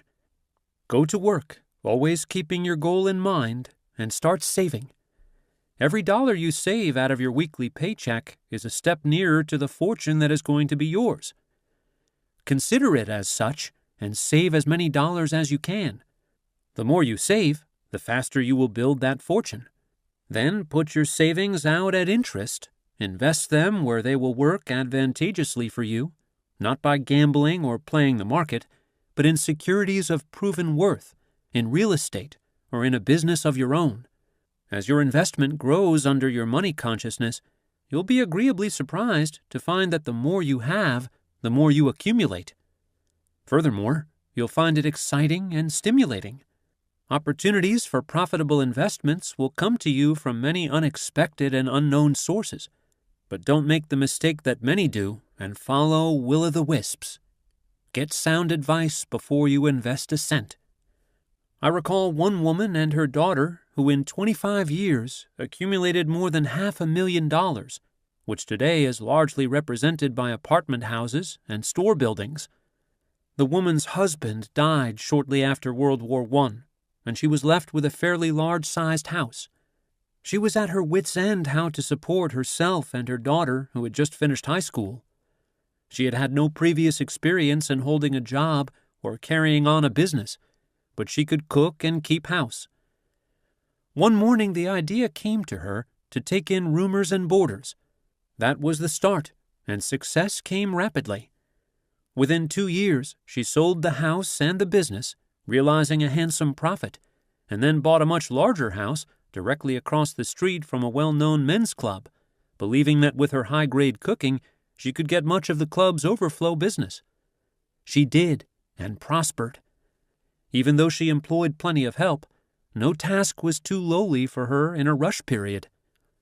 A retired elderly businessman who had taken up his home at her place one day suggested that she open a tea room. He said he would provide the necessary funds to fix up a place. The top floor of an office building in the business section was found, and the tea room opened. With herself as hostess and her daughter as cashier during the rush hours, and at other times helping in the kitchen and directing her employees, she soon made the tea room a favorite eating place for businessmen. That led to the purchase of a beach hotel through a mortgage company, and also to the profitable sale of the tea room. All of this time, she was investing in securities, and it wasn't long before she had accumulated a nest egg of $25,000, which went as the first payment on a run-down apartment house. Remodeling under her direction made the building remarkably attractive, and it became very popular under her management. With the great results achieved, her reputation came to the attention of an insurance company that owned other apartment houses in those days, and she was offered the management of a number of them on a salary and a percentage basis. As her capital grew, her opportunities to buy apartment houses followed, and the last time I heard of this woman with the money consciousness, she not only owned apartment houses in this particular city, but she had also purchased an apartment house at a nearby beach resort, which previously had operated only during the summer months, but which she now operates all the year round. It has long been my observation that a person with a workable idea seldom has any difficulty in getting money to finance himself. However, he must be thoroughly sold on the idea himself before he can convince others to lend him money. If you contemplate having your own business, think about this and use the science of belief, for you'll find someone with money who will help you. Great fortunes are not built in a day, but come as a result of dollars adding themselves to those you already have or to those you earn and save. But if you want a fortune, you must put your mind and energies to work. It will come. Just use the magic of believing. Here's another case where by using this science, success followed in rapid order. In fewer than 10 years, a corner druggist had gone into bankruptcy.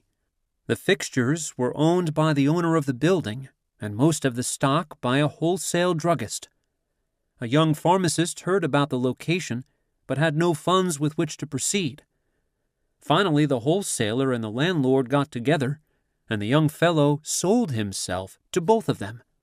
The landlord, anxious to keep the place occupied, agreed to finance the young fellow for several months, and with necessary guarantees to the wholesaler, the place was reopened.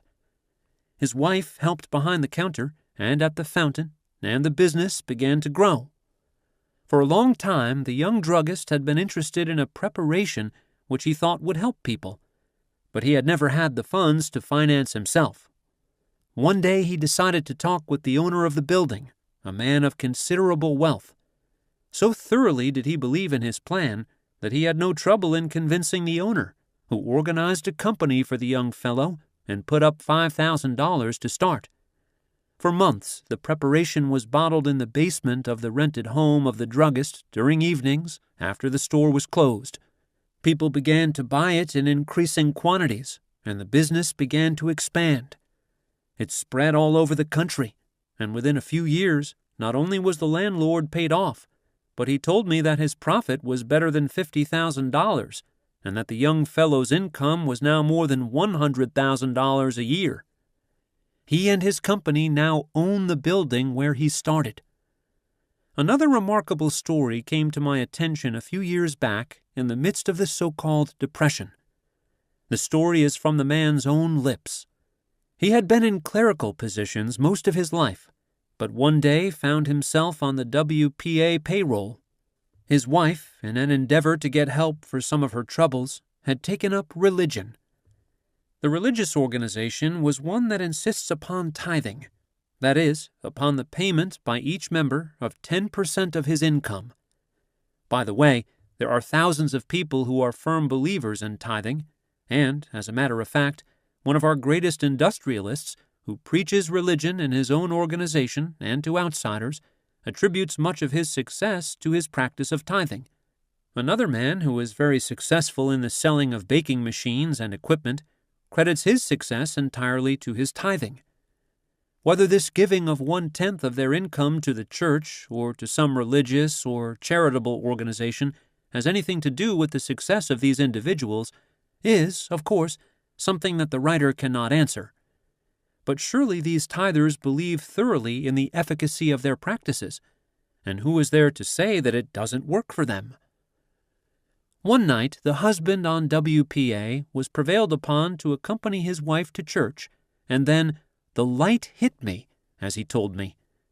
Upon arriving at his home, something led him to search for an old formula which his father had used in preparing a lotion or a tonic that could be used in all barber and beauty shops. With the finding of the formula, he began to gather old bottles from junk shops and scrap piles, which he took home and washed, and they became the first containers. This man went personally from barber shop to barber shop, from beauty parlor to beauty parlor, and so convincing were his stories that it wasn't long before he gave up his WPA job and opened up a plant of his own. He believed thoroughly that the tithing principle was responsible for his good fortune and for all of the ideas that came to him. His product became widely known throughout the country, but the trade was no longer supplied by the man personally. Wholesalers pushed it, and he had his own sales organization as well. Another illustration of the magic of believing. Everything on the material plane is first an idea, a thought in someone's mind. A person selling a commodity is actually selling an idea. If it's a machine, what the machine will do. If building material, how it can be used. If food, how nutritious and tasty it will be, and so on endlessly. All businesses, all fortunes are the outgrowth of an idea, the workings of someone's imagination followed by action. For years I have watched the progress of the Jansen knitting mills, makers of the famous Jansen swimming suits. I have seen this manufacturing concern grow from practically nothing but an idea to an organization that circles the globe, and the success story of those behind it rivals any told by Horatio Alger. Several times I've discussed this science with J.A. Zentbauer, president of the company and chairman of its board, and with his permission, I quote a letter he wrote to me.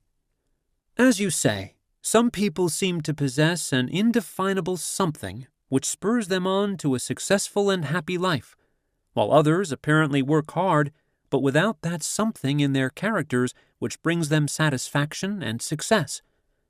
I have never tried systematically to develop this indefinable spirit, but believe it has been developed in me by my parents, and especially by my mother, who promptly fought our inclination as youngsters to say, "I can't do this," or "I can't do that," by saying to us that we should not say we can't do it, but that, of course, we can do anything anyone else can do, and all that was necessary was to tackle the job and keep on trying until it was mastered, and that we would then be ready to tackle a bigger job and to shrink from no job because it was great or unimportant.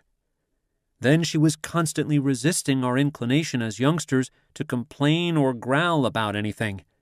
When we were in a complaining disposition, she would say, "Don't grumble, but think what a privilege it is to live in such a wonderful world, and instead of complaining, brace right up and keep smiling and enjoy the blessings at hand." There were 4 youngsters in our family, 3 boys and 1 girl. We have always been exceptionally happy, and I attribute it to the training of our parents. Mother, with her constant training, and father corroborating her often by saying, "Always look on the bright side, never on the dark side of things." If one has not been fortunate enough to have the advantages of such influences, I can see where it would take a great amount of self-discipline and training to bring one up to the point of view which you clearly point out is necessary to get the most out of life. Regardless of one's present circumstances, I am sure the application of your science would be valuable to him. In a post-war world, the competition is unusually keen, and naturally the person best prepared for a certain position is in a far better situation to get it than one who is not. I say this because I do not wish to give the idea to any of my readers that a man who has had neither the education nor the experience can step out of the army or out of a job in an industrial plant and immediately take over the reins of a large industrial corporation simply by using this science of belief. There may be exceptional cases of men doing this, but they are few and far between. First things come first, always, and if a man feels and believes he is entitled to a better job and has prepared himself for it, then with the use of this science, he can get that job or some other as good or better. A well-known executive once said to me, "The difficulty I see with most people seeking employment is that they are so wrapped up in themselves that they make no effort to impress their prospective employer with what they can do to help him, overlooking the fact that the other fellow is only interested in you to the extent that you can help him." To some of my readers, this may appear a cold-blooded attitude, but in the world of competition, self-interest is a reality that all prospective employees must face. There is an old saying that, if you do not follow your own thoughts, then you will follow the thoughts of the fellow who followed his, and it means exactly what it says. It marks the difference between a leader and a follower. You who do not think or use your creative ability are always being given orders by those who do. Unless you are willing to think, you will have to labor physically, and this means you will receive less for your work. Therefore, visualize the kind of job you want, and use your cards and your constant affirmations until belief in your goal becomes a vital part of you, and you feel it in your blood, your bones, and in every tissue of your body. See yourself actually doing the things you visualize, and it will all work out, because every thought held constantly and persistently sooner or later materializes after its kind. All of you sometime in your life have taken vacation trips. Did you ever stop to analyze the mental processes involved? First, you got the idea of the trip. Then you decided where you would go. And shortly you began to visualize yourself in the mountains, at the seashore, or visiting some new city. And the vacation turned out as planned because you saw yourself doing it, actually before the vacation trip became a reality. Could anything be clearer?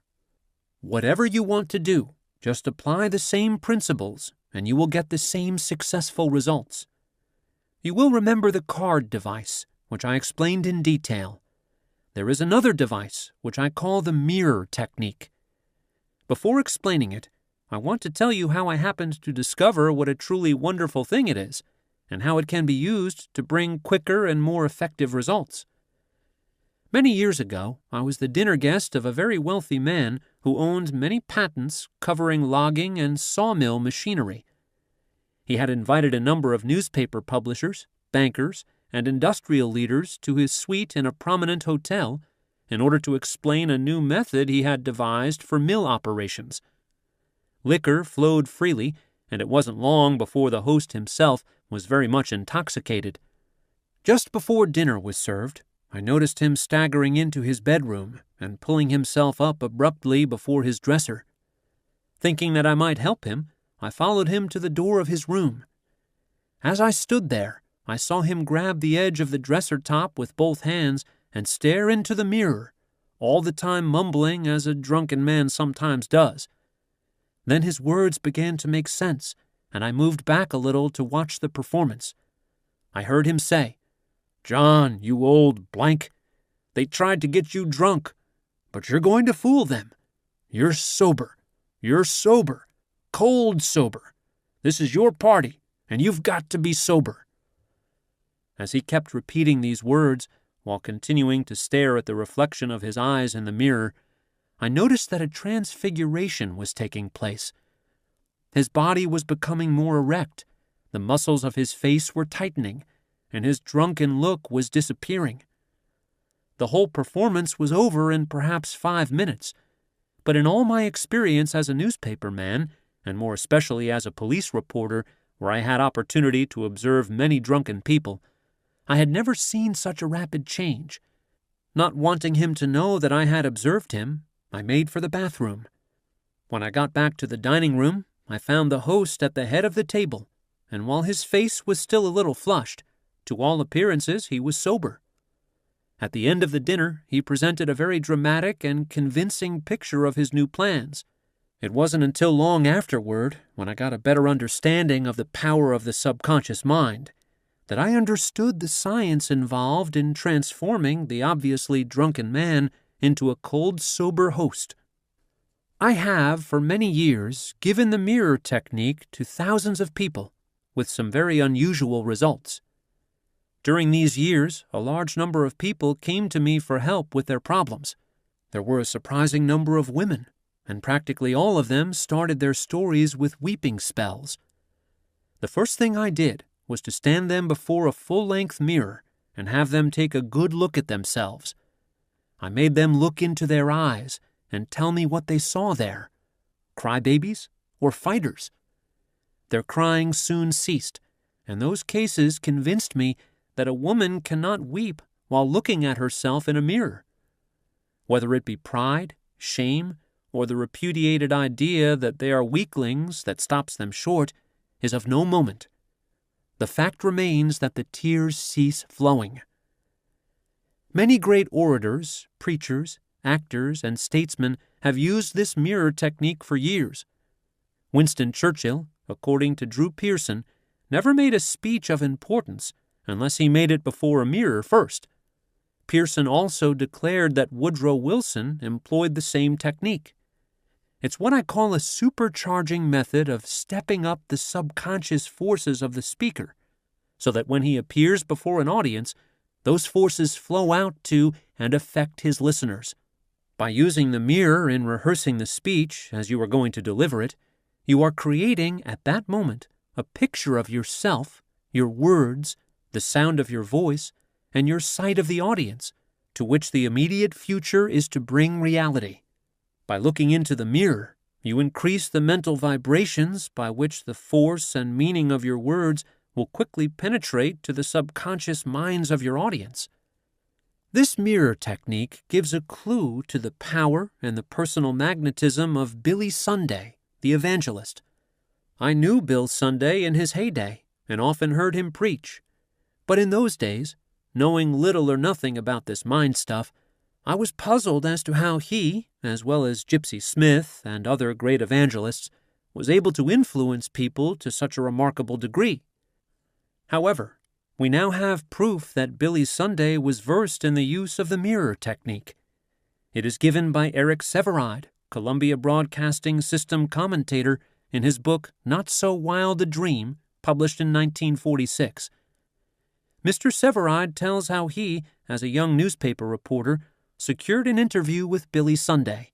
He bounded about the hotel room, now peering intently out of the window with one foot on the sill, now grasping the dressing table firmly in both hands while lecturing his reflection in the mirror.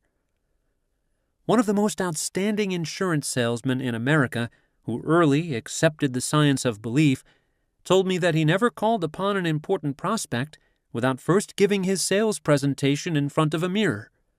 His sales were phenomenal. Every salesman has heard the statement, "If you can convince yourself, you can convince the other fellow," which is basically true.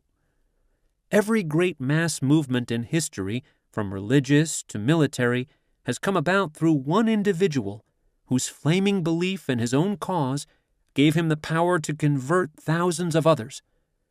A man need not be a student of psychology to know that enthusiasm is very contagious and can readily be transmitted to others if one is bursting with it. The mirror technique is a simple and effective method by which a person can strengthen his belief in his own sales ability and thus intensify the power of his enthusiasm. When the mirror technique is considered in the light of the science given in this book, it becomes a master method by which the mighty forces of the subconscious mind can be employed to influence those with whom you are dealing. Whether we know it or not, we're all engaged in selling something, if not our wares, then our personalities, our services, our ideas. As a matter of fact, all human relationships are based upon selling of one kind or another, and we all engage in it whenever we undertake to persuade others to our way of thinking. Legally, a contract or an agreement is based upon a meeting of the minds, and unless you can get the other person to think your way, you do not get very far. But once the minds meet on the major issues, the rest is easy, and the name on the dotted line is but a matter of a few more moments. During the Depression days, when I was working with many business and sales organizations to increase their business, I introduced this mirror method with some startling results. In one concern, a pie-making organization, I had mirrors fastened to the inside of the back doors of all the trucks, so that when the driver, salesman, opened the doors to get their goods for delivery, the first thing to be seen were the mirrors. I always admonished each man to determine before calling upon a customer how many pies he was going to sell him, and then to tell himself in the mirror that pies to that number would be left on the customer's counters. One driver told me that for many months he had been trying to sell one woman restaurant owner, but she had always refused to purchase. Then he decided to try the mirror technique. That day he sold her 10 pies. At the time he related his story to me, he was selling her an average of 15 pies daily. The mirror technique was used with great effectiveness in insurance companies, financial houses, rubber mills, automobile agencies, cookie manufacturing plants, and many other organizations where there were salesmen or where there was a combination of salesmen and production operators. In my own old organization, where a complete about-face movement had to be made to avert disaster, I first used this technique by placing a mirror in a back room of the office where the employees left their hats and overcoats. It was so placed that everyone had to see it when entering or leaving the room. At first, I pasted strips of paper with such slogans as, "We're going to win," "Nothing is impossible to an indefatigable mind," "We've got the guts, let's prove it," "Let's show the world we're not licked, and then go to town," "How many are you going to sell today?" and a great many others. We then took to using soap to write the slogans directly on the face of the mirror. Every morning, a new slogan appeared, with the sole purpose of convincing our employees that they could get business even though other firms in the same line were having a struggle to keep their doors open. Later, this setup was augmented by a second mirror placed alongside the door frame of the main door to the office, which would always be the last thing seen by the salesman as they left the office. Subsequently, I had mirrors placed alongside calendar frames on the desks of all salesmen and executives. And the startling thing about it all was that during the worst of the Depression days, the salesmen, and I mean all of them, trebled and quadrupled their incomes, and they have maintained their progress ever since. There are a number of men whose monthly income probably never exceeded, in the best of times, $300, who now, and for several years, have averaged better than $1,000 a month. This may sound incredible to some of my readers, but it's true. In my files are many letters from executives, salesmen, and others who have testified to the effectiveness of the mirror idea. Now, to outline the technique. Stand in front of a mirror.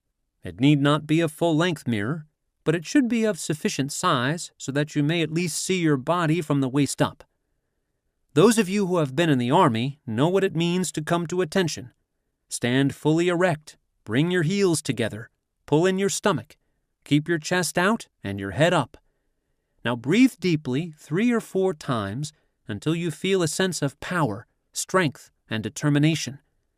Next, look into the very depths of your eyes. Tell yourself that you are going to get what you want. Name it aloud so you can see your lips move and you can hear the words uttered.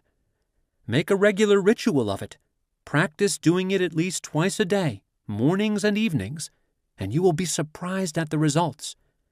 You can augment this by writing with soap on the face of the mirror any slogans or key words you wish, so long as they are the key to what you have previously visualized and want to see in reality. Within a few days, you will have developed a sense of confidence that you never realized you could build within yourself.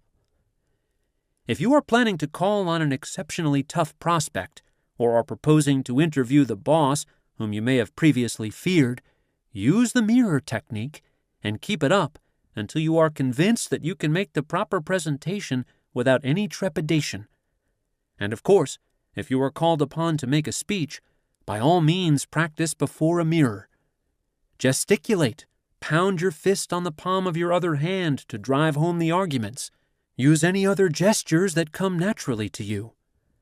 As you stand before the mirror, keep telling yourself that you are going to be an outstanding success and that nothing in this world is going to stop you. Does this sound silly? Don't forget that every idea presented to the subconscious mind is going to be produced in its exact counterpart in objective life, and the quicker your subconscious gets the idea, the sooner your wish becomes a picture of power. Certainly, it is not good business for you to tell anyone of the devices you employ, because you might be ridiculed by scoffers and your confidence shaken, especially if you are just beginning to learn the science. If you are an executive or sales manager and you want to put more push into your entire organization, teach your employees the mirror technique and see that they use it, just as many organizations now do. Much has been written about the power of the eyes. The eyes are said to be the windows of the soul. They reveal your thoughts. They express you far more than you imagine. They permit others to get your number, as the saying goes. However, you will find that once you start this mirror practice, your eyes will take on a power that you never realized you could develop, something that writers have referred to as a dynamic or fascinating power. This power will give you that penetrating gaze that causes others to think you are looking into their very souls. Sooner or later, there will come an intensity that will bespeak the intensity of your thought, which people will begin to recognize. It will be recalled that Emerson wrote that every man carries in his eye the exact indication of his rank. Remember that your own gradation or position in life is marked by what you carry in your eyes. So develop eyes that bespeak confidence. The mirror will help you. This mirror technique may be used in many different ways and with very gratifying results. If you have a poor posture or are slovenly in your walk, you will find that practice before a full-length mirror will work wonders for you. Your mirror shows you the person others see when they look at you, and you can fashion yourself into any kind of person you would like them to see. It is said that if you act the part, you will become that part. And here again there is no better way than rehearsing your acting before the mirror. Vanity has no part in this science. Consequently, don't use the mirror in a supercilious manner, but use it to build yourself into the person you wish to be. Surely, if some of the world's most outstanding men and women use this mirror technique to build themselves and increase their influence over other people, you can use it for your own special requirements. Much has been written about intuition, hunches, and the like. Some psychologists claim that ideas which come to us intuitively are not something out of the blue, but come as a result of our accumulated knowledge or because of something we may have seen or heard in earlier times. That may be true to some extent with chemists, inventors, and others who work by the trial and error method of using their knowledge and the results of previous experiments, but it's the writer's belief that by far the greatest number of discoveries, illuminations, and inspired works come from the subconscious mind, without previous knowledge having been planted in the mind. Every custom we follow, everything we utilize, was first an idea in someone's mind, and those ideas came first in the way of hunches, intuitive flashes, or call them what you will. So it is wise to heed your intuitions and to trust them to the end. Many great leaders, industrialists, and inventors have openly declared that they have followed the hunches which have come to them in odd moments of relaxation or in periods when they were engaged in some other task than trying to solve their problems. A good way to let your subconscious mind solve a problem is for you to tackle it from all angles consciously. Then, some night, just before dropping off to sleep, order the subconscious mind to bring you the answer. You may awaken in the middle of the night with the answer, or it may come to you upon awakening in the morning, or at some odd moment of the day when you are engaged in something quite different. Be quick to grasp it when it comes, and waste no time in following through with it. You may have a hunch to call on or telephone a certain man. He may be the head of some concern and in a position to be of great help to you. However, because of his position, you may fear to make the move, and you struggle with your hunch on the one hand and your fear on the other. The fear too often wins. The next time fear or doubt enters your mind, ask yourself this question: what have I got to lose if I do see him or call him? What harm can I do? Your fears and doubts can't answer that question. So obey your hunch without delay. A word of warning should be given here, however. Many people like to gamble. Some play cards, others bet on the horse or dog races, and many play the market. Undoubtedly, there are those who say that they follow their hunches and now and then make a killing. But the writer urges you not to use your hunches in an endeavor to get something for nothing. There is something fundamentally wrong about it, because most gamblers die broke. Also, beware of hunches that would lead you into untried fields. They may not be hunches at all, but just sudden fanciful longings.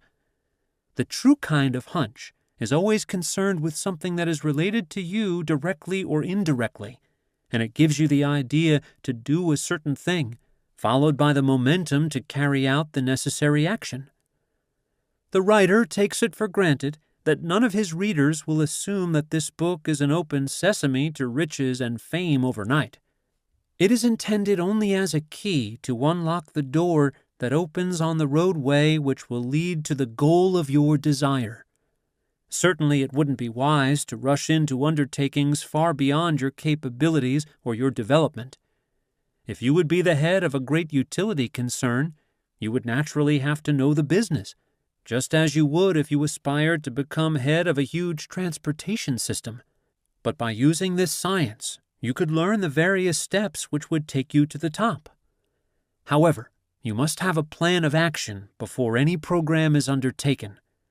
You wouldn't go to the corner drugstore and ask just for drugs. You would be specific and name the drugs desired. And so it is with this science. You must have a plan of action. You've got to know what you want and be specific about it. If you have definitely determined what you want and have fixed a goal for yourself, then consider yourself extremely fortunate, for you have taken the first step that will lead to success. As long as you hold on to the mental picture of your idea and begin to develop it with action, nothing can stop you from succeeding, for the subconscious mind never fails to obey any order given to it clearly and emphatically. Chapter 7. How to Project Your Thoughts. Success is a matter of never ceasing application. You must forever work at it diligently. Otherwise, it takes wings and flies away.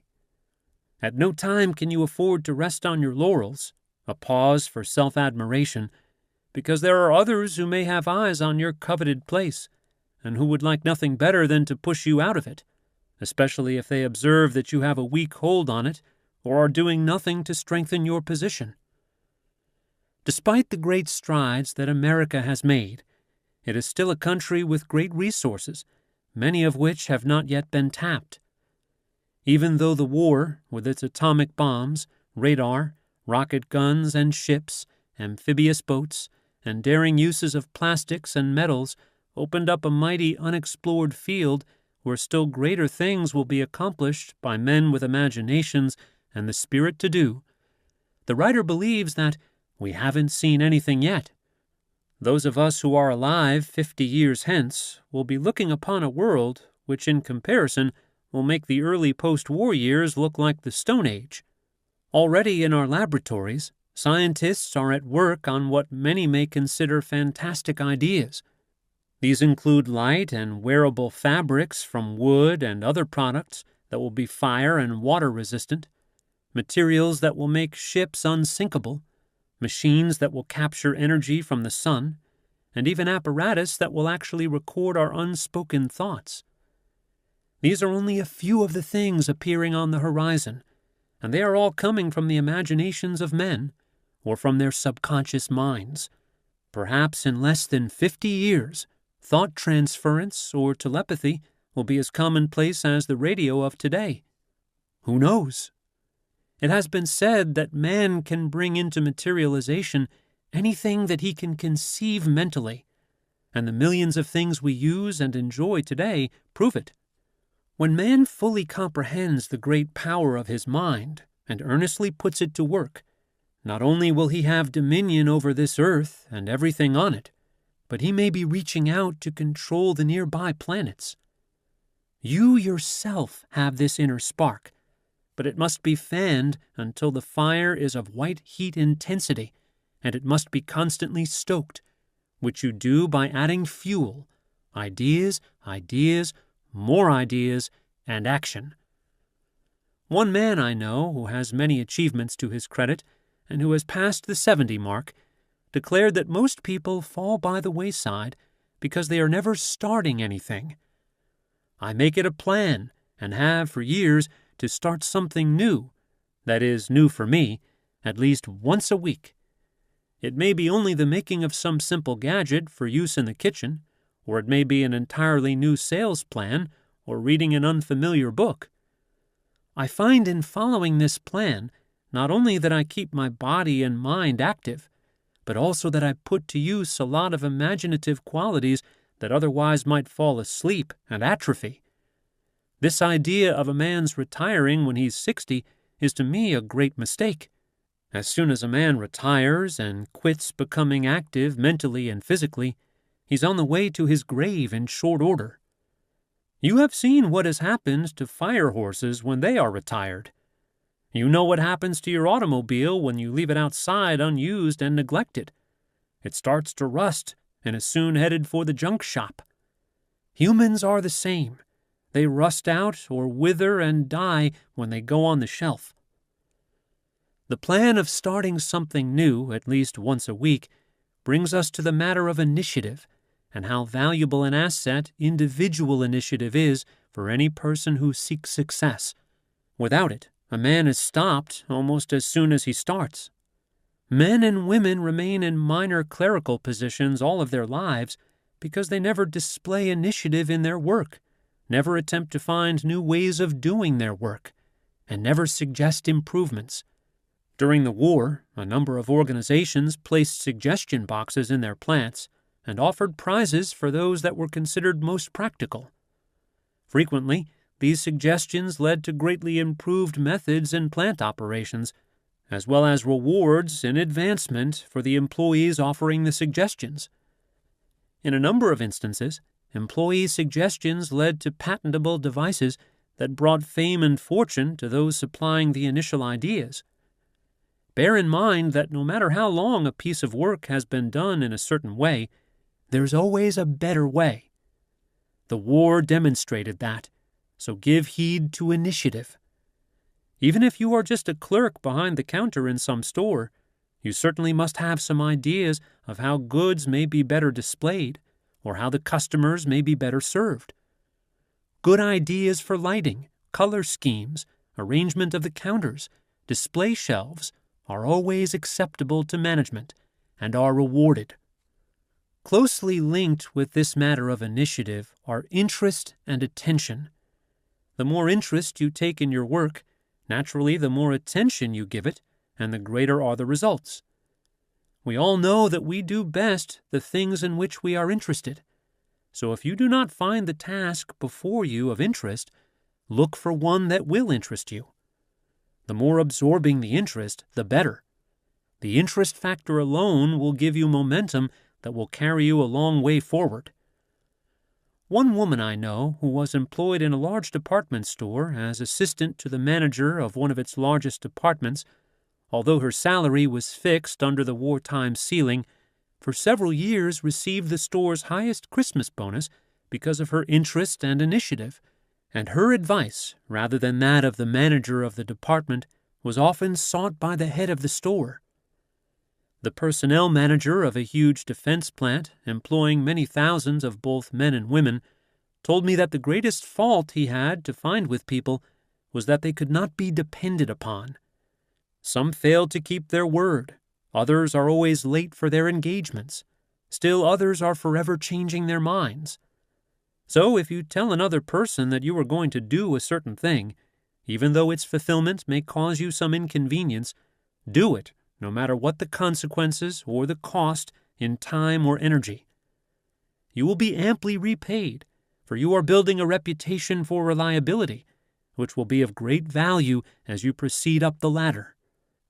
Many employees hold to the idea that their work is given to them merely that they may further the interests of their employers. They never entertain the thought that they are actually working for themselves, the employer merely furnishing the tools and the place for the employee to work. There is an old saying that unless a man has learned to take orders, he can never learn to give them. How true this is! But how few, working day after day, ever realize that it is within their own power to sit some day in the executive's place and give orders. The only way to have a friend is to be one, said Emerson. But few people ever give thought to this fundamental requirement. You can't cast your bread upon the waters without having it returned, and you can't do a good deed without having a good deed done to you in return. This is true, no matter how Pollyannish it may sound to some people. Rare indeed is the man who doesn't make an enemy now and then. You get out of tune with a man, or perhaps he gets out of tune with you. Naturally, you don't like him. As a result of your thinking, he doesn't like you. Fortunate is he who is able to make a friend of that enemy, and it's so easily done. Several men who had taken a violent dislike to me, perhaps because of something I may have said in an unguarded moment, and would have liked, figuratively, to cut my throat, have become my staunchest friends merely by my thinking and believing that they were really friendly people. I don't know where I got the idea of converting enemies into friends, whether it came to me out of the blue, whether I read it, or whether someone told me, but for years it has been part of my creed, and I've always found it to work. In illustration, let me tell the story of an executive who had taken a dislike to me for something I said critically about the operations of his company. For months, he was profanely knocking me at every opportunity. Naturally, my first impulse was to fight back and knock him in return. But the day came when I realized that his enmity had resulted from something I had said about him rather than the company, and I said to myself, "He's not a bad guy. I'm wrong. I started the feud, and I'm sorry. The next time I get near him, I am going to tell him that mentally." One night I met him in a club of which we were both members. He would have avoided me, but we met nearly face to face, and I spoke first, saying, "How are you, Charlie?" He immediately responded, and in the friendliest of manners. He caught something from my voice which meant a gesture of friendliness on my part, and today we're the closest of friends. So remember this: some of our enemies may be of our own making. Those friends or enemies are merely a reflection of our own thoughts. The other fellow will consider us an enemy or friend according entirely to the picture which we ourselves conjure up. Only today, as this is written, I had an example of this thought projection. The waste pipe of the laundry sink in my home had been clogged, and I had to call a plumber. A few blocks from our home was a plumbing shop, the proprietor of which was an unfriendly person and offensive in his treatment of customers. Several times I had tried to get him to do work for us, but he was always too busy. The last time I had called him, he had told me that I would have to wait my turn.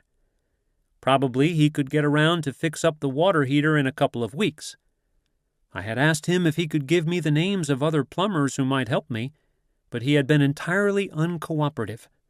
Naturally, his unfriendly treatment had given me a bad impression of plumbers in general, and I found myself damning all of them. However, I had to get the heater repaired, and I quickly realized that the angry attitude toward plumbers which had been engendered by this experience would cause me to have difficulty in obtaining the services of any one of them. I simply changed my thought, saying something like this to myself: "All plumbers are good fellows. The old guy you called is just an old grouch. Forget it." I had a friend, the manager of a wholesale plumbing house, and I called him to learn if he couldn't suggest a plumber who would help me. He did, and I telephoned him at once. He said he was busy, but if an imperative job had to be done, he would be out immediately. His promise pleased me, and my gratitude for service was immediately felt by the plumber when he entered our home 15 minutes after my call. In less than 2 hours, he worked swiftly, thus deferring from some plumbers I had employed. The heater had been replaced. I was genuinely delighted by his service and told him so. That naturally pleased him. Today it was a little before 8 a.m. when I called for help. I told the plumber who I was and reminded him that he had been the one who had fixed my water heater. He remembered me immediately and said that he'd be out just as soon as possible, probably around noon. Within 5 minutes after I had hung up the telephone receiver, a man appeared at the front door, asking if I had called a plumber. I asked him how it happened that he was on the job so soon when I had been told by his boss that he couldn't send a man before noon, and he replied, "Mr. Blank had just received your call as I came into the shop, and he told me to come up to your home and do what was necessary before I went out on my all-day job." I was elated with this treatment and told the plumber, which, of course, pleased him. With my help, the necessary repairs on the waste pipe were made in less than half an hour. I told him of my previous experience with the old plumber and his own boss, and he replied, "My boss is a fine fellow. He's always putting himself out to help people, and he's building a huge business as a result. Never have I found a better boss." You wager, think, and believe that the other fellow is a fine chap, and that's what he'll turn out to be. For never forget that the thing we get back is a reflection of what we project mentally. Do not reject this great truth. Just apply it, and you'll be amazed at the startling results. Watch the bus driver respond, the elevator operator beam, and the clerk behind the counter hurry to oblige you when you send out friendly thoughts. It can be used in every encounter in life, and if you're wholly sincere about it, you will never have to worry about making enemies. And as ye would that men should do to you, do ye also to them likewise, says the Bible. As a matter of fact, many successful men and women, irrespective of any motive that may actuate them, work on the assumption that when they do something for the other person, something will be done for them. That may sound rather calculating, but the basic law of reciprocity remains, regardless of the situation or circumstances. It is simply that there must be a logical effect from every cause. It isn't a matter of bootlicking when you try to please the boss. It's just common sense to make him a friend, for in any organization, the people who get ahead are those who do their work well and try to please the boss. The boss is the man who does the promoting, and the more he is pleased with you and your work, the faster is your own progress. No matter how great your self-esteem, if you expect progress in any large organization, you must not only do your work well, but you must have the goodwill of the boss. Look around you a bit, and you'll see this principle at work everywhere. You saw it work in the schoolroom when you were young. You saw it at work in the army. You see it in American politics. And if you have studied animal life, you have recognized it working among the highest and the lowest types. Take the initiative. Always try to do something for the other fellow, and you will be agreeably surprised how things come your way, how many pleasant things are done for you. Doing something for others always pays dividends in one form or another. You can experiment for yourself with your dog. Pet him and be kind to him, and his tail will wag in grateful appreciation, and he will try to lick your hand or your face if you'll give him a chance. Scold him or strike him, and he may cringe, snarl, or even attempt to bite you. The reactions of people are similar, and no matter what the motive may be that actuates you to do something for the other person, whether it be merely a friendly impulse or your own knowledge of the law, of cause and effect, the results will be the same. Sincere compliments will always gain you friends, for most people are extremely susceptible to compliments. Compliments gratify their ego, and up you go in their friendly estimation. Successful politicians learn early in their careers the art of making friends by doing things for other people and by speaking in praise of them. The corner newsboy you befriend today may someday be the judge before whom you stand when you have violated some traffic rule, and then you will discover what it means to have a friend at court. The same principle applies in all walks of life, yet many people overlook the fact. I sat in the office of the merchandise manager of one of the largest department stores in the country not long ago when a woman employee came in to thank him for some advice given her regarding the accepting of a better position with a firm in another city. When she left, he said, "You know, one thing I like about this job is the number of people who come to me for advice. While you are aware that the job here keeps me on the jump, I always take time off for employees who come to me for advice. It flatters me and makes me feel as though I'm quite a fellow, and naturally I feel like doing everything I can for the people who so compliment me." This brings me to another point. A person who desires riches must go where riches are. Alone on a desert island, a man would probably have a tough time eking out an existence, to say nothing of trying to amass a fortune. So it is in everyday pursuits. Therefore, if you want money, you've got to associate yourself with people who have it or who know how to make it. This may sound rather gross, but the truth is that if it is money you are after, you must go where it is and where it is being spent, and also you must become personally acquainted with those who have the authority to spend it. If you are a salesman selling advertising, and you know the head of the firm is the man with the final say, It's a waste of time trying to convince minor clerks and junior executives. The same holds true if you are trying to sell other commodities, or, what is more important, trying to sell yourself. If you work for a man, for goodness sake work for him, said Elbert Hubbard, which brings me to a failing of many people with whom I have worked over a period of years: lack of interest in their jobs. They make no effort to learn anything outside the small sphere in which their jobs place them. Once I made a wager with the executive of a large concern, whose name was frequently in the newspapers, that I could find at least 20 people in his own local organization who had never heard of him, to say nothing of the position he occupied. He was nettled when he got the proof. Not only did he lose the bet, but his pride was hurt. Curiosity prompted me to check with other organizations that were nationwide in their operations, and not a single employee could tell me the name of the head of the company or the street address of its main office. This may sound unbelievable and even ridiculous to many readers, but if you have friends working in a minor capacity with some large institution, ask them the name of the treasurer or the senior vice president of the concern. Unless the employee is an exception, the ignorance will surprise you. If you are a salesman for a major oil company or even a telephone operator, surely you should make some endeavor within a short time after your employment to learn the names of the men who head the company and something of their history.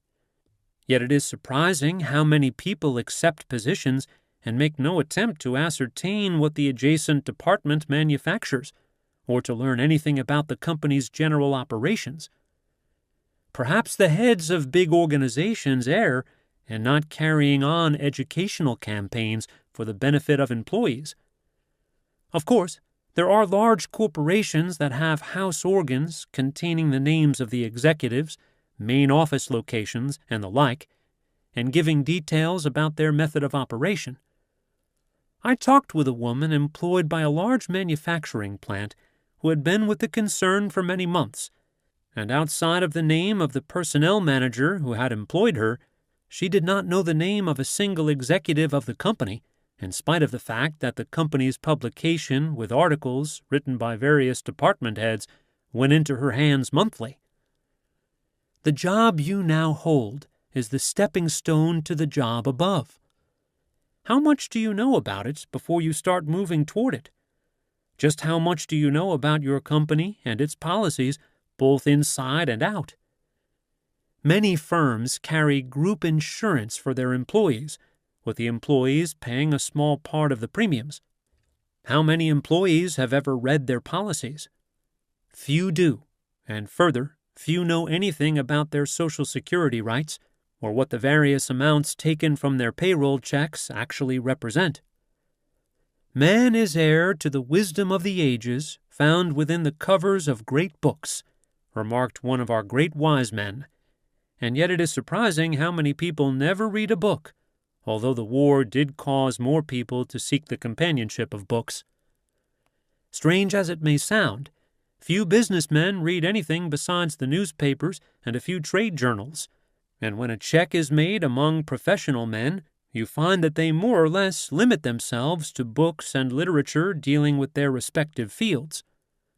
I mention books, for no matter what the book may be, biography, fiction, history, or a scientific text, it is a rare book that doesn't contain an idea or two useful in your own work. No one has a monopoly of knowledge, and yet we all know that knowledge is power when put to use. The greater the reader, the more his thinking is stimulated, and if he is a man of action, the more his efforts are accelerated. Now is the right time to mention the highly interesting phenomenon of association of ideas, and how one idea quickly links itself with another. This is of great value and should be cultivated by everyone, especially by a person engaged in creative work such as advertising, writing, selling, or kindred lines. For example, you see an automobile on a country road. Consider for a moment how many ideas can be derived from the mental picture of the automobile. It's made of steel, alloys, and plastics, each furnishing major ideas that can be broken up into many others. Then we consider the wheels and tires, casings, the inner tubes, the valves, all bringing further association of ideas. We think of the roads over which they have traveled, and this suggests roads and their construction. Then we think of oil and gasoline, which brings further ideas through association, and before we know it, we have started with an association of ideas that is seemingly endless. Let's take a single idea in business. Suppose you are interested in the growth and sale of a new kind of nut. The first question naturally is, can it be grown and sold at a profit? Naturally, by association of ideas, you will be led to determine all matters dealing with the growth of the nut, the soil, location, climatic conditions, costs, labor problems. These will lead on to marketing programs, packaging, dealers who would be interested, brokers, shippers, and finally, the ultimate consumer. The field of ideas becomes enormous, although association started with the thought of a single little nut. A word should be said about packaging and eye appeal, because here again we deal with the power of suggestion. Dealers in groceries, fruits, and garden vegetables know that even if there is no improvement in the products themselves, artistic, attractive-looking packages will bring a better price for the goods. You have only to stroll through a grocery store and note the articles which attract your attention to discover this fact for yourself. Excellence in packaging distinguishes the skilled chef from the ordinary restaurant cook. The expert chef knows the value of eye appeal and accordingly arranges the food on the platters or plates to give it a more appetizing appeal, while the average cook, probably neither knowing nor caring, piles it on in any old fashion. For several years I was interested in a celery farm. Prior to the interning of many Japanese during the war, my renter, an Italian, was always complaining that he could not compete with the Japanese, and gave this as an excuse for his inability to fulfill his rent contracts. Intuitively, the Japanese knew the value of proper packaging. Their celery would be thoroughly washed, placed in new crates, and frequently, if sold in the form of hearts, would be attractively wrapped in paper carrying a boastful little message about the quality of the celery. My renter, a slovenly fellow, never, in my memory, washed a single bunch of celery. He placed it in second-hand crates, and then he complained that his Japanese competitors were getting all the business. Anyone who has traveled through the great farming belts of our country and Canada can tell by a glance at the house or barn whether the farmer is alive or whether he is dying on his feet. I think of some of the great orchardists of the Pacific Northwest who, 20 or 30 years ago, couldn't sell a whole wagon load of pears or apples for $20. And yet men who had the idea of attractive packaging and marketing in recent years have made large fortunes. It's nothing to get people to pay $2 or more for a dozen apples or pears carefully wrapped in tissue, waxed paper, or tinfoil. Some of these alert orchardists sell their products by mail to thousands of buyers throughout the world. I happen to know personally a number of these operators, and their success in each instance has been predicated upon an idea that came to them in a flash and which developed as a result of their believing. Now consider this matter of packaging in connection with yourself. Do you have eye appeal? Do you wear clothes to give yourself the best appearance? Do you know the effect of colors and study those which best suit your form and temperament? Does your whole appearance set you apart from many who pass unnoticed in the crowd? If not, give thoughtful attention to personal packaging, for the world accepts you as you appear to be. Take a tip from the automobile manufacturers, the Hollywood makeup artists, or any of the great show producers who know the value of eye appeal and package their goods accordingly. When you have a combination of proper packaging and highest quality goods within the package, you have an unbeatable combination. The you within can do the same thing for the you outside, and you too have the unbeatable combination. To satisfy yourself on what the right appearance will do for you, just pass by where there is construction underway.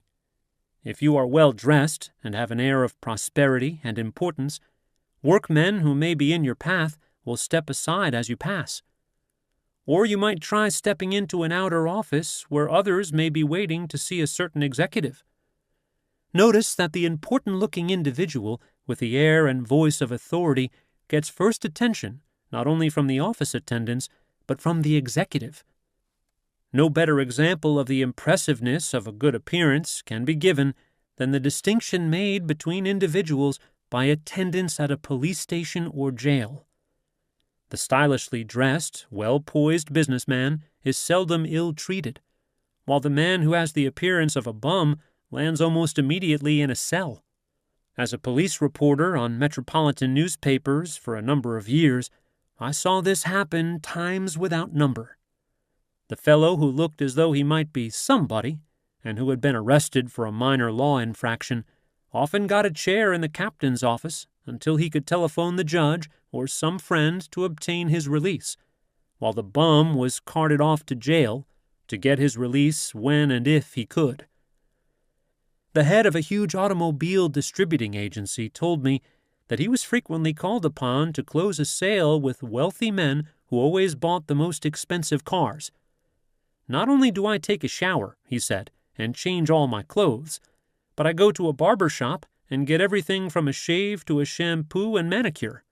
Obviously, it has something to do with my appearance, but further than that, it does something to me inside. It makes me feel like a new man who could lick his weight in wildcats. If you are properly attired when you are starting out on some important undertaking, you will feel within yourself that sense of power, which will cause people to give way before you, and will even stir others to help you on your way. The right mental attitude, keeping your eyes straight ahead and fixed on your goal, throwing around you the proper aura, which is done by an act of your imagination or an extension of your personal magnetism, will work wonders, as Theos Bernard, in his Penthouse of the Gods, learned when he was cornered and stoned by a crowd of natives in Tibet. In his book, he says that his first reaction was to fight, but the thought was immediately dismissed when he recalled that he had been taught to assume and maintain his own aura. Thus he straightened his shoulders, lifted high his head, directed his eyes straight ahead, and moved forward with a firm and rapid stride. Not only did the crowd give way, but others came forward and made a path for him. A number of years ago, I was on intimate terms with the chief of a large metropolitan fire department, a middle-aged man who seemed to fear nothing. His associates declared that the chief bore a charmed life. Once, in getting material for a personal story, I asked him if he thought he had a charmed life, and he laughed. I don't know as you'd call it that.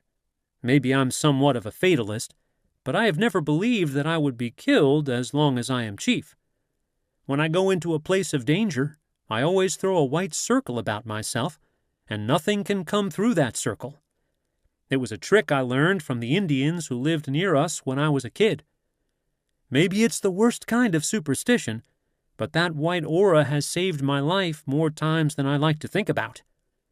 He lived to be retired and died in his 70s from natural causes. We all know the story of Babe Ruth, the great baseball player, and how he called his shots. If he wanted to make a home run by batting the ball into right or left field, that's where he batted the ball. How he did this is perhaps known only to that great hero of all American boys, but surely it was uncanny. Against the mightiest pitchers, he was able to bat the ball where he wanted, and his home run record is something that will stand for a long time to come. The name Ernie Pyle immediately brings to mind the premonition of death this famous war correspondent experienced before shipping out to the Pacific War. It will be poignantly recalled that the beloved Ernie had the feeling that when he left for the Pacific theater of war, he would not return. On the contrary, there are many of the stories told by ex-servicemen who had the feeling or belief that even though frequently under intense fire, They were going to come through without being wounded, and come through they did. You will find that many people subjected to great danger believe in the efficacy of this white circle aura. Perhaps, here again, it is the result of the magic of believing. There are millions of automobile owners in this world who have a small disc in their automobiles which they believe will save them from accidents. But why stop with discs in automobiles? The vibrations set up by others affect us much more than we realize, for we take on the characteristics of those with whom we are more or less constantly associated. It is well known that a man and wife frequently, after long years of association, grow to resemble one another and acquire many of the habits of one another. A baby will take on the emotional characteristics of the mother or the person who habitually cares for it, becoming susceptible to the fears, the likes and dislikes of the mother or the nurse. And frequently, these emotional qualities remain for life. And the lovers of pets, especially of dogs, declare that the animals will take on some of the emotional characteristics of their owners. They will be ugly, friendly, happy, or quarrelsome, depending upon the emotional pattern of the person with whom they are most closely associated. It is always important to remember that a negative person can raise havoc in an organization or a home. The same amount of damage can be done by a strong negative personality as good can be done by a positive personality. And when the two are pitted against one another, the negative frequently becomes the more powerful.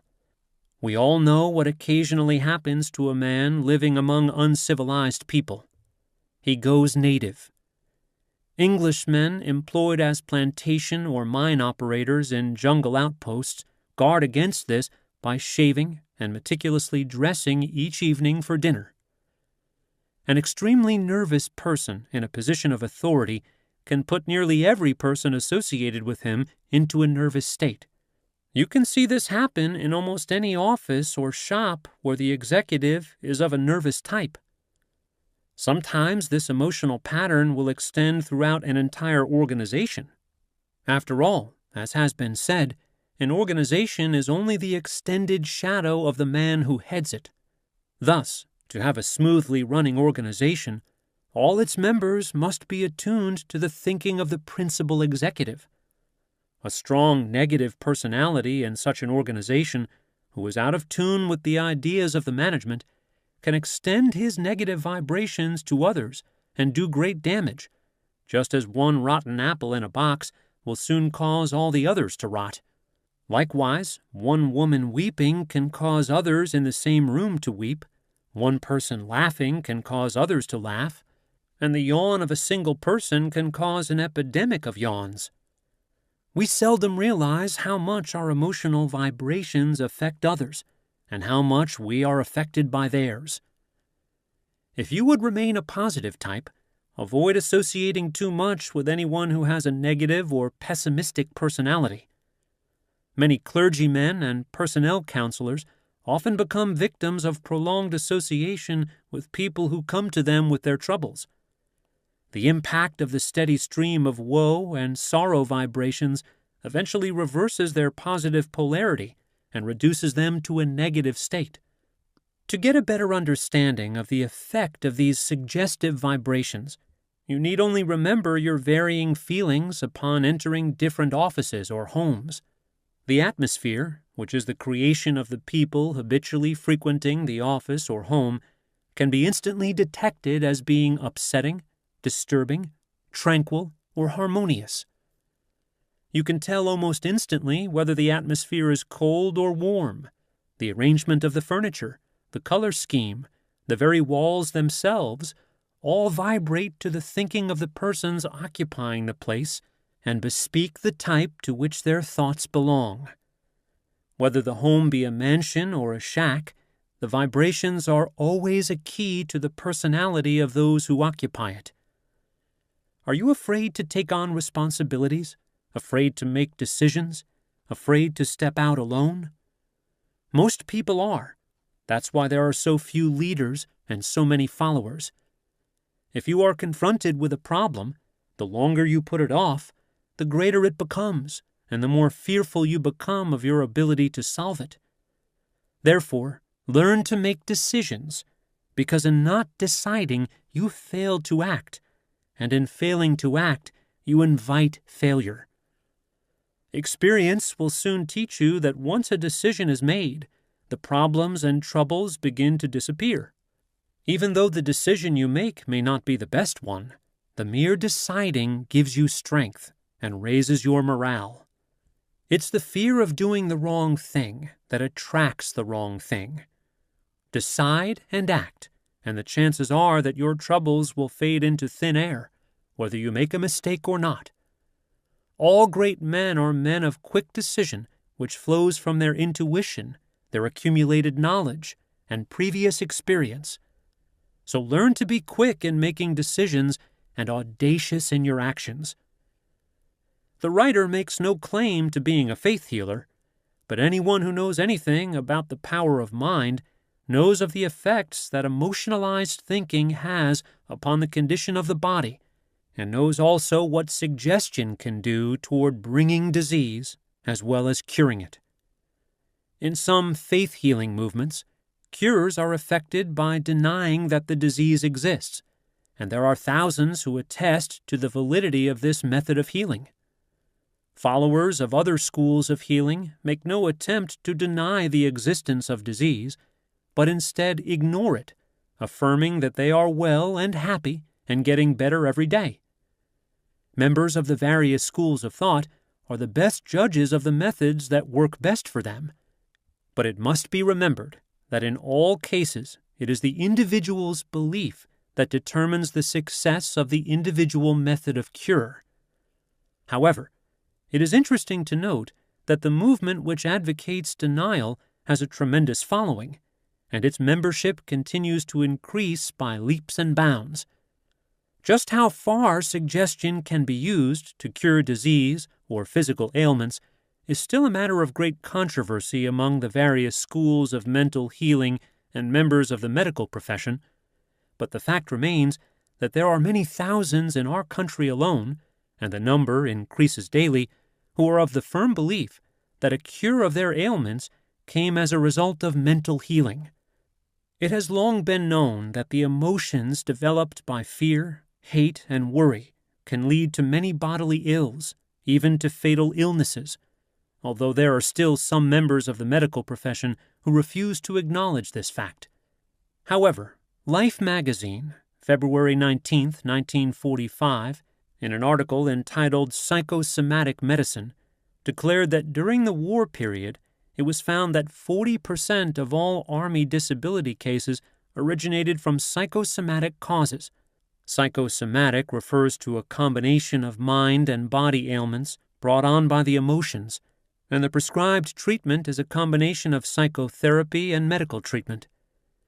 The article pointed out that many cases of hay fever, bronchial asthma, heart disease, high blood pressure, rheumatic disease, arthritis, diabetes mellitus, the common cold, and various skin conditions such as warts, hives, and allergic reactions were caused either by emotional upsets directly or by physical disturbances in which the emotions were an aggravating factor. The treatment consists of locating the source of the emotional disturbances and endeavoring to eradicate it.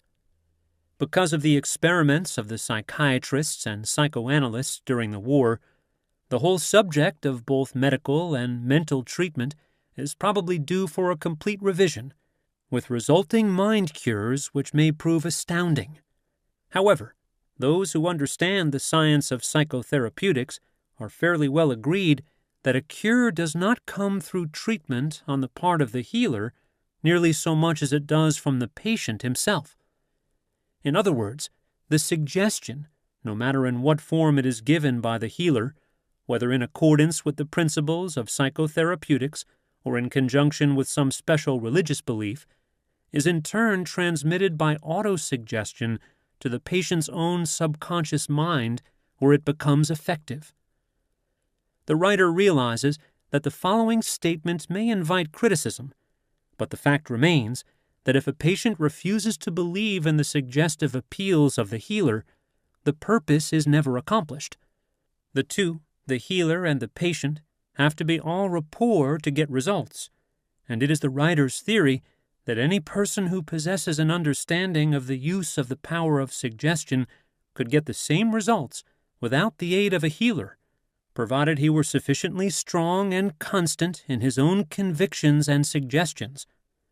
The same technique, the cards and the mirror, with suitable affirmations, can be used to great advantage. In recent years, there has been a renewed interest in telepathy or thought transference, arising out of the experiments and investigations carried on in many colleges and universities, particularly those conducted under the direction of Dr. J.B. Rhine of Duke University. Of course, Joseph Dunninger, radio's self-styled mentalist, with his so-called feats of thought projection as well as mind reading, has done much to widen popular discussion of the subject. The records of both the American and British Societies for Physical Research are filled with case reports of telepathy, clairvoyance, and similar phenomena. But many people, despite the published reports of scientific findings, are prone to scoff at the idea that telepathy exists. It has always struck the writer as odd that many people who profess to believe in the Bible, in which there are countless stories of visions, clairvoyance, and telepathy, declare that today telepathy and kindred phenomena are not possible. Notwithstanding the general skepticism, some of the world's greatest scientific thinkers have declared that telepathy is not only possible, but that it is a faculty that can be used by most people when they understand it. In addition to the findings of both the American and British Societies for Psychical Research and the results made public by Dr. Rhine, there are numerous old and new books on the subject. A few of the better-known ones are Mental Radio by Upton Sinclair, Beyond the Senses by Dr. Charles Francis Potter, well-known New York preacher, Thoughts Through Space by Harold Sherman and Sir Hubert Wilkins, famous explorer, Telepathy by Eileen Garrett, editor and publisher, and Experimental Telepathy by René Worcollier, director of the Institut Métaphysique International in Paris. When the results of Dr. Rhine's experiments at Duke University were first made public, there were many men who rushed in to print to declare that the results could be laid to chance, and considerable time and money were spent in an endeavor to prove that telepathy was non-existent. Yet the experiments continue at Duke and at other leading universities. The writer has often wondered why many opposing so-called scientific investigators do not try to prove that the phenomena exist, instead of trying to prove the contrary.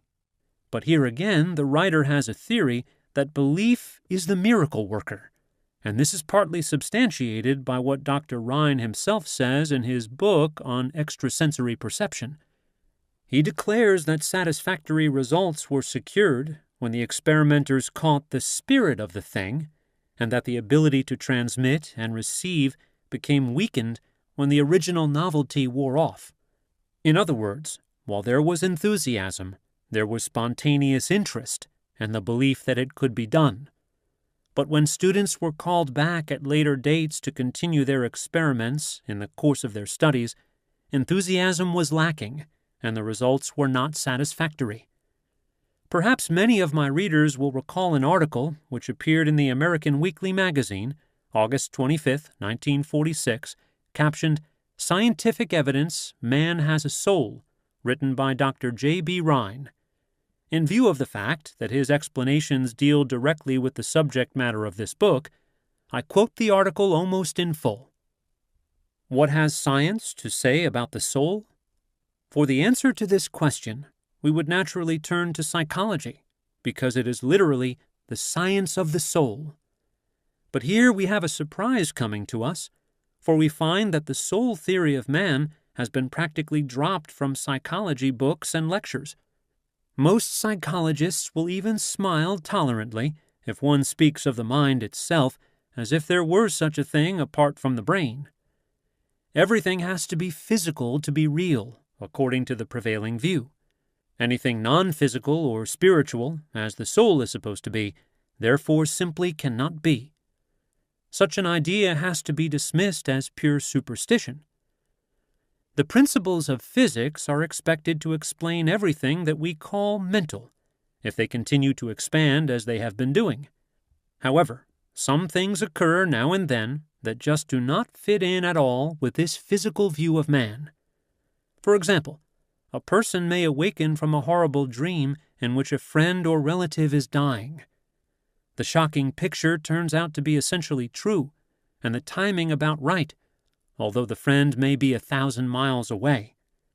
The oddest feature of all this is that in some cases, the event perceived may not occur until hours or days after the dream, yet it may have been accurately pictured and even experienced in considerable detail.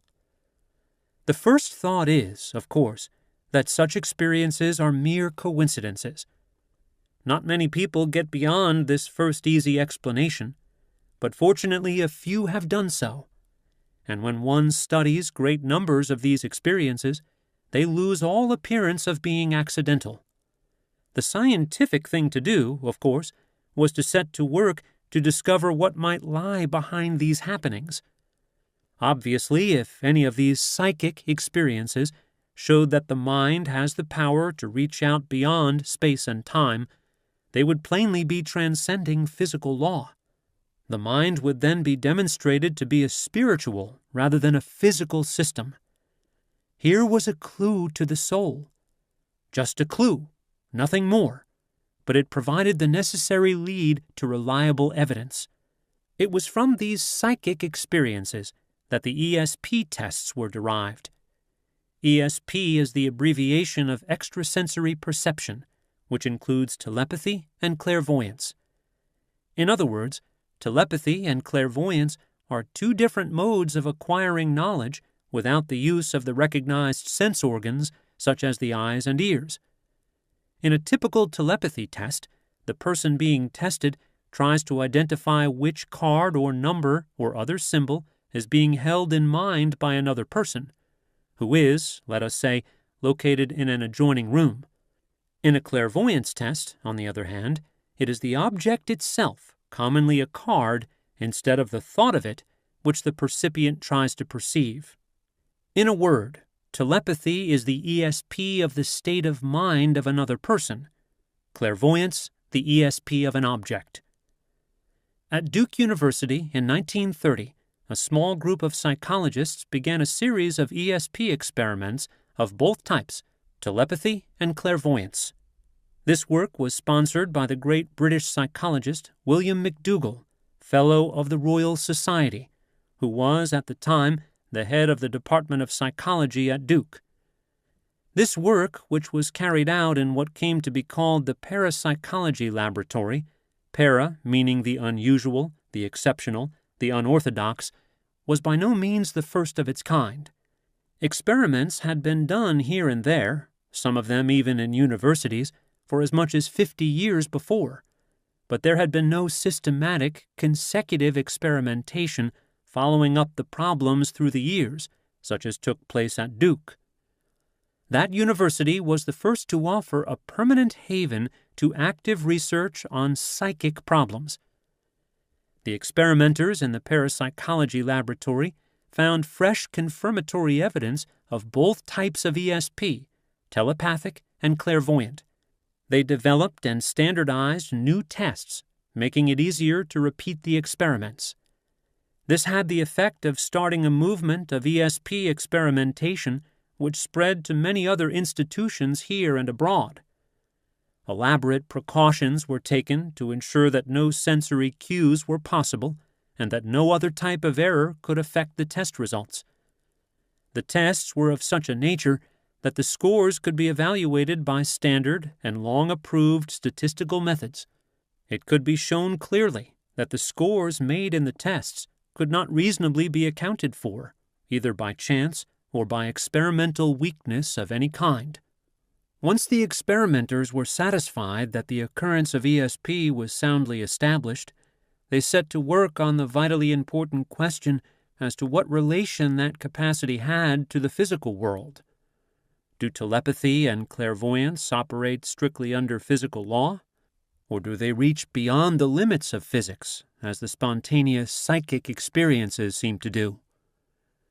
Fortunately, it was a simple matter to test ESP in relation to space. For example, we needed only to conduct tests with long distance between the cards and the person trying to identify them by ESP and compare the results with short-distance tests. Both telepathy and clairvoyance tests gave as good results at great distances as they did with small. Distance measured in yards, miles, or hundreds of miles simply did not matter in the operation of ESP as far as the experiments went. For that matter, angles, barriers, and other physical conditions seemed likewise to have no effect on success in the ESP tests. What, then, about time? We argued that if space does not influence ESP, time should not be expected to affect it either. The tests for ESP of the future, or precognition, prophecy is a more familiar word, were easily derived from the regular ESP tests. People who could successfully identify cards extrasensorily at a distance were then asked to try to predict what the order of cards was going to be after the deck was shuffled. We found that they scored as well on decks of cards that were mechanically shuffled before checking as they did trying to identify the cards as they were in the deck at the time. Moreover, they did as well at predicting the order of the deck of cards 10 days ahead as for a 2-day period. Length of time beyond the prediction and the checkup following the shuffling made no more difference than had the length of distance in the earlier experiments. There was only one interpretation of these experiments possible, namely, that the mind of man somehow transcends the space-time limitations of the physical world and these capacities we are calling extrasensory perception. As the experiments were confirmed by other research men and women in other laboratories, the conclusion became firmly established that the mind does indeed possess properties not belonging to physics as we know it. Since space and time are the surest indications of what is physical, the mind must, therefore, be extra-physical or spiritual in nature. And all we mean by the soul in man is that the mind is non-physical or spiritual in character. The ESP experiments, then, have yielded evidence of the soul in man. To some people, this will seem a very small beginning on the problem of the soul. Certainly, we must not exaggerate the extent of the findings. Actually, we have done little more than produce evidence for an elemental sort of soul theory. There is, of course, a great deal more to the religious concept of the soul than has been found in these researches. There are many great problems remaining. Is the soul capable of separation from the body? Can it survive bodily death? If it can and does, can discarnate souls have any contact with the living, or in any way influence them? What about the idea of a world soul, or God? What about communication between souls, especially the soul of man and God? These and many other fundamental questions of religious doctrine remain untouched by anything thus far discussed in this article. All we have a right to conclude is that the physical concept of man, which has increasingly prevailed in intellectual circles since the rise of materialism, is now thoroughly disproved. There is something, how much we do not know, definitely extra-physical about humans. There is an order of reality in human life not subject to the laws of time and space. But it is just as important, I think, to recognize, too, the tremendous possibilities we can now see. The soul theory of man gives us much to build on in our further thinking on religious problems. We have now verified the essential foundation upon which the spiritual philosophy of man was originally erected. It remains for scientific inquiry to go on further to find out by the same methods all we can about human personality, its nature and destiny. In short, to take up the other great questions of religion.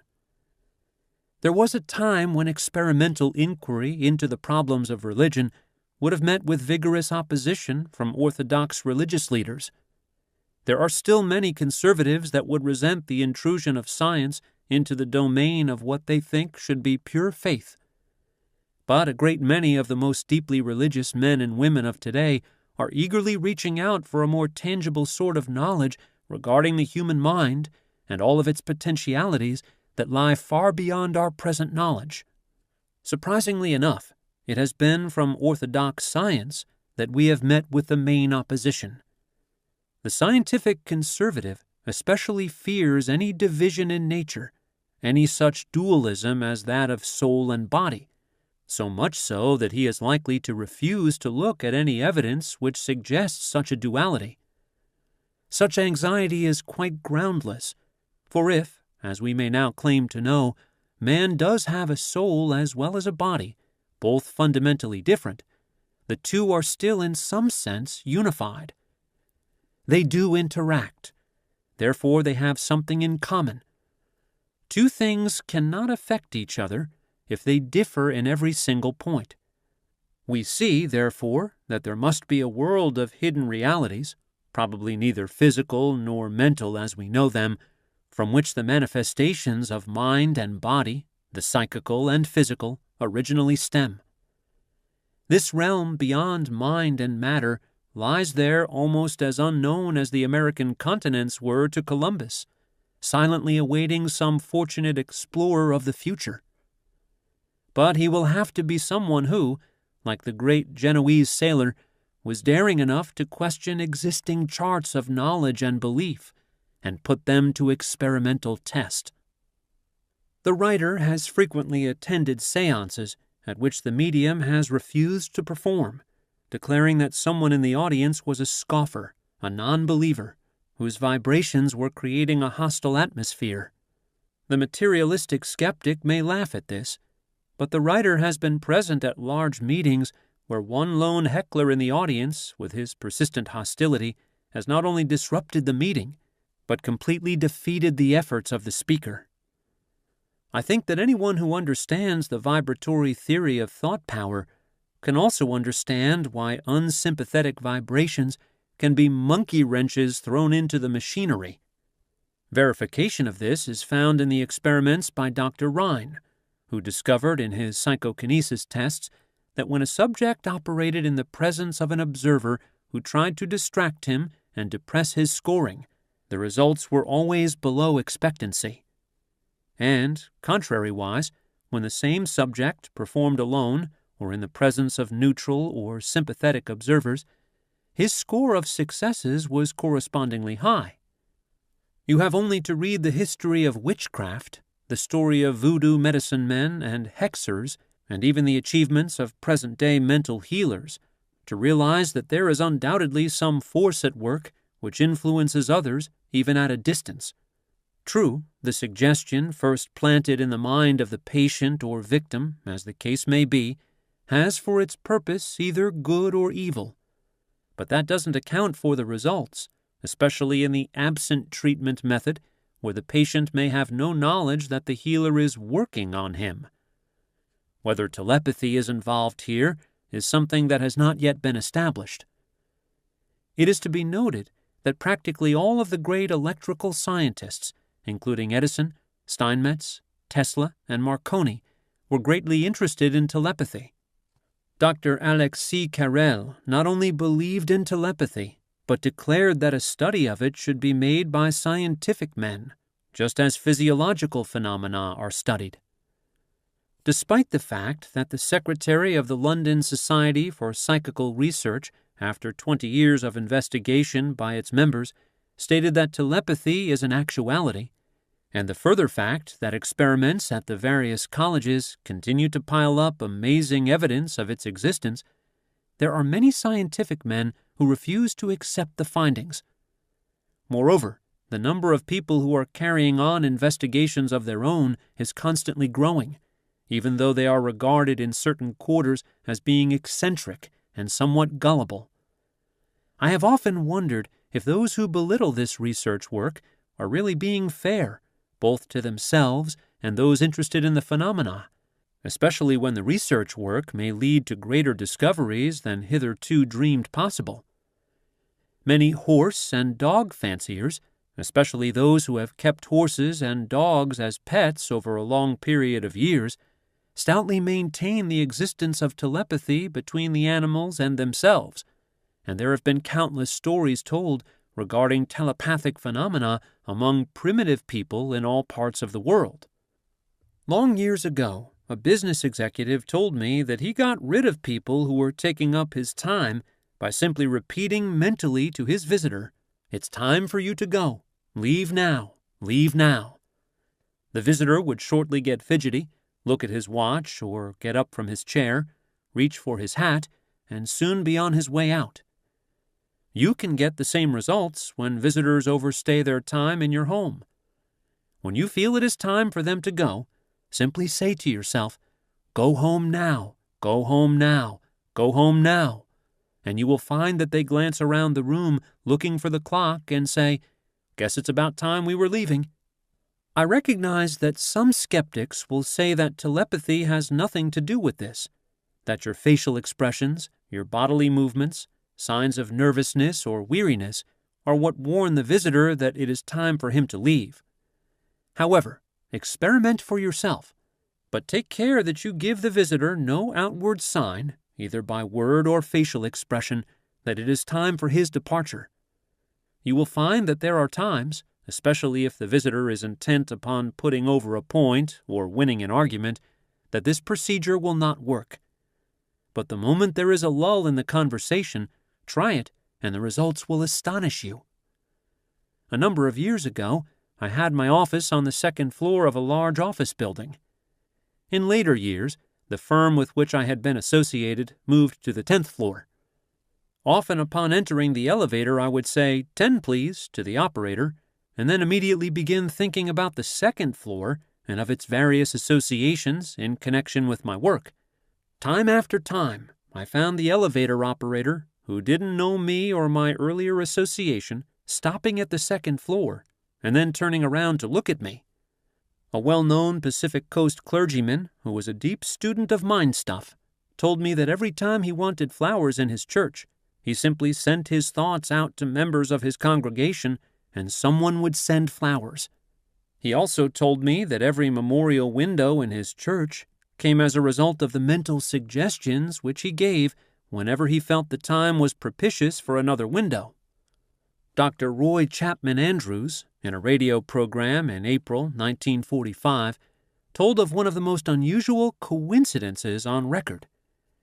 He related the story of an American songwriter who, just after the publication of one of his songs, discovered that the same piece of music, note for note, had been composed and published in Germany only a short time previously. The fact that the compositions to the last note were identical makes the story more unusual than the many cases that have been reported of widely separated people who have had the same idea at the same time. The writer, living on the West Coast, submitted a short time before this book was written an article to an Eastern publication, only to receive a note from the editor saying an article embracing the same material had just been accepted from another writer living in the East. Elisha Gray claimed that he had the idea of the telephone at the same time as Alexander Graham Bell. Independent, simultaneous discovery of ideas often happens among writers, inventors, chemists, engineers, and composers.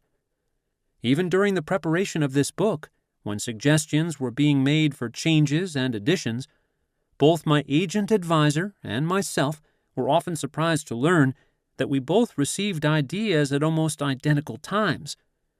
Not only did we get similar ideas, but the suggestive use of identical names of people came to us almost simultaneously. Early, when my publishers suggested additional matter, I had been engaged in research work for a week when I received a letter from my advisor stating that he had suggested to the publisher the identical subject matter on which I had been working. Checking disclosed that the same thoughts had come to us at approximately the same time. Naturally, there is no way of knowing whether my advisor in New York caught my thoughts or whether I caught his. I merely report the facts. Chapter 8. Women and the Science of Belief. As ideas for this book occurred to me, I frequently thought of the many famous women who had used the power of belief, and once, in discussion with Ben-Hur Lampman, nationally known author and naturalist, he suggested that I specifically cover its use by women, saying, "Many women, perhaps, may not realize that they can use your science just as advantageously as men, and you should be specific in your message to them.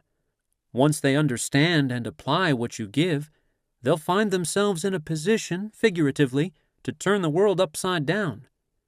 If there were some way for women of all nationalities to unite and use this science, there would be no future wars. Women are supreme egotists, in the sense that when they get the idea they can do something, and that idea becomes thoroughly embedded in their consciousness, they will stop at nothing to achieve their purpose. You know the old saying, the female of the species is more deadly than the male. That is true, and once women understand their power, and you can give them the clue, nothing will stop them. If they wish, they may actually run this old world. Heaven has no rage like love to hatred turned, nor hell a fury like a woman scorned. And once they are aroused and understand what they can accomplish, there will be no stopping them. Women are more versatile, more adaptable. Even though Napoleon declared that he made circumstances, most men are its victims, while women, by their very nature of thinking, make circumstances serve them. Then, when I read an article by a woman complaining that American women don't get a break, it dawned on me that if women of today don't get a break, it is the fault of no one but themselves. The only thing they have to do is to follow the examples of their sisters who have preceded them and have made their own breaks. Therefore, I want to emphasize the importance of the adoption of this science by women for their own special needs, and in the following pages I shall give examples of women in the past and present who have used it with great effectiveness. Let us realize that when woman awakens, she is going to play a more vital part than ever in the affairs of the world. As a matter of fact, even today American women, although they may not be aware of it, are potentially in a position to have things pretty much their own way, for they actually control the wealth of this country. Statistics prepared shortly before World War II showed that of the country's total wealth of approximately $300 billion, about 70%, or the huge sum of $210 billion, was in the possession of women. During the war, we had women welders, women riveters, the wax, waves, and spars, and they all had a taste of actually performing tasks heretofore handled only by men. To thousands of single girls and housewives who had never had an opportunity to do anything outside the home, those experiences should have pointed out their own potential opportunities for taking a more active part in the work of this world. In our own country today, there are thousands of outstanding women, from great educators to bankers and industrialists, to say nothing of the numerous writers, editors, and other professional women. Many of the greatest reforms in America have been the ideas of women. If the facts could be assembled, it could easily be proven that not only did the ideas for these great reforms originate with women, but the women were the driving force behind the ideas. Some male readers may resent these statements, but there is no escaping the facts. As a former newspaper man, naturally I had to follow the feminist movement, and for nearly 40 years I have seen and felt the power of outstanding women. When it was first suggested that I emphasize the use of this science for women, I immediately thought of Mrs. R.E. Bondurant, who has been active in women's work, charities, the inauguration of child labor laws, the building of homes and hospitals for delinquent girls, numerous legislative measures to further the interest of women and children, and public movements to aid the blind and other handicapped people. Her nationally known record of nearly 40 years is an outstanding one, and today, at 71, even though perhaps a partial cripple for the rest of her life, she is just as enthusiastic as ever and is seeking new worlds to conquer.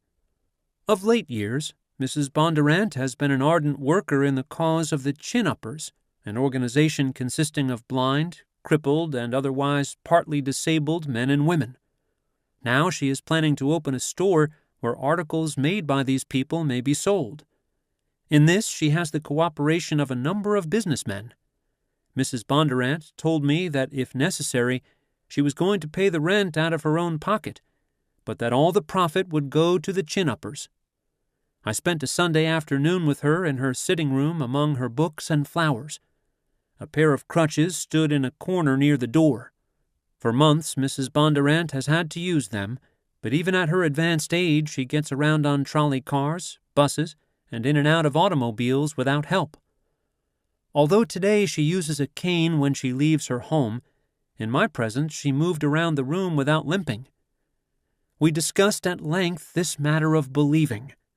Mrs. Bondurant said, "There is no question about it, and I can speak from a pretty full life of 71 years, during which time I not only raised a family, but have taken part in the various movements and activities with which you have long been familiar. There is certainly something, call it a power, God, or anything you wish, which is always there to sustain us in time of need. I have never seen it fail. We've just got to believe, and when I look back through the years and recall the fine women with whom I was associated when we were working for legislation to bring about better working conditions for women and children, I realized that it was the indomitable spirit of these women who thoroughly believed in the righteousness of their cause that made the legislation possible and effective. I am astounded at the fact that the average woman doesn't realize her tremendous power.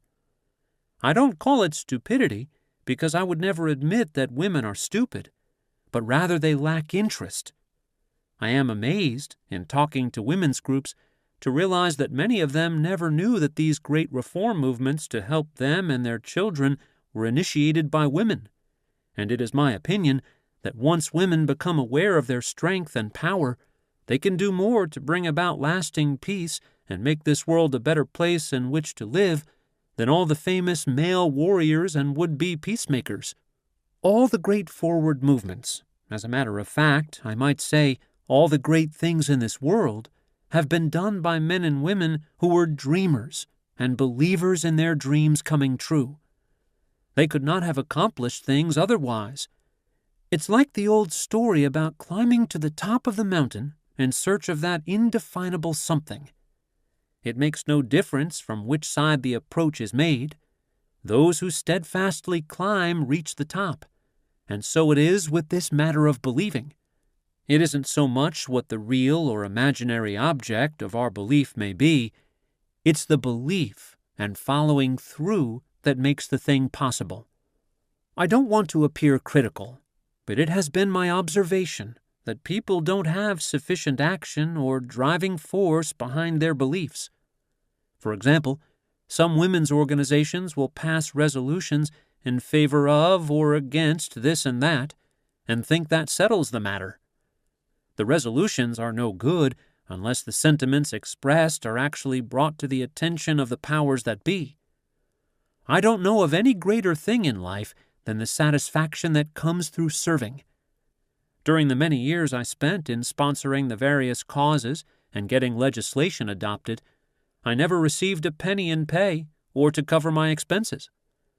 While it may sound like Pollyanna business to many people, bread tossed upon the waters does not come back.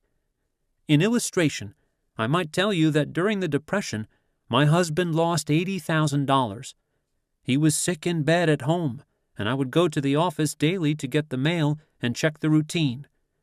Sometimes it looked as if we would not have sufficient money to meet imperative needs, but just about when we had to meet the obligations, checks would appear in the mail from people to whom Mr. Bondurant had lent money or from long overdue accounts. We had some pretty hard times those days, but help always came through just in time, and I never lost my belief. As I watched and listened to Mrs. Bondurant, I realized that I was in the presence of no ordinary woman, but rather a human dynamo who had the spirit and determination to get things done through her great belief. When I recalled that she had been credited with having had more laws in the interest of women and children passed than any other woman or organization in the state, I realized what it would mean to the world if all women with her vision and driving force undertook to use this science. In the news, not so long ago, were found the stories a few weeks apart of the passing of two great women, one of whom was Grace Moore, she with the beautiful singing voice, and the other, that fiery British woman leader, Miss Ellen Wilkinson. Both women knew early in life what they wanted. In common with a great many men and women who have reached great heights, Grace Moore won her success in the face of difficulties that would have stopped even some of the strongest of men. As a child, she dreamed of becoming a great opera singer. The little girl went out to win the hearts of people everywhere. Even as a penniless runaway in New York, where often she had to sing for her supper in small Greenwich Village cafes, Grace Moore never lost her courage. She made her debut at 17 and was close to the zenith of her career at 45. Again and again, when it appeared that she was hopelessly defeated, she, with unquenchable courage, emerged victorious. When she lost her voice and was told by a throat specialist she would never sing again, she put up a tremendous battle and emerged from a year of retirement and rest, singing more beautifully than ever before. Her glorious voice brought her great fame, and up to the time of her unfortunate death in the airplane crash at Copenhagen early in 1947, Grace Moore continued to believe in her dreams. She was one of the few stars who believed in helping other talented people to achieve their objectives, and her timely aid assisted many unknown aspiring singers. When one of her protégés, who had achieved success, became temperamental about her part in a performance, it is said that Miss Moore told her that a famous singer had once advised her that to great artists there was no such thing as a small part, and to small artists there were no big parts. Ellen Wilkinson, who was the British Minister of Education, was a tiny red-haired woman who drove her way upward through her persistence. Less than 5 feet tall, she was never cowed by the biggest of the British leaders. It is said that she made a career of annoyance, first as a school teacher, then as a suffragist, a novelist, newspaper writer, and finally cabinet minister. She was pleased when someone said of her that no woman in the whole of Britain had been more active, more persistent, or more annoying. Probably her greatest contribution in the interest of the people was her campaign to raise the age of leaving school from 14 to 15. She won this fight in the face of stiff opposition of fellow ministers and the great demand for youths in British industry. From the time of Cleopatra to the present, there have been thousands of women who, relying on their inmost convictions, have had a direct hand in shaping the lives of millions. It has been said that behind every great ruler was a woman. This may not be historically correct, but certainly we have enough evidence to know that women have had very much of a guiding hand in history-making. The names of several women who achieved success through their beliefs come to mind. One was Empress Eugenie, who married Napoleon III. When a small child, she had fallen against a banister and bruised her body. Her gypsy nurse told her not to cry, that she would be a queen and live to be 100. She believed in gypsies, and her fortune materialized nearly as prophesied. She became Empress Eugenie and lived until she was 94, just 6 years less than the age fixed by her gypsy nurse. Madame Marie Curie, the famous co-discoverer of radium, was told when a child in Warsaw by an old gypsy woman that she would be famous. The story is that Maria Sklodowsky, later to be known as Madame Curie, was running to join a group of playmates when the old gypsy woman stopped her, demanding that the girl show her hand. The other children did not want Maria to listen to the gypsy, but the gypsy woman held on to the little hand, excitedly commenting on the remarkable lines in her palm, and telling the child she would be famous. As we all know, Madame Curie became one of the most famous women of modern times. The desire to discover what lay behind that strange phenomenon all around us known as radioactivity literally drove Professor Pierre Curie and Marie, his wife, to the epical discovery of radium. Whether or not the words of the old gypsy fortune-teller inspired Madame Curie and influenced her career, perhaps history will never know. But as one reads about her life, that conclusion would appear to be an obvious one.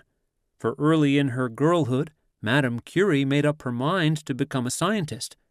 When she was refused permission to study science at the University of Krakow, the secretary told her that women should not concern themselves with science and suggested that she enter cookery classes. She went to Paris and entered the Sorbonne, supporting herself by teaching and working in the laboratories. It was there she met Pierre Curie, and, once embarked with him on the task of tracking down at least one source of radioactivity, nothing stopped her. She had 2 daughters, a household to manage, as well as the problem of combating ill health, but she refused to give up her laboratory work, even when her husband begged her to. Few women have been so greatly honored as Madame Curie, the woman who was told by an old gypsy that someday she would be famous. Madame Curie certainly made those childhood prophecies come true. An amazing story, perhaps one of the strangest on record, and one proving further that there is great power in believing, is found in that of Opal Whiteley. This astounding historical case clearly shows that, as pointed out by William James, belief creates its verification in fact. It affords unmistakable proof that often events are influenced by our very great desires. This is the story of a girl who, according to those who knew her in her childhood, was the daughter of an American family named Whiteley, the head of which was an Oregon logger.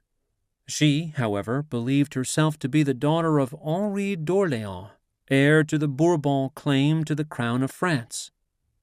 She was credited with having written a diary supposed to have been compiled when she was 6 or 7 years of age, which told about her angel father and angel mother of royal blood.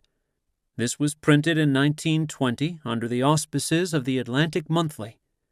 It created a sensation and precipitated a big literary controversy.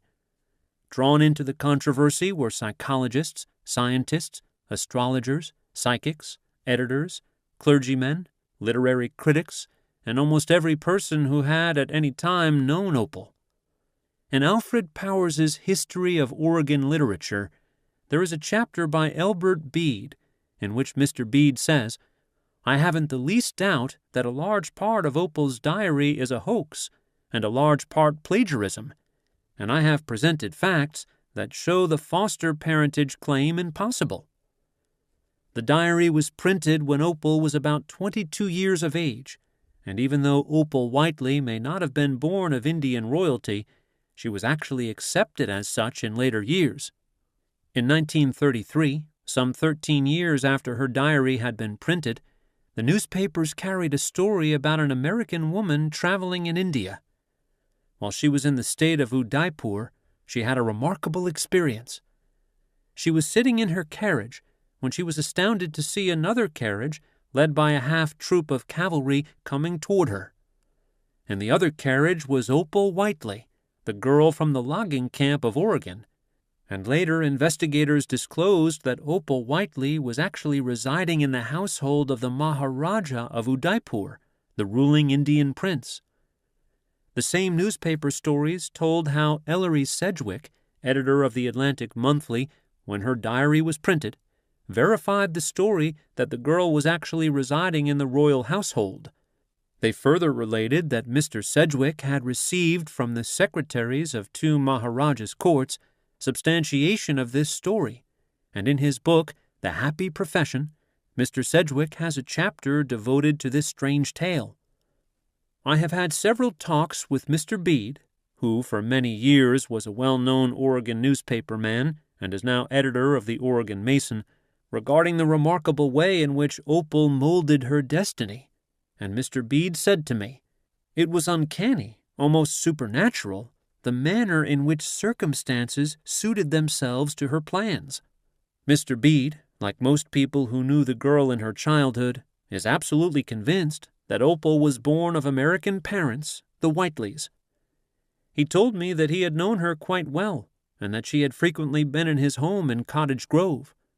My first knowledge of Opal came when I was reporting a Junior Christian Endeavor convention in Cottage Grove, and I was informed that a 17-year-old girl from a nearby logging camp had been elected president.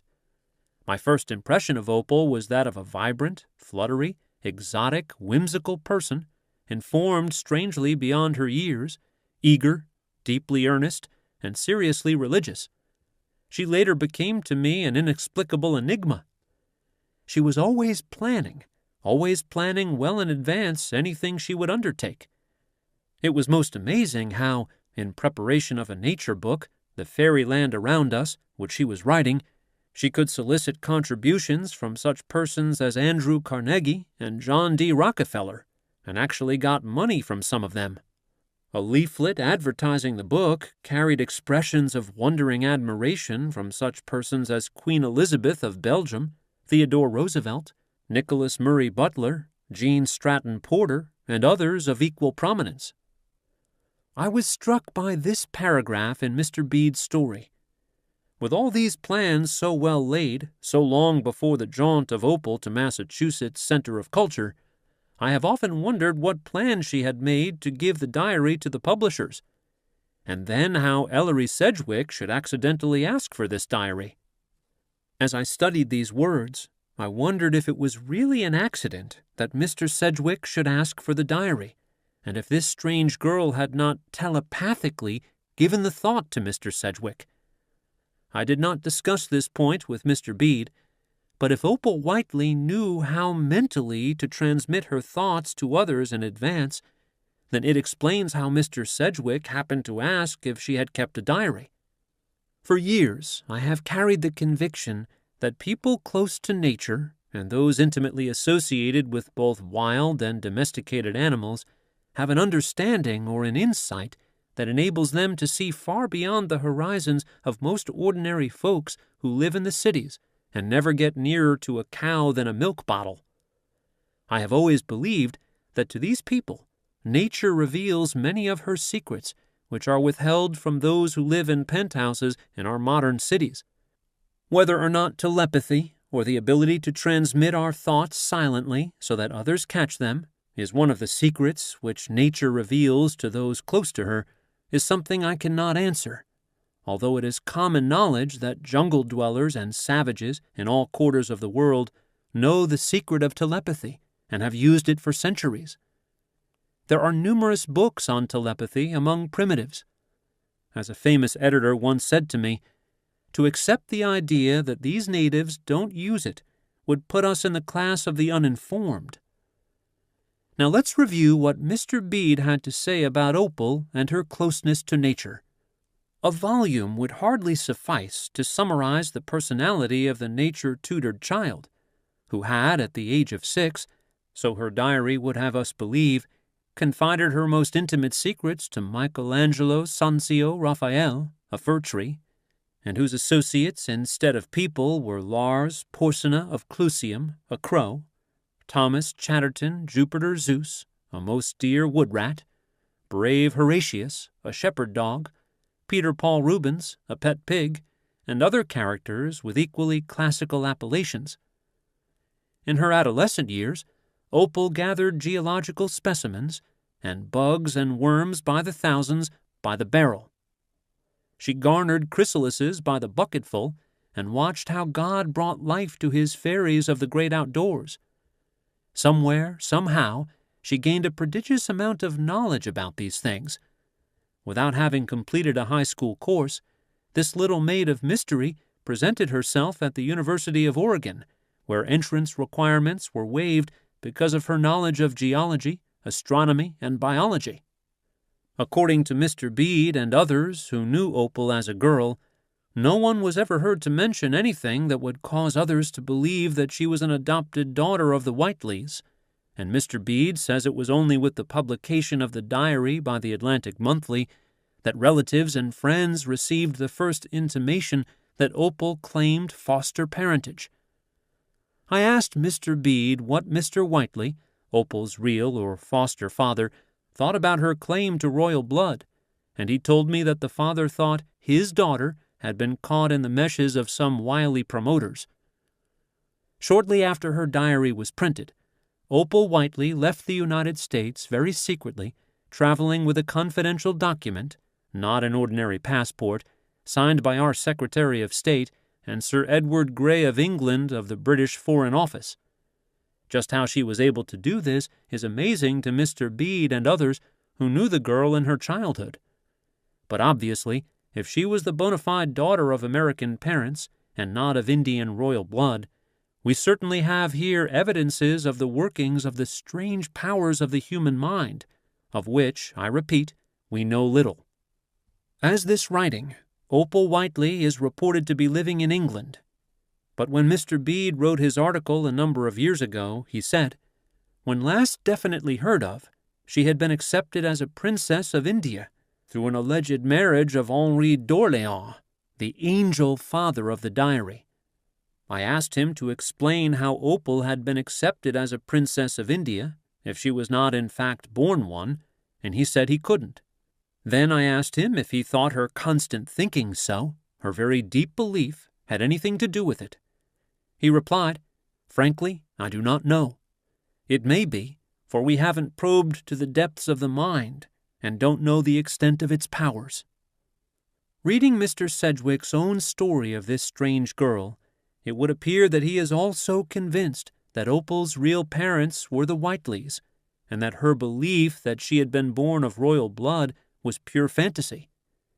It may have been fantasy, but she was accepted by royalty, because Opal obviously knew a lot of secrets unknown to the average person. Here, in his own words, is Mr. Sedgwick's theory of how this nature child from Oregon made her vision come true. I have a theory and hold to it. Among an infinitude of letters came one written by an American of French parentage, whose father, so he told me, was a sergeant in the Franco-Prussian War of 1870. Of this sergeant's regiment, the colonel, or perhaps the general of his division, was Prince Henry of Bourbon, and toward the close of his life, the prince, traveling across America, stopped in Oregon to have a chat with his old soldier.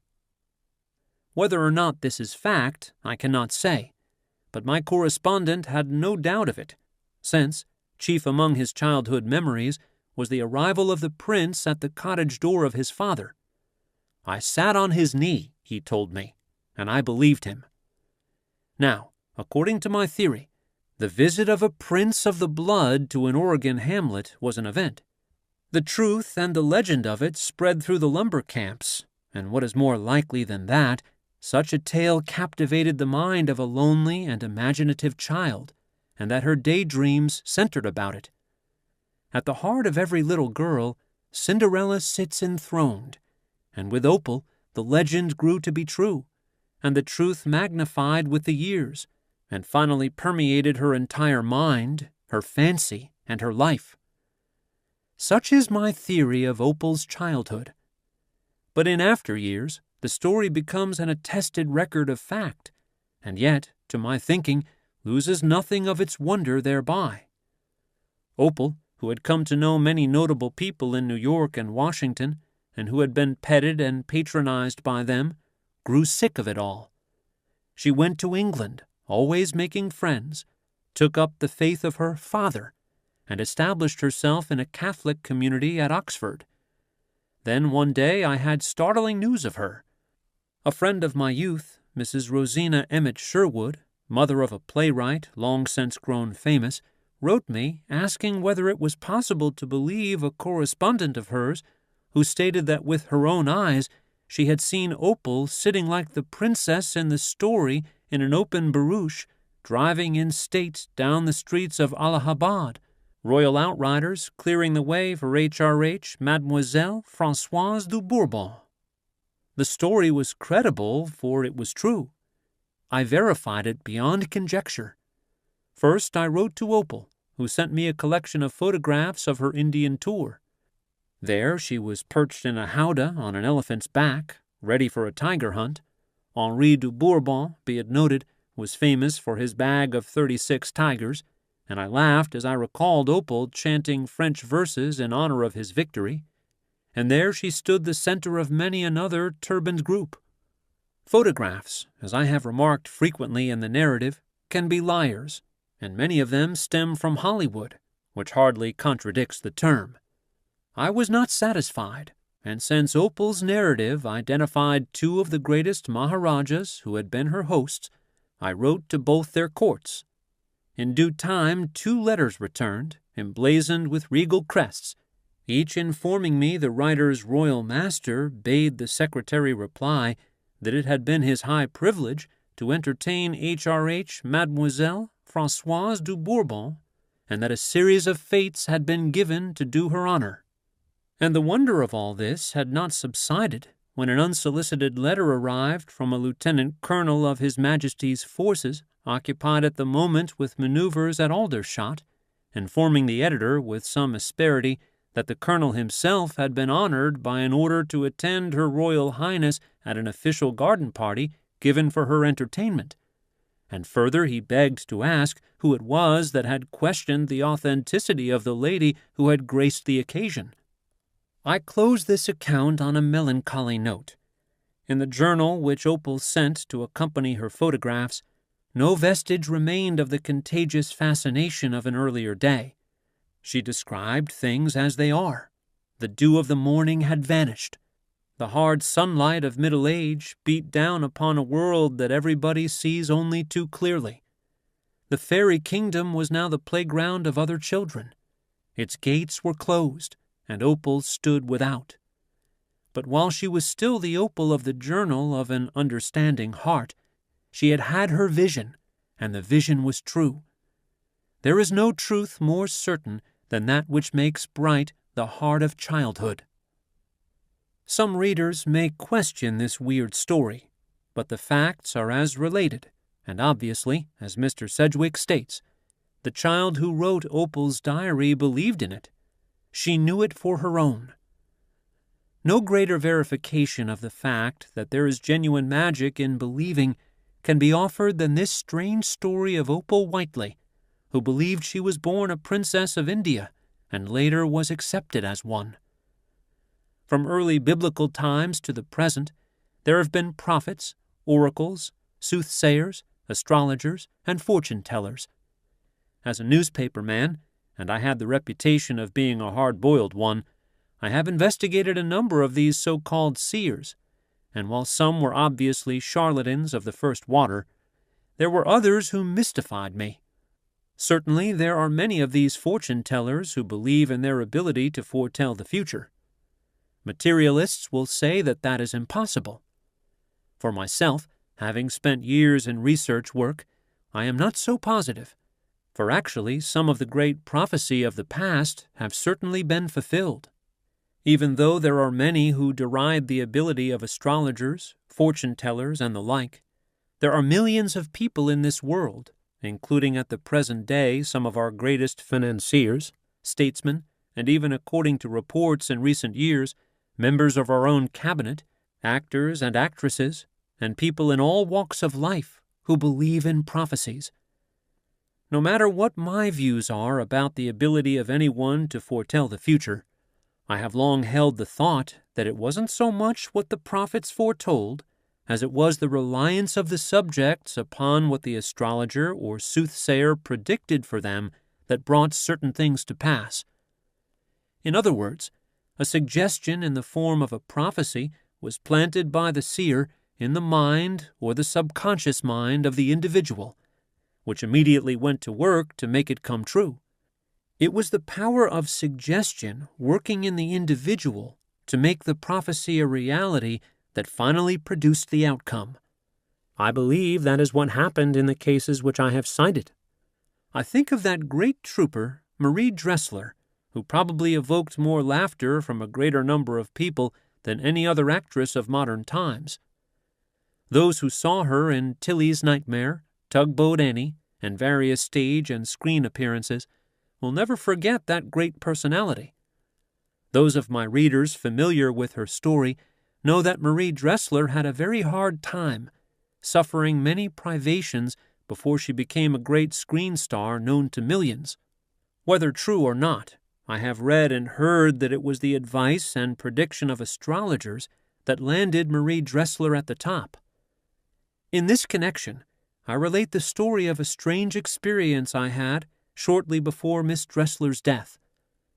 In explanation, let me say that I firmly believe that when people get on a certain plane of thinking, or are attuned with their subconscious minds, they automatically become en rapport with one another. Shortly after I had written my little book, TNT, It Rocks the Earth, it hit me in a flash that all great men and women had been using what I had outlined, and I set out to verify this by writing numerous outstanding men and women for their views and comments. Marie Dressler, probably because I was her ardent admirer, was one of the first women selected. I heard her on the radio one night and knew instantly that she had a grip on that something which many people seek and seldom find, and I knew that if I wrote Miss Dressler, I would get a reply. My secretary, when I dictated the letter, volunteered the statement that Marie Dressler would never acknowledge receipt of it or my book. We even made a small wager, as I did later with several others. It is common knowledge that very few great screen stars personally acknowledge letters from unknowns, and it was upon this premise that those who wagered against me based their judgment. While I felt that Miss Dressler would immediately respond, I was astounded at her answer and comment, and especially at the sight of her enclosure, a check for 20 copies of my brochure. In her letter she said, "Thank you so much. Oh, what a book, if used rightly. As I read through it and look back, which I very seldom do, I check up on my own life. It looks as though I had been going down the right path. Naturally, now that this great woman has left us, her letter is among my cherished possessions, because I never had personal correspondence with a woman who had put so much of her great heart and soul into her work to cheer up humanity, and yet who had had more personal trouble, or who had put up a greater fight to reach the pinnacle of success. Incidentally, there are 2 fine thoughts in her letter. First, it is futile to dwell on or think about the past. It is apparent Miss Dressler discovered this a number of years before her death, realizing that she couldn't give full play to thoughts of future accomplishments if she cluttered up her mind with thoughts of the past. Second, as she indicated in ordering extra copies of my brochure, she was always trying to help people, which may be a forlorn gesture in many instances. But she must have realized that the extending of such help did bring its own reward, even though it might have meant only personal satisfaction in knowing that a helping had been extended. The name of Helen Keller is known to millions. This famous woman was a marvel to me.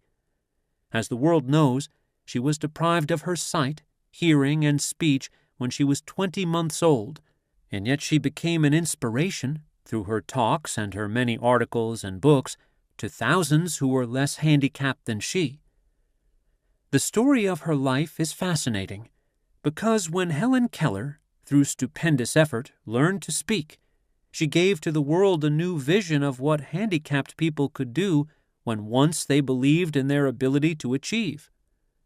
It is interesting to know that Helen Keller was a confirmed Swedenborgian. As many readers may know, Swedenborg lived in the early days of the 18th century and was perhaps one of the world's greatest mystics.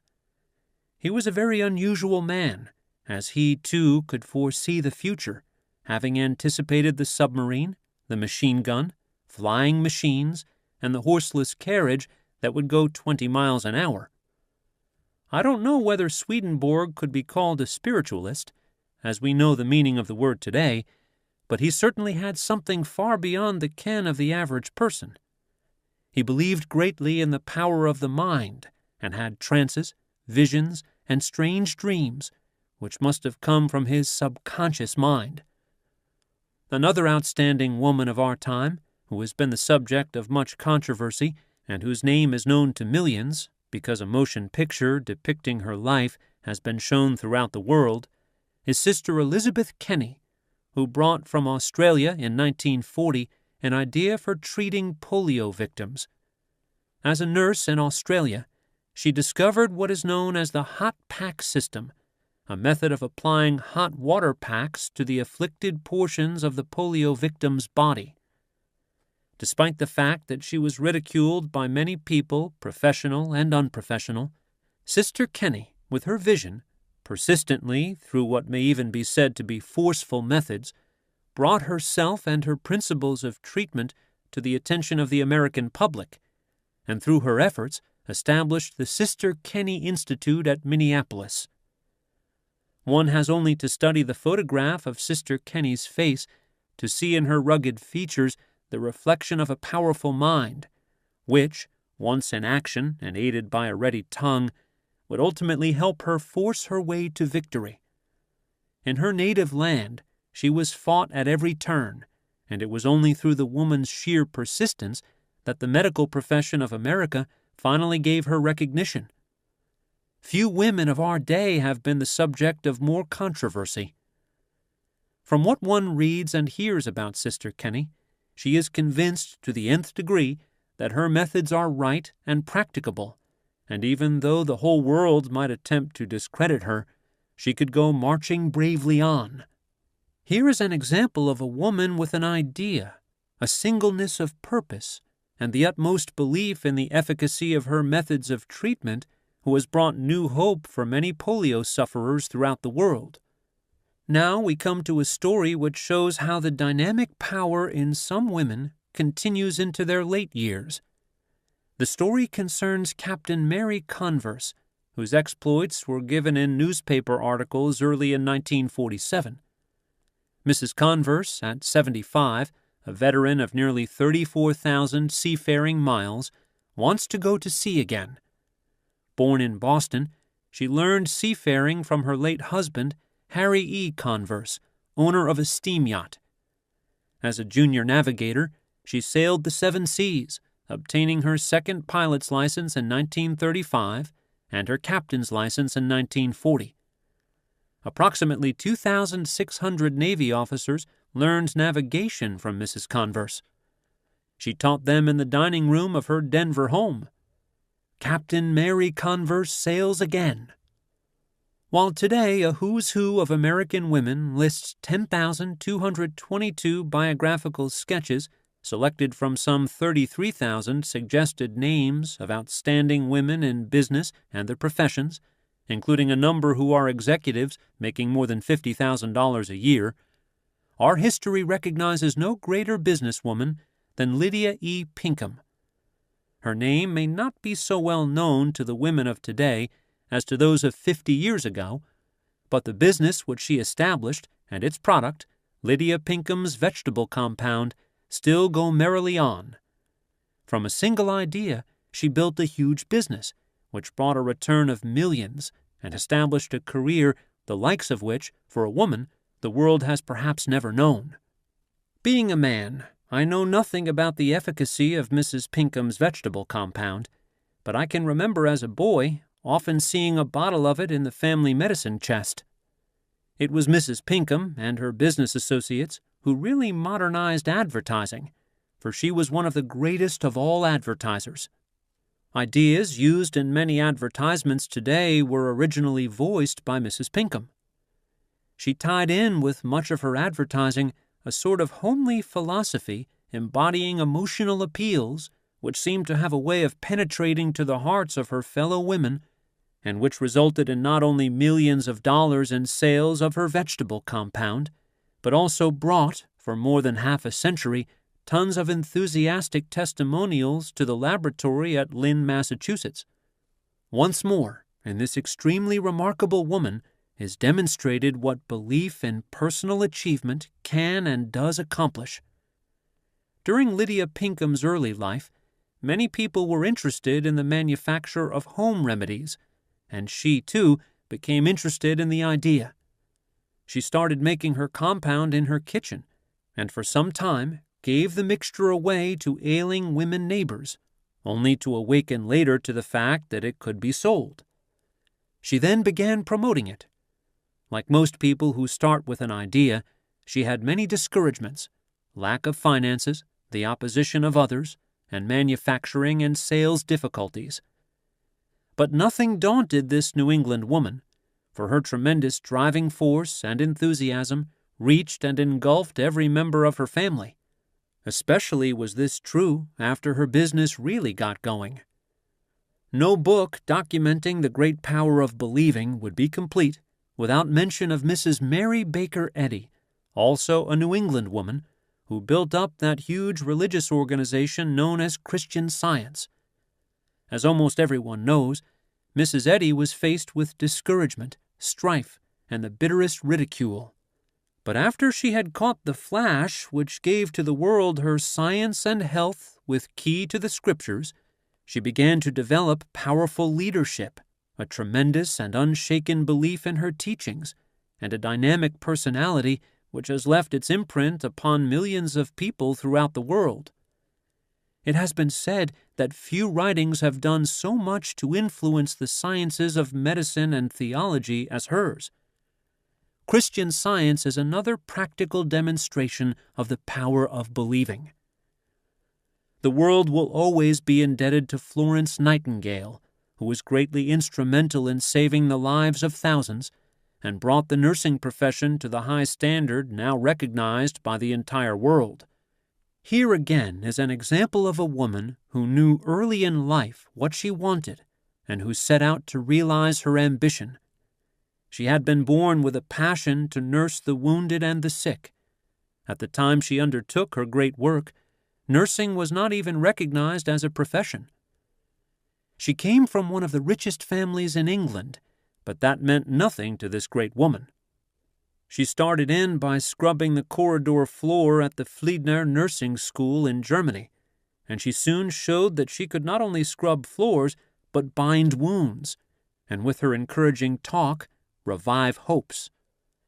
She, too, was fought at every turn, but being inspired with the vision of the destiny which she thought was hers, obstacles meant nothing to her.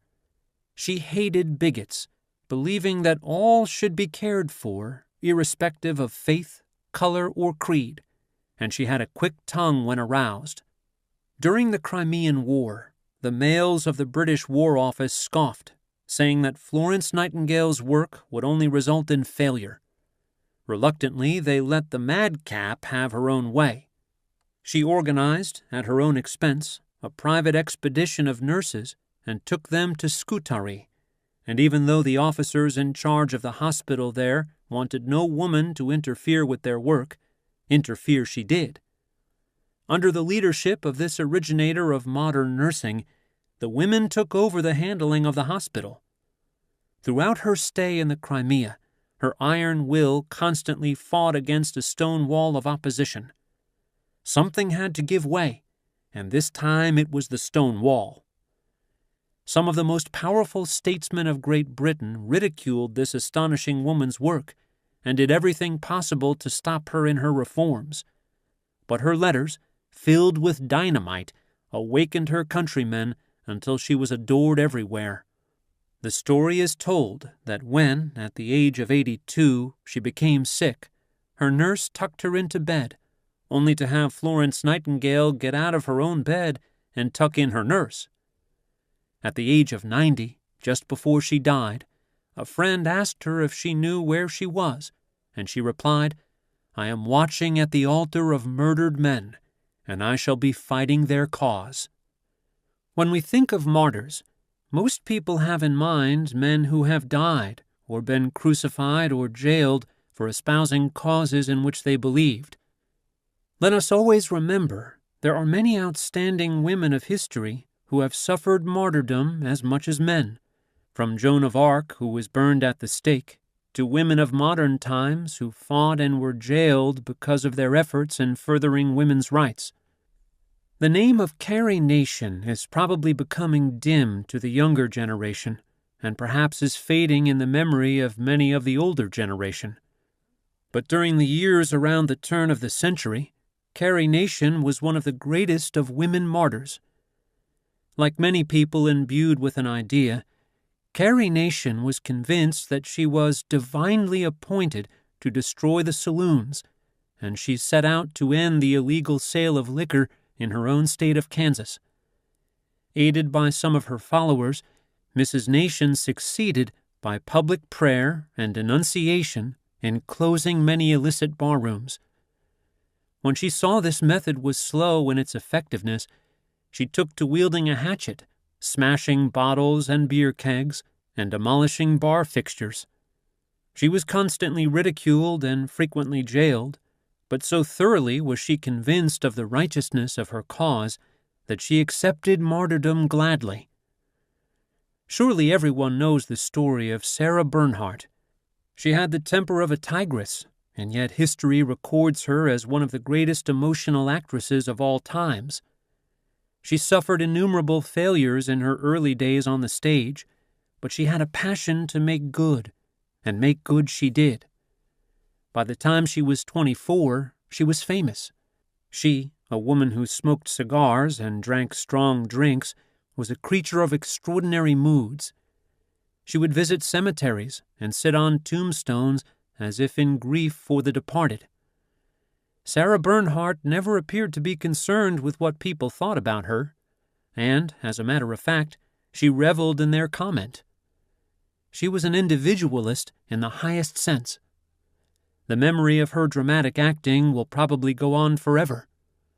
Even though she had to have an artificial leg toward the end of her life, she continued her stage work, for nothing could change her lifelong belief that she was a supremely great actress, and she was to the end of her life in 1923. Then there was that dynamic person, Madame Schumann-Heink, who was equally an exemplification of what belief can do, once the mind that carries it gets into action. She was inspired early in life, giving to the world her beautiful voice at the age of 15, when she became an opera singer. She, too, became famous in the old world, but when she came to America, it was the fulfillment of a dream that had burned fiercely within her for many years. Her heart was torn many times, but even in the face of overwhelming odds, Madame Schumann-Heink always came smiling through.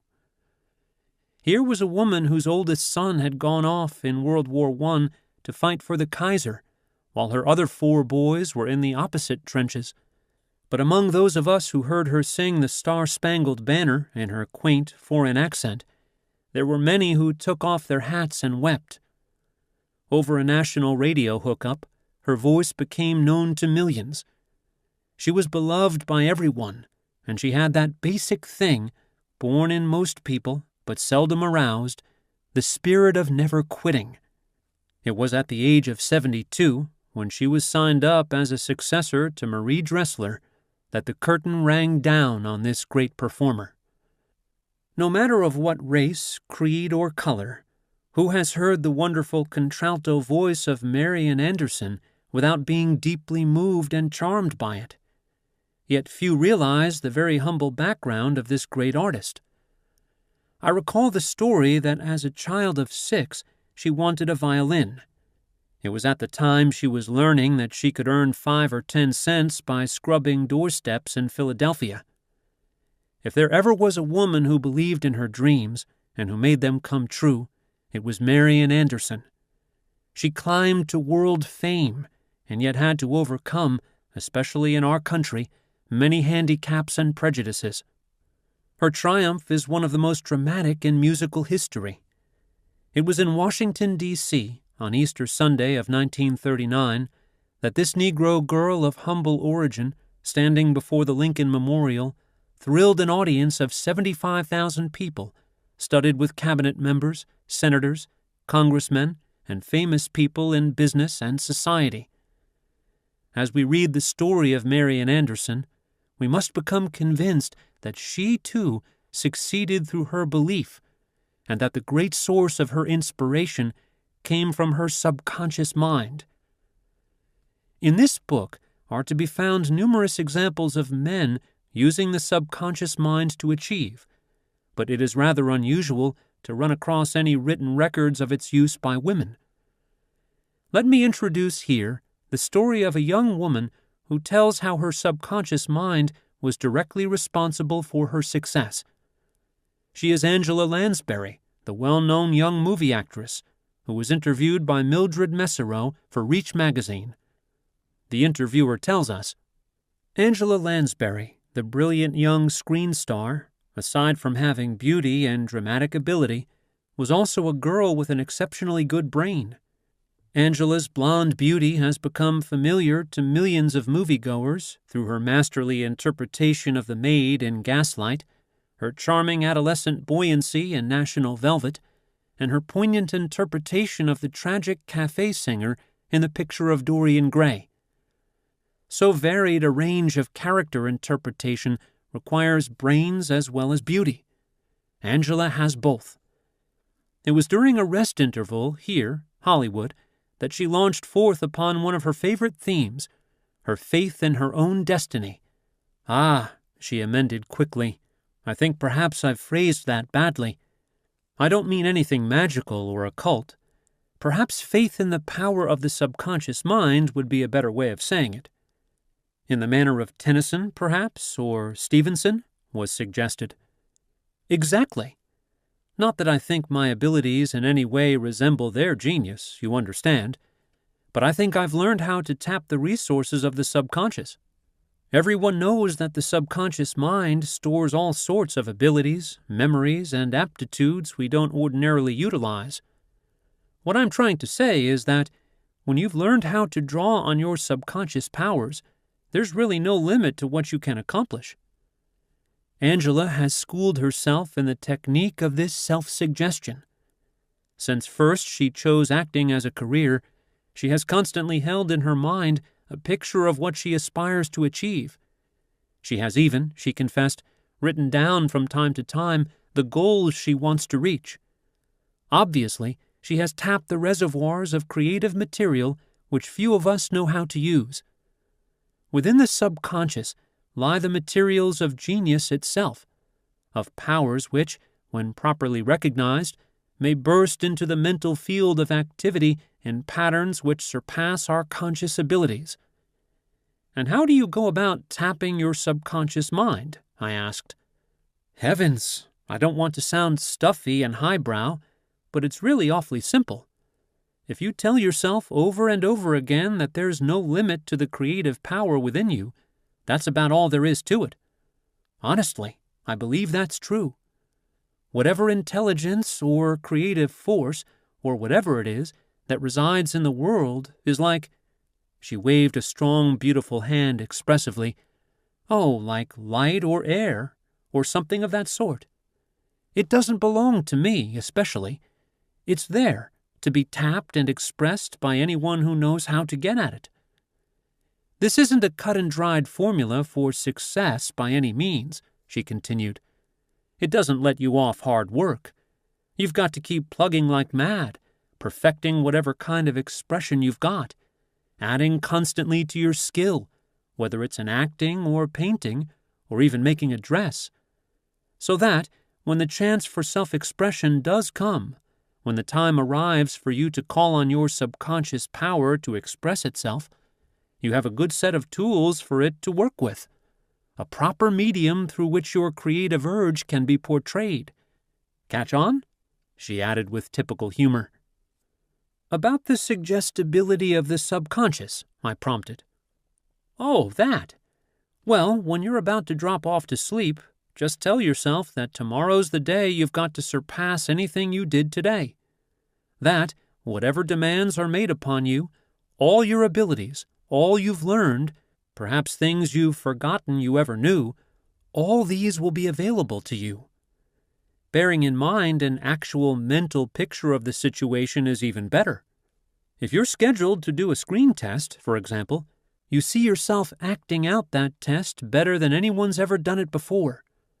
Act it like mad in your mind. Be Duse, be Bernhardt. In your mental picture, be the best there is.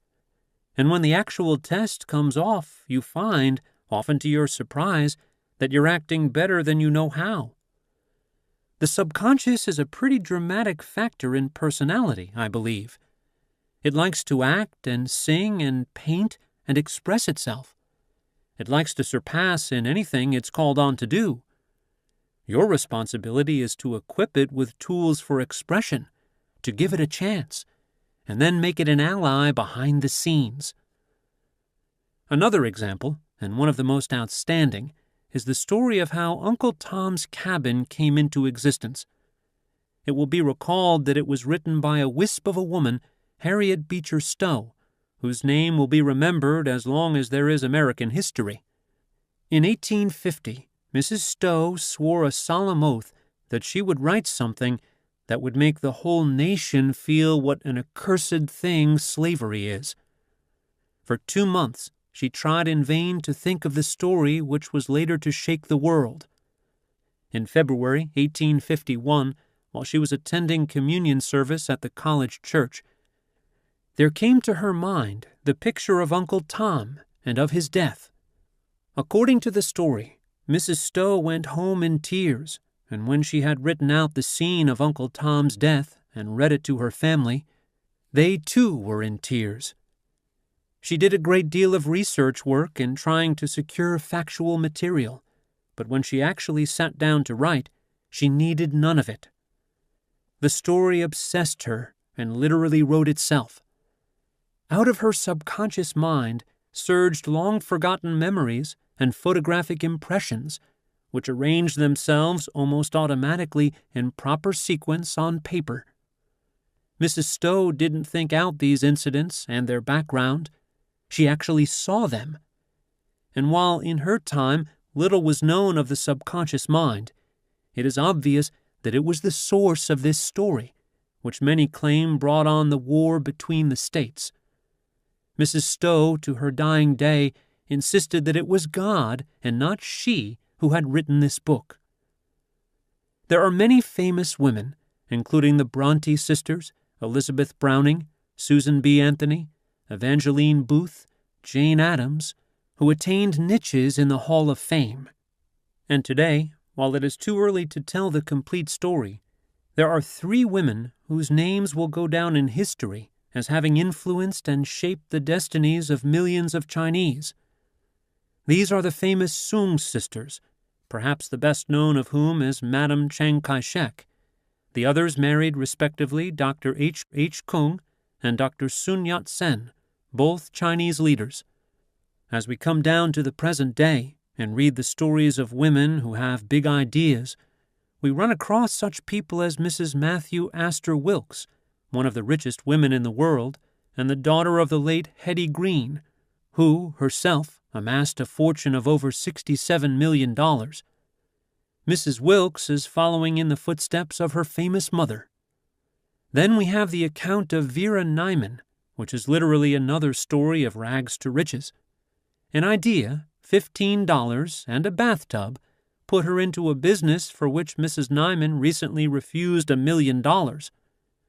When she married her husband, Bernard, in 1920, she had the belief that she and her husband were going to make $1 million. It took her 27 years to achieve her objective of the million, but she had it within her grasp when a drug concern offered her that sum for her plant.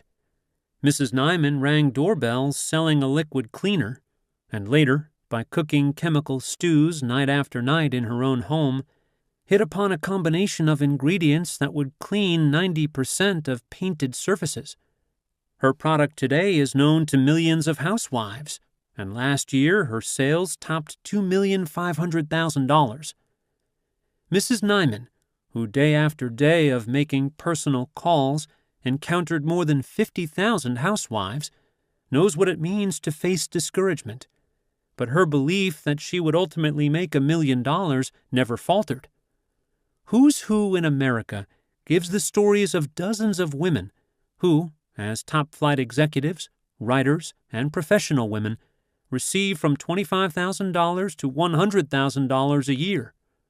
For example, here's the case of Mrs. George T. Gilmer of New Orleans, better known under the name of Dorothy Dix, the famous advisor to the lovelorn, who is reported to have received better than $75,000 a year. Then there is Mary A. Baer, president of the Oliver H. Baer Company of Philadelphia, with a salary of $50,000. And by no means is Helena Rubinstein, who owns the famous cosmetic manufacturing company and whose income must be tremendous, to be overlooked. Success stories could embrace dozens of women, such as Mary Dillon, president of the Brooklyn Borough Gas Company, who started in as a $6 a week office helper in the $5 million corporation which she now heads, and Mrs. Ora H. Snyder of Chicago, who, about 35 years ago, and with a capital of only 5 cents, began building up a candy business which centers around several shops and which was, at one time, worth more than $1 million. Add the story of Alice Foote McDougall, president of the MCD Corporation Cortile Inc., and many others like her who have built up huge businesses which have been managed as well as those headed by male executives. An entire book could be written about women who have achieved fame and fortune in the field of radio and motion pictures as artists, writers, and executives. The name of Mary Pickford is known to millions, not only as a screen favorite, but also as a motion picture corporation executive. For a number of years, Bertha Brainerd was program director of the National Broadcasting System, with a salary that ran into 5 figures. She was said to be one of the highest-paid women radio executives. It all came about through her getting an idea for feature radio programs. That was in 1922, and her first effort brought her a return of $50. The whole world knows the story of Amelia Earhart, famous American aviatrix, who was lost with her plane in the South Pacific. While a teacher and a social worker, she became interested in aviation and became one of the world's greatest flyers. She was the first woman to cross the Atlantic in an airplane. In 1931, she made a solo flight across the Atlantic, and 4 years later flew the Pacific alone from Honolulu to California. One writer has said that the vast majority of American men do not believe that women are ever their equals. But when we stop to examine the record, the list of women who have achieved success in every line of endeavor is an impressive one. Here is the story of a great American woman who scored a double success as a homemaker and a career woman. She is Mary Roberts Rinehart, who, for more than 40 years, has thrilled the mystery story fans of the world. Necessity forced her to make some money to retrieve the family fortunes which she and her doctor husband had lost in a stock market crash. With one hand, she wrote those great stories of fiction which gained her more than 10 million readers, while with the other hand, she tended her babies and handled the details of housekeeping. There are many women who have remained single simply because they feel deeply about marriage and are not willing to marry just any man. But surely if this science of creative thinking can work for men, it can work also for women, even to the point of woman's actually creating an image of the man of her desires and literally bringing him into reality. In other words, if a single woman could visualize the kind of man she wanted and steadfastly held to the thought, in accordance with the principles of this science, she could bring the object of her mental picture into her presence. This may sound silly to some of my women readers, but it has been my good fortune to have given this science to many women who have used it most effectively. Therefore, if you are single, and with your whole heart and soul you desire a certain type of man to walk into your life as a husband, merely picture him, not necessarily in physical form, but in the abstract, setting forth in your thought projection the attributes that you would like to have in your man, and the day will surely come when you will meet him. It seems to me that the women of today have the means of getting about everything they set their minds to. Certainly, opportunities are all around them. In fact, there never was a time in history when the world was so open to women as it is today. There are comparatively few fields among those which were formerly restricted to men in which women are not now represented. Today you'll find women in science, the fine arts, journalism, publicity, government, and various other branches, all working intelligently and with full knowledge of their duties and aware of their new opportunities and responsibilities. There can hardly be any doubt that all of this is largely because modern women are receiving the same education as men, with the result that they are not alone becoming acquainted with subjects hitherto regarded as essentially for men, but that their conscious or reasoning mind is being developed. In a way, it is perhaps superfluous for me to call women's attention to the importance and advantage of using their subconscious mind, for they have always used it. As a matter of fact, they are experts in the use of it, only they have always thought of it as woman's intuition. My point is that the subconscious is much more than intuition, and that it possesses great forces which can be set in motion for the benefit not only of men, but of women also, through the application of the power of dynamic believing. As I pointed out earlier, wonderful results are brought about by the conscious minds conveying the will to do through believing to the subconscious, and this immediately sets the subconscious in action to carry out the desires of the individual. Now, the women of modern times have a unique advantage, I might say, a twofold mental advantage. To their subconscious mind, the skilled use of which is characteristic of their sex, and which has been highly developed, and been their unconscious, though intuitive guide through the ages, there has been added their conscious mind, which has been specially developed by the scientific method of modern education. In my opinion, it is this combination which accounts for the speed with which women have acquired such rapid proficiency in so many of the so-called masculine subjects, and it is largely responsible not only for women's emerging from the traditional life within the home, but also for their entrance into the world where their view of people and practical affairs is broadened, made more objective and more understanding. Furthermore, it enables women in the home to have a better comprehension of the work of their men, as well as a deeper interest in the school studies and future life work of their children. My fundamental aim is to show how each person can develop his plus powers, the seeds of which lie within his subconscious mind. It is these plus powers which will enable you to obtain the things you want and the things you would like to be, in addition to what you have and what you are already. By this new cooperation of the conscious and subconscious minds, you can gain those things which you feel deeply are necessary to your life and happiness, and also keep alive the feeling that no matter how long you live, you are undergoing personal development, are, in a word, progressing. Always remember that the subconscious mind, in addition to being the seat of intuition, is a repository of great power and has inexhaustible resources. The more you call upon these resources, the more there are placed at your disposal. Remember also, the subconscious is ageless. It can never grow old or tired, and you can draw upon it all your life. The only thing you need is the power of believing, sincerely, strongly, and completely. Once the subconscious has received your message and understands your desires and ambitions, it will be only a short time when your desire will be fulfilled and your ambition achieved. This book tells of the many men who have used this science and succeeded, but I would like to impress upon my woman readers that they have the same two minds, conscious and subconscious, and that through them they can succeed just as men have. It is all a matter of believing and of cooperation of the two minds, according to the principles here set forth.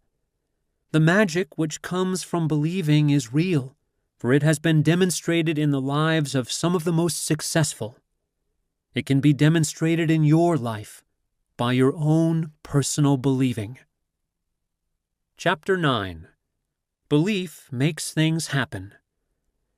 In 1944, a Popular Digest magazine had a story about a group of scientists in Chicago who were experimenting with moths. A female moth of rare species was placed in a room, and 4 miles away a male moth of the same species was released. In a few hours, the male moth was found beating its wings against the window of the room in which the female was confined. The editor declared that he believed that ideas fly with the sureness with which the female moth communicated her whereabouts to the male across incredible barriers to one mind for which they are originally intended.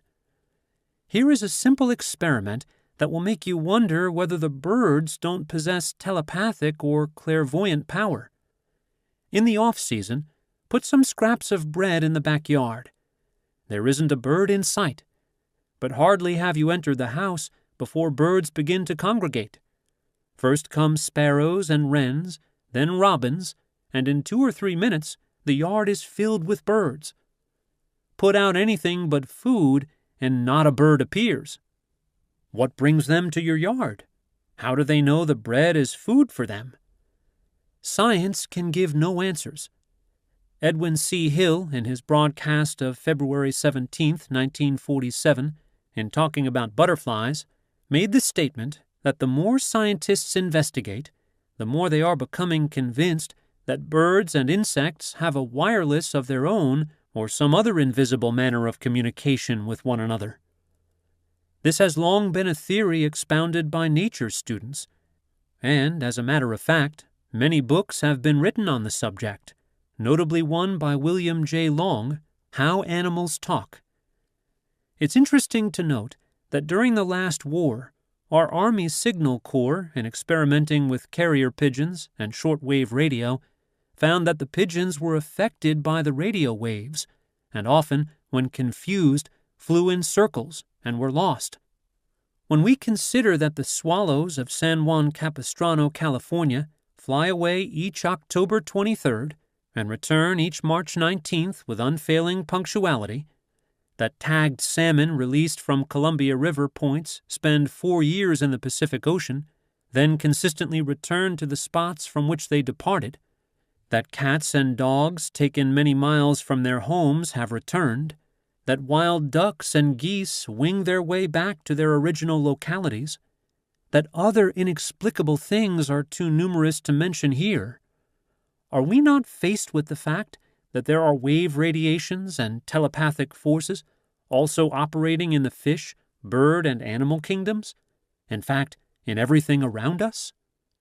Some writers claim that all living things have the means of communicating with each other, and in view of the Yale experiments, this may not be so far-fetched after all. Early in 1945, radio listeners heard the voices of blinded soldiers telling of their experiences in facial sight, through which they were able to detect objects in their paths through a sixth sense or kind of mental radar. Dr. Jacob Levine, a Boston psychologist who had charge of the school at Old Farms in the Avon district of Connecticut, where war-blinded veterans were taught the use of this sixth sense, declared that he could not explain its mechanics, but he knew that it worked. This facial sight is based on the hypothesis that the body radiates definite rays of an unknown variety, which, coming into contact with an object in front, assemble or group themselves in such form as to make a picture of it, after which they return, still bearing the picture, to the blinded person, who sees it through the sensation of the returning rays as they radiate through his body. I have long had the conviction that various forms of telepathy or thought transmission are used every day of our lives, far more than most people suspect. I believe that many great leaders, preachers, orators, executives, and so-called super salesmen, some unconsciously and others thoroughly conscious of its workings, exercise the power to varying degrees. We meet a person, and before a word is spoken, we experience a like or a dislike. What is it that causes the feeling to register but some form of thought transmission? I have already stated that the only possible explanation of healing and affecting others at a distance is through the medium of this phenomenon, of which we are only now beginning to get a scientific explanation. As I write, I have a mental picture of a famous lawyer in whose office I have often sat as he dictated letters concerning business affairs in which I was interested. When he dictated, he always paced the floor, and his concentration was intense.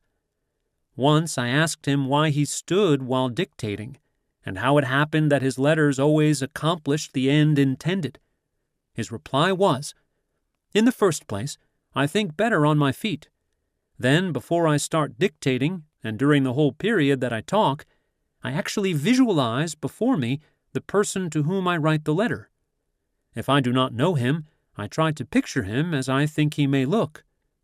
In both cases, I direct all my thought and words to him in person, as though he were actually before me in the flesh, and tell him mentally that my premises are right and should be followed by him."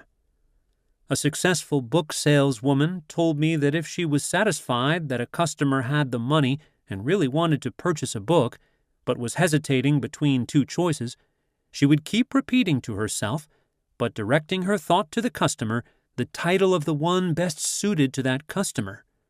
She added that many of her sales were made by thought-directive power. An automobile executive told me that when he had a prospect who had the money to purchase, he always said to himself, "You're going to buy this car. You're going to buy this car." And the prospect did. I am aware that few people like to believe they are influenced by the silent thoughts of others when it comes to a matter of purchasing anything or doing something, but the fact remains that all of us are subject to this subtle influence, be it telepathy or anything else you want to call it. The fact remains, too, that this invisible power exists, and a little experimenting on your part will convince you that it is both formidable and active. I am certain that mothers use it on their children, and often children use it on their parents. Not infrequently, husbands and wives use it on one another without the knowledge of either one. This is especially true where a man and wife are closely attuned to one another. You who are married and have never used this science have a new field to explore. One of the most striking examples of this subtle influence in action came to my attention several years ago. The president of a company that I had been helping was dissatisfied with his sales manager, but because of many years of service, did not wish to discharge him. I was at my wit's end, he told me, when I suddenly got the idea that I could suggest to him mentally that he ought to resign his job and become a salesman instead of remaining as manager. I thought about it for hours one night, but I nearly fell off my chair when the first thing next morning he came into my office saying that he would like to resign as manager as he felt that he could make more money by getting out on the street as a salesman. I don't know whether I was guilty of using some sort of magic, but my conscience is clear, because the man today is making twice as much money as he did when sales manager, and he's much happier, and we're all going to town. In this connection, here is another story, that of a man and wife who came to see me. The man told me that until a few months before our meeting, he had been one of the largest clothing manufacturers in the Middle West, but had sold out and was now traveling the country. His story, taken from a memorandum transcribed at the time, is briefly as follows. For more than 30 years, I had been a member of one of the largest and oldest secret organizations in the world, which embraces this theme of believing from A to Izzard. But I, like thousands of others, never had my mind opened to it, and I never realized the truths contained therein. However, several years ago, I attended a series of lectures on the subject of mind control, and my eyes were opened for the first time to what a wonderful power man could make available for himself if he saw fit to do so. I could see how it would work in our business to tremendous advantage, and I used it.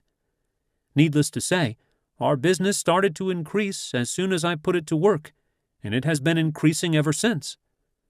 During the Depression, when firms like ours were having a terrific struggle, we consistently made money, and when I sold out my interests, I guess I can say, with all modesty, that I was at the top. At this point, his wife entered the conversation, saying, "My husband wouldn't openly scoff at me when I talked this subject and what I had learned at the lectures before he started, but he gave me to understand that he believed I was wasting my time. I just knew there was something to it, and I was certain that if my husband could get hold of it, it would mean a great deal more business for him. I talked to him about attending the lectures until I was tired, and then one day I realized I was doing the wrong thing. Instead of talking to him, I should use the very science which I had been taught. I went at it with a vengeance. Both my daughter and I, several times a day, kept repeating to ourselves mentally, "Dad is going to go. Dad is going to go." It took us nearly 3 weeks, but Dad did go. Here the husband broke in, saying, "You speak about your tap-tap idea. Well, she certainly worked it on me. When she first talked about what she had heard at the lectures, I just couldn't believe them to be true. I had been brought up in a very practical business world, and I couldn't get myself to believe in many of the so-called abstract things. However, one day something impelled me to make up my mind to go with her.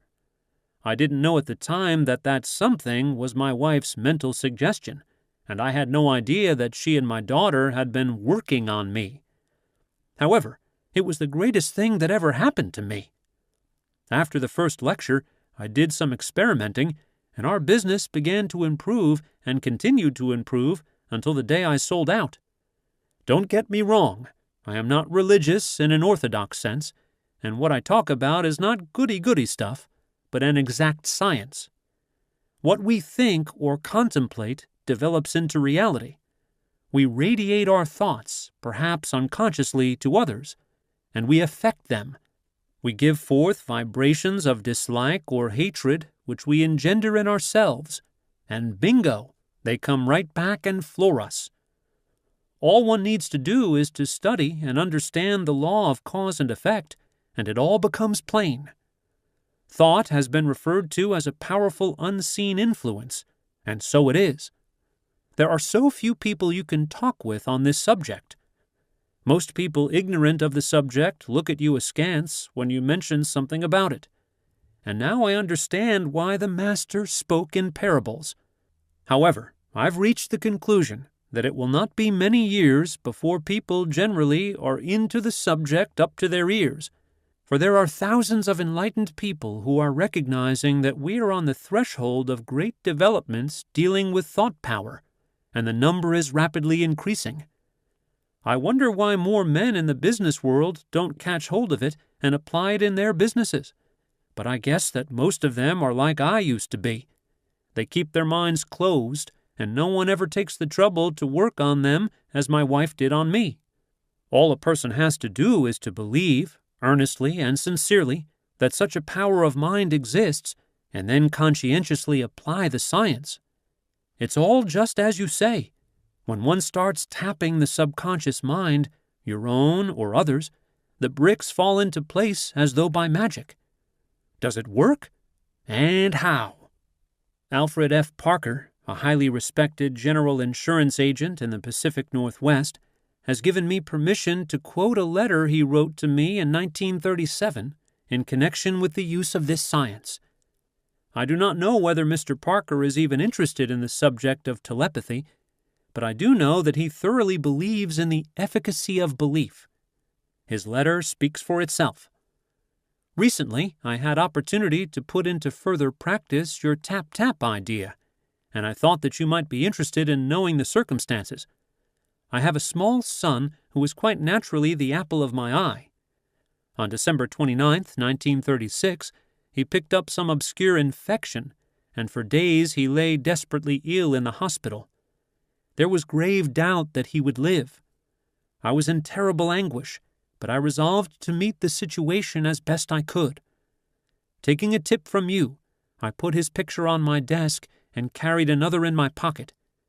Every hour of the day I kept looking at them and repeating to myself, "He will recover. He will recover." At first I felt I was lying to myself, as he hardly seemed to have an even chance. However, I kept it up, and gradually found myself believing what I kept repeating. At just about that time, thanks to the best medical and nursing attention, and some of a friend's blood transfused into him, the boy actually did begin to recover. He is now at home and regaining his strength fast. It may have been a mere coincidence that the time when empty words began to turn into belief was the time when recovery began, but at least such coincidence is worthy of note. Some people have had the experience of walking into a darkened room and feeling the presence of someone there, even before a word was uttered. Certainly, it couldn't have been anything else but the vibrations of some unseen individual that indicated his presence to the other person. Evidence of telepathy? What do you think? It is maintained that if the first person in the room will, at the entry of the second person, think of something entirely foreign to himself and dismiss from his mind all thought of the possibility of his discovery, the second person will not sense his presence. There are thousands of people who have thought of someone only to hear from them or see them shortly thereafter, and they have given no heed to the phenomena involved. These experiences are usually considered coincidences, but when we properly consider the power of thought, do we not have the real explanation?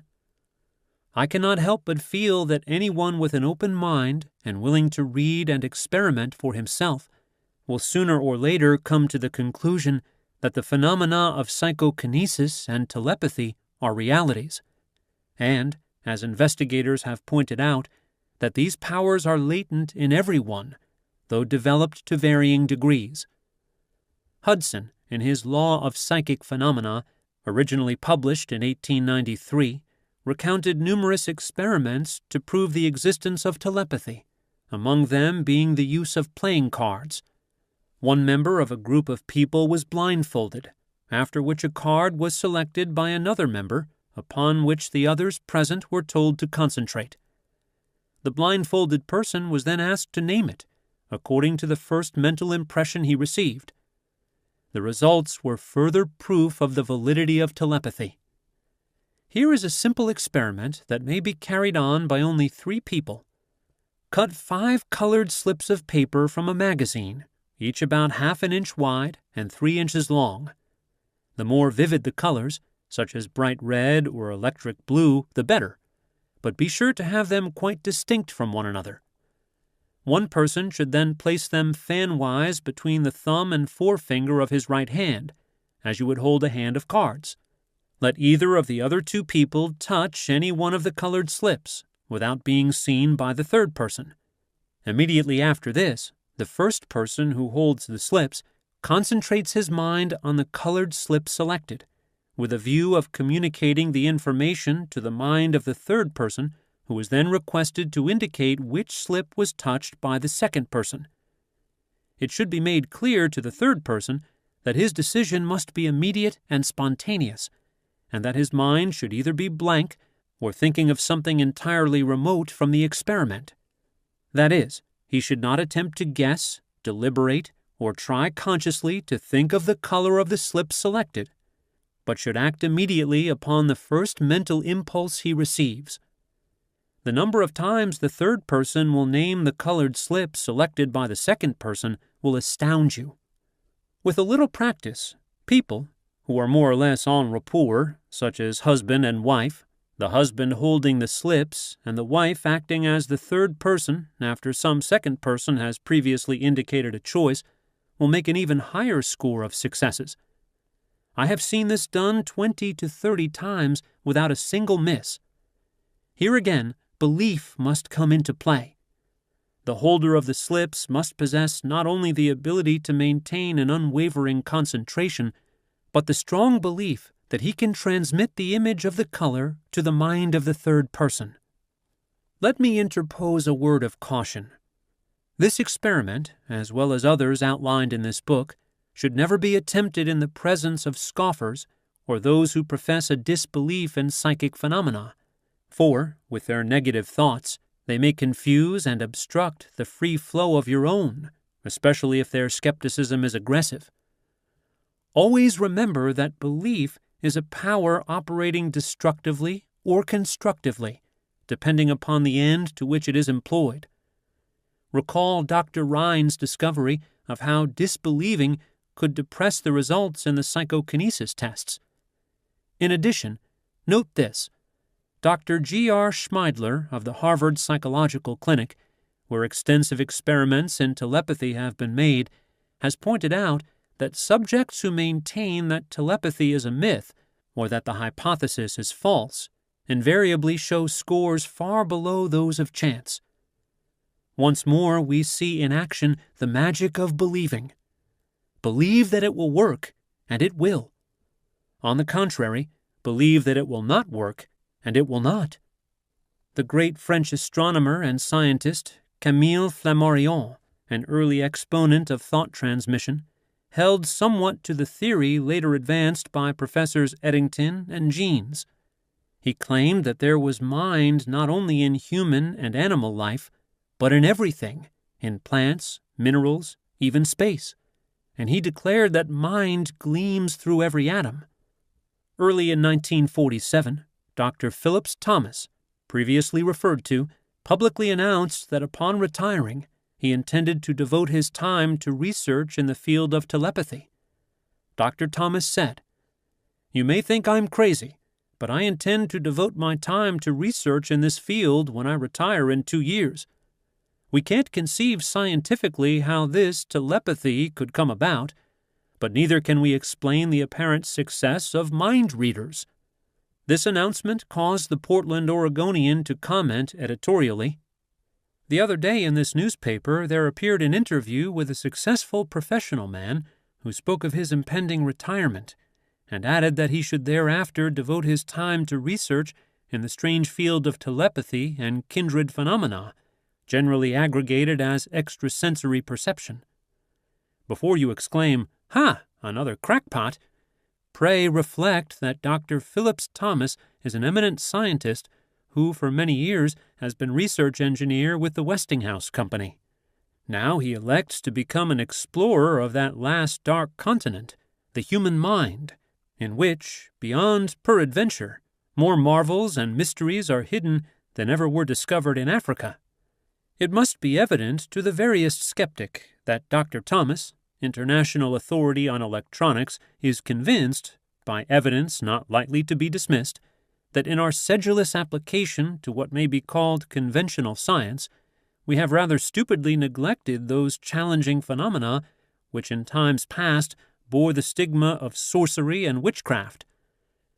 The proper and rational attitude toward the seeming phenomena of the mind, if that is what they are, is one of scientific inquiry, which, though rigorously exacting, will not resist conviction when incontestable proof has been obtained. Actually, there can be no such thing as a supernatural phenomenon, but only the manifestation of natural law as yet unknown to us.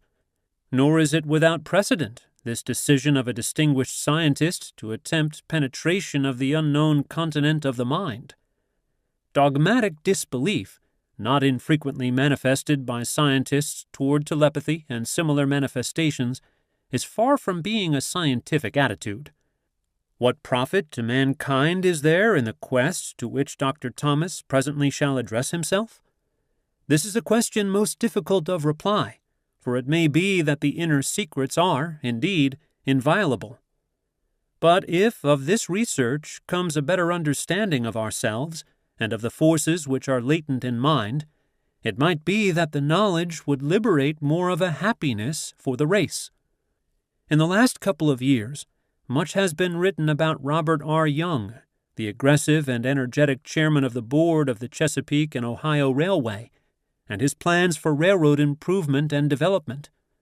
While I have never seen anything in print stating that Mr. Young utilizes the subconscious, I think that anyone knowing anything about the subject would conclude from these articles about him that Mr. Young relies greatly upon it for his ideas.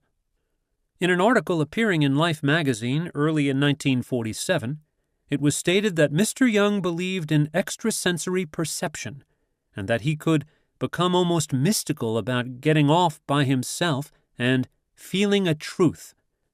Whether it be mind, as we understand the general usage of the word, or whether it be electrical vibrations of some kind, it is the phenomena themselves with which we deal. Call them what you wish. The conclusion is that they embrace and pervade everything. So when we consider the subconscious mind of a single individual as being only an infinitesimal part of the whole, and the vibrations therefrom extending to and embracing everything, we get a better understanding of the workings of psychokinesis, telepathy, and kindred phenomena. In explaining psychokinesis, Dr. Rhine points out that there must be a mental attitude of expectancy, concentration of thought, and enthusiasm for the desired results if a person is to be successful in the experiments. Again, we have the magic of believing at work. The subject must have a prior belief that he can influence the fall of the dice. That belief is the basic factor in the ability to demonstrate psychokinesis, control of mind over matter, and telepathy, was more recently confirmed in experiments at Duke University, as reported in the New York Herald Tribune by its science editor, John J. O'Neill. Mr. O'Neill declared that these experiments proved that it was possible to kid a person out of his power to demonstrate psychokinesis and telepathy. He told of how a young woman, by distracting the attention of one of the young men attempting to control the fall of the dice, and by scoffing at his professed ability to demonstrate his power of mind to direct matter, succeeded in injecting such a strong negative factor that she weakened his belief in himself and ruined his score for the day. Mr. O'Neill made an interesting speculation about this when he went on to say, "The converse of this experiment, still to be made, in which a test would be made of the possibilities for improving the score by a confidence-inspiring pep talk, offers interesting possibilities. At this writing, the outcome of such an experiment is not known, but in view of the thousands of experiments previously made at Duke and other universities, it is apparent that scores improve when the experimenters believe and are confident of the results. Also, nothing is more logical than that pep talk should be helpful to those who lack confidence or belief, and thus they should improve their scores. If golf shots can be influenced by mental attitudes or proper visualization, and the galloping ivories turn up at the mental command of the players, who is there now to gainsay that events are not influenced by thought, and that before us is a field that is gradually yielding to modern man some of the secrets of the ancient mysteries? Do not the experiments at Duke University prove that the so-called luck factor is in reality an influence brought about by powerful thought vibrations, rather than coincidence or chance? Writers, long before the experiments at Duke, declared that the luck factor came about from a determined mind, a combination of visualizing, concentrated thought, willing, and believing. Think about this in connection with yourself and the goals you have set for yourself, for in it is the primary secret of this science. Anyone who has associated with the garden variety of parlor gamblers knows that the word hot is often applied to card players or crap shooters when they have a winning streak. When the hot period wears off, the gamblers either quit the games or begin to lose. What is this hot period? Nothing more than an all-knowing feeling, a deep-rooted belief that they can win. Even in gambling, the magic of believing plays a major role. Of course, this book is not written for professional gamblers, but for sincere men and women who wish to succeed in life. The material referring to the games of chance is included only to provide further evidence that with concentrated thought, expectancy, and steadfast belief, we actually set in motion vibratory forces that bring about material manifestations. As stated previously, charms, amulets, discs, talismans, etc. have no power in themselves, but those who firmly believe in them unquestionably tend to develop the kind of force or power now known as psychokinetic. I have tried to make plain how this power through belief can be developed, and to take you up the ladder as far as you wish to go. It is necessary, though, to point out that it is easy to lose one's belief or faith. Thousands have risen to great heights of success only to stumble, roll, or fall to undreamed-of depths. Others, seeking health, have appeared to be more or less miraculously cured, only to find that in later years, or even months, there is a recurrence of their ailments. There are many weakening factors and influences, all suggestive in nature, which we, in unguarded moments, allow to slip into our subconscious minds, and which, once there, begin their destructive work and undo all the good accomplished by our constructive forces. So step out in front, head toward the sun, keep facing it, and the dark shadows will not cross your path. The writer knows that it is difficult for the average person who knows nothing of this subject to accept the idea that all is within. But surely the most materialistic person must realize that as far as he himself is concerned, nothing exists on the outside plane unless he has knowledge of it or unless it becomes fixed in his consciousness. It is the image created in his mind that gives reality to the world outside of him. Happiness, sought by many and found by few, therefore, is a matter entirely within ourselves. Our environment and the everyday happenings of life have absolutely no effect on our happiness, except as we permit mental images of the outside to enter our consciousnesses. Happiness is wholly independent of position, wealth, or material possessions. It is a state of mind which we ourselves have the power to control, and that control lies with our thinking. Consider that everything is opinion, and opinion is in thy power, said the great philosopher Marcus Aurelius Antoninus. Take away, then, when thou choosest, thy opinion, and, like a mariner who has doubled the promontory, thou wilt find calm, everything stable, and a waveless bay. A modern version of this is found in the statement of the 78-year-old man previously quoted, who said, "Distress ensues only when developed by conscious mental attitudes. Disappointments, suppressions, melancholy, depressions, etc., all are emotional excitations or suggestions from a mode of thinking those things. If these emotional tendencies are resisted and willpower is asserted to prevent such influences reaching our consciousness, the foundation of the thought disappears, and consequently the distress vanishes. It will be noted that this weakness to resist repressing thoughts and imaginations arising from emotional reflex develops from failure of self-control and command of the situation as thought presents it. Stop thinking. Refuse to think that idea or way. Assert yourself to be the creator and boss of your own habits of thought. In fact, become unconquerable.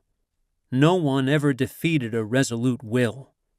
Even death stands still before such a will. Emerson said, "What is the hardest task in the world? To think." Obviously, this is so when one considers that most of us are victims of mass thinking and feed upon suggestions from others. We all know that the law of cause and effect is inviolable, yet how many of us ever pause to consider its workings? The entire course of a man's life has many times been changed by a single thought, which, coming to him in a flash, became a mighty power that altered the whole current of human events. History is replete with the stories of strong-minded, resolutely willed individuals who, steadfastly holding to their inner convictions, have been able to inspire their fellow man, and in the face of tremendous and determined opposition, have literally created out of nothing great businesses, huge empires, and new worlds. They had no monopoly of thought power. You and every man and woman have it. All you have to do is to use it. You will then become the person you envisage in your imagination. For with the working of the law of cause and effect, you bring into your life the new elements which your most dominant thoughts create within and attract from without. Positive creative thought leads to action and ultimate realization, but the real power, much more than action itself, is the thought. Remember always, whatever man can conceive mentally, he can bring into materialization. Health, wealth, and happiness must follow if the proper mental pictures are created and constantly maintained, for the law of cause and effect is immutable. Know thyself. Know your power. Read and reread this book until it becomes a part of your daily life. Faithfully use the cards and the mirror technique, and you will get results far beyond your fondest expectations. Just believe that there is genuine creative magic in believing, and magic there will be, for belief will supply the power which will enable you to succeed in everything you undertake. Back your belief with a resolute will, and you become unconquerable, a master of men among men, yourself. I hope that you've enjoyed this presentation, and please remember to subscribe to receive notifications of upcoming recordings.